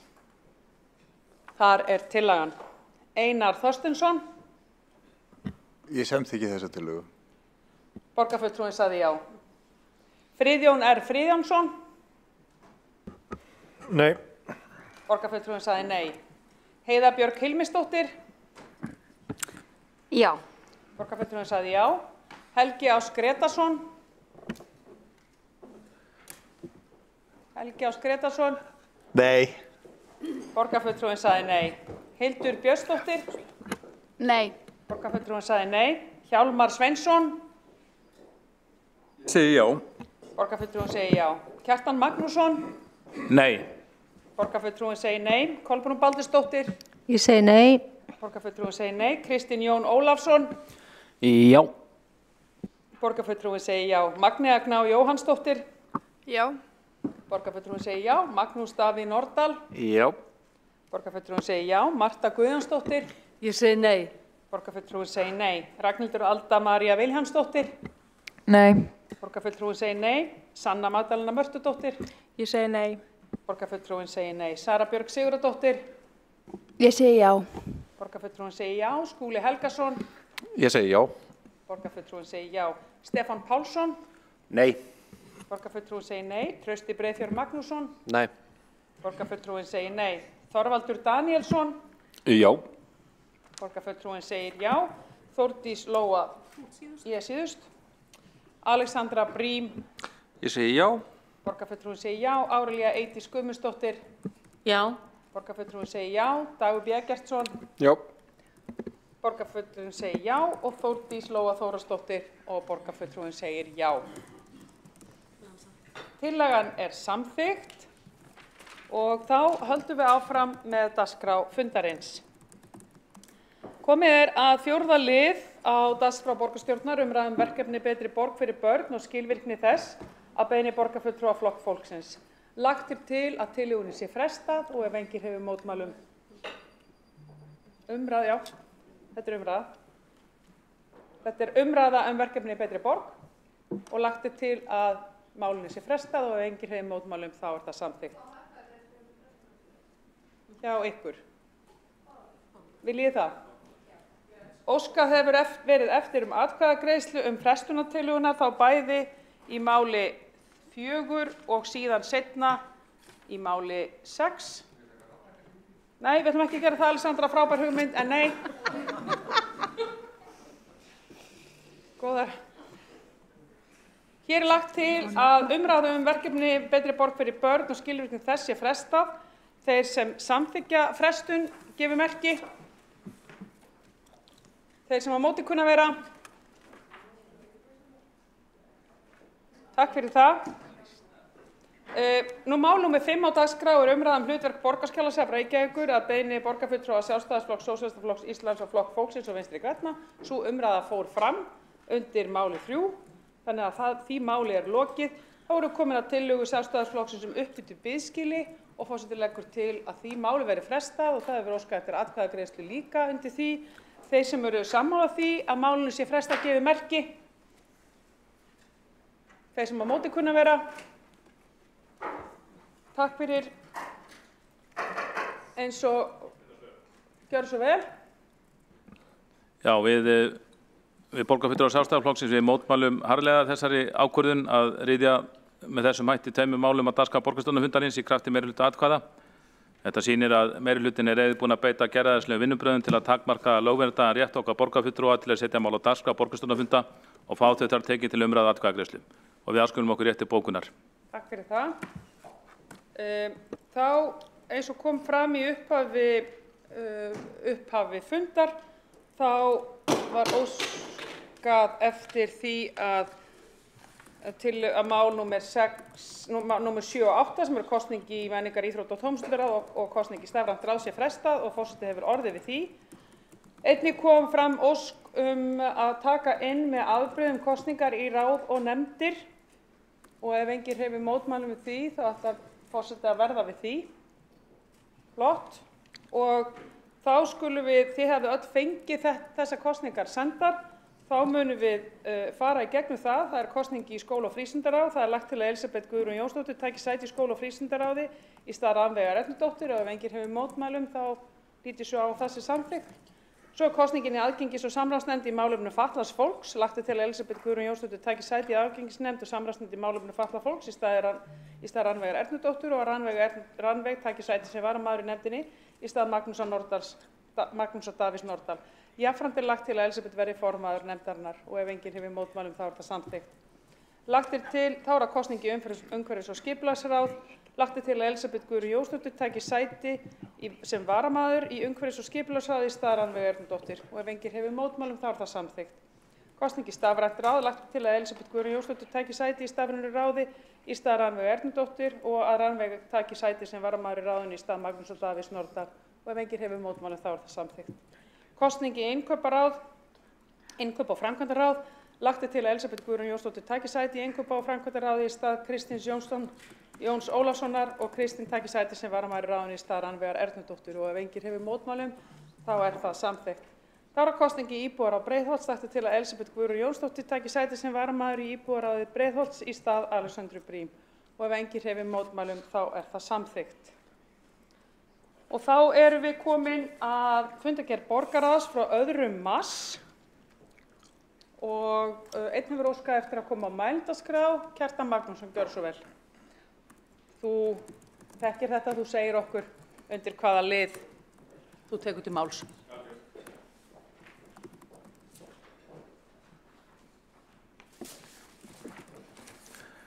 Forseti, góðir borgarfulltrúar, ég kveð mér hljóðs undir 4., 22., 24. og 49. lið fundargerðar borgarráðs á 2. mars. Nú, þar voru mörg stórmál á dagskrá, eitt ræddu við hérna áðan, og sem raunir mörg verðskulda umræðu, en það er náttúrulega verið að takmarka mikið umræðu hérna í borgarstjórn, þannig að það verður að reyna að segja frá þessu á mínútu, kannski hverju máli. Og undir 4. lið þá var lagt fram bréf umhverfis- og skipulagssviðs vegna viðhaldsátak í húsnæði leikskóla, grunnskóla og frístundar, og ég vil bara hvetja borgarfulltrúa til að kynna sér þau gögn sem voru lögð fyrir borgarráð í þessu máli. Það var eitthvað 30 milljarða króna viðhaldsátak og á árinu 2022-2026, og við borgarfulltrúar Sjálfstæðisflokksins leggjum frá bókun í málinu sem ég ætla ekki að lesa alla hér, en bara vekja athygli á að fulltrúar Sjálfstæðisflokksins vöruðu mjög mikið við því þeim niðurskurði sem átti sér stað í viðhaldi, eða það að menn tók ekki við sér þegar á þurfti að halda. En samkvæmt framlögðu mati sem hvet borgarfulltrúar til að kynna sér, þá er brýn þörf á viðhaldi í 37 skólum og þörf á meiriháttar viðhald í 76 skólum til viðbótar. Alls er því þörf á meiriháttar viðhaldi í 113 af 136, eða í 83% af skóla- og frístundabyggingum borgarinnar. Nú, þar 20. Ég fer í 49. lið. Þar er tillaga borgarráðsfulltrúa Sjálfstæðisflokksins varðandi heilsugæslumál í Grafarvogi. Ánægðis rættum þetta hérna fyrr á fundinum, og mér finnst kannski menn sín óþarflega hörkur þar, því að ég tel alveg sjálfsagt að þessi mál séu rædd á borgarstjórnarfundi. Við vorum á fundi með þingunum í síðustu viku þar sem þingmenn og ráðherrar sögðu okkur frá því að þegar þeir fara út á land þá er þetta mjög algengt að sveitarstjórnarmenn tali við þá málefni síns sveitarfélags og málefni sem heyra beint undir ríkið, og sjálfsagt nota tækifæri til þess, biðja ríkjum að koma á góðu til leiðar. En tillagan hún helst í því að sem er lögða fram að borgarráð óski eftir samstarfi við heilbrigðisráðuneytið og heilsugæslu höfuðborgarsvæðisins í því skyni að tryggja rekstur öflugrar heilsugæslustöðvar í Grafarvogi til framtíðar, og að 2 kostir verði einkum skoðaðir í því skyni. Annars vegar að Reykjavíkurborg útvegi bráðabirgðahúsnæði fyrir heilsugæslu Grafarvogs í hverfinu eða hafi milligöngu það, á meðan endurbætur standi yfir á húsnæði heilsugæslunnar í Spönginni, og hins vegar að skoðaðir verði möguleikar á því að stofna einkarekna heilsugæslustöð í Grafarvogi. Nú, hinir 2 liðirnir þeir snerta framlagningu svara við fyrirspurnum Sjálfstæðismanna sem lagðar hafa verið fram í borgarráði. Það er reyndar fyrir mína tíð í borgarstjórn, allavega á síðasta kjörtímabili. En Það var sem sagt 2021 var lögð fyrirspurn fulltrúa Sjálfstæðisflokksins starfsmannafjölda borgarinnar og það tók 1,5 ár að fá svar við fyrirspurninni og við bókuðum auðvitað, við gerum athugasemd við þetta og segjum með leyfi forseta með ólíkindum að það skuli taka 1,5 ár að fá svar við eins einfaldri fyrirspurn og þeirri hver starfsmannafjöldi Reykjavíkurborgar sé. Svo mikill dráttur ámælisverður og sýnir að framkvæmd stjórnsýslu ekki í lagi í Ráðhúsi Reykjavíkur. Slíkar grundvallar upplýsingar á borgarstjóri ætíð að hafa á reiðum höndum, miðla þeim fljótt og vel þegar slíkt beðið og skýra ef á þarf að halda. Og þetta bara, ég veit ekki hvað segja krakkarnir, fact check eða eitthvað, það bara ótrúlegt að svo sjálfsagðar upplýsingar sem hver framkvæmdastjóri ætti að hafa nokkurn veginn bara í kollinum eða tiltækar, það skuli taka 1,5 ára að svara þeim og svo önnur fyrirspurn varðandi sem Sjálfstæðismenn lögðu fram fyrir 11 mánuðum malbikskemmdir og það kemur fram svar við fyrirspurnum malbikskemmdir og svarið að það sé ekki hægt að svara fyrirspurninni. það svarið. Það tók sem sagt rúma 11 mánuði að svara fyrirspurn Sjálfstæðismanna malbikskemmdir og svarið var að það var ekki hægt að svara henni. Og þetta vekur svo sannarlega spurningar hvernig staðið að stjórnum borgaráðs og samhæfinguna borgarkerfinsins. Það auðvitað ótrúlegt að ekki séu til upplýsingar fjölda tilkynninga vegna skemmd í malbiki sem valdið hafa tjóni eða að minnsta kosti upplýsingar tjónabætur borgarinnar vegna þess. Það ætti að vera í hinu fræga bókhaldskerfi Aggresso ef borgin hefur orðið fyrir útgjöldum og hve miklum. Og við verðum borgarfulltrúar góðir að spyrja okkur ástæður slíks svarleysis. Ekki slíkan kostnað að ræða af hálfu Reykjavíkurborgar eða hann ekki bókfærður og þannig ekki aðgengilegur í bókhaldskerfinu. Sé slíkar upplýsingar eingöngu að finna hjá tryggingafélögunum, þá auðvitað reyna að fá slíkar upplýsingar frá þeim. En þarna eru 2 mjög eðlilegar spurningar sem eru lagðar fram á síðasta kjörtímabili. Eftir 11 mánuði kemur svar við annarri að það sé ekki hægt að svara henni. Og svo bara sjálfsagðar upplýsingar starfsmannafjölda, það tekur 1,5 ár að svara þeim. Og ég veit ekki alveg svarið við svarleysinu, en annarkvort bara svona eitthvað gífurlega mikið í ólagi í stjórnsýslunni í Ráðhúsi Reykjavíkur, eða þá, sem ég vona sé ekki raunin, heldur hvort ekki slæmt, eða þá að það vísvitandi verið að reyna að tefja fyrir því að borgarfulltrúar fái svör við fyrirspurnum sínum bara sjálfsagða hluti í rekstrarmálum borgarinnar. Og bara því að okkar ágæti borgarstjóri gerði fyrir á fundinum að umtalsefni tillögu sem ég lagði fram Laugaveg árið 2015 eitthvað svoleiðis og reyndi að blanda því óverðskuldað inn í annað mál sem var því til umræðu, þá lagði ég fram það var lögð fram tillaga sem var send til umsagnar okkar ágæta skipulagsfulltrúa á borgarinnar og umsögnin var ekki einföld, hún var ekki alveg einföld, hún var svolítið pínuflókin. Hann svaraði fyrirspurninni eftir 5 vikur og baðst afsökunar á því hvað svarið bærist seint. Og hér erum við nokkrum árum síðar og það bara líður 1,5 ár frá því að við fáum svör við miklu einföldari fyrirspurnum. Borgarstjóri og góður borgarfulltrúar, þetta verðum við að bæta. Borgarfulltrúinn hefur lokið máli sínu og ekki að fleiri óska eftir að taka til máls undir 9. lið dagskrár borgarstjórnar í dag sem fundargerð borgarráðs frá 2. mars. Þá erum við komin að 10. lið og það eru fundargerðir forsætisnefndar frá 3. mars, fundargerð menningar, íþrótta og tómstundaráðs frá 28. febrúar, fundargerð skóla- og frístundaráðs frá 20. febrúar, fundargerð stafrænsráðs frá 22. febrúar, fundargerð umhverfis- og skipulagsráðs frá 1. mars og fundargerð velferðarráðs frá 1. mars. Og enginn hefur óskað eftir að taka til máls undir þessum liðum og þá dagskrá borgarstjórnar í dag tæmd. Ég geri takk fyrir. Afsakið forseti, ég hafði óskað eftir að fá að taka til máls undir fundargerð síðasta fundar og ég held að þetta bæta því í lokin. Já, það er rétt. Við vorum búin að sannmælast það. Það er bara ágætt að það verði það núna. Gjör svo vel. Bara sæti, gjör svo vel.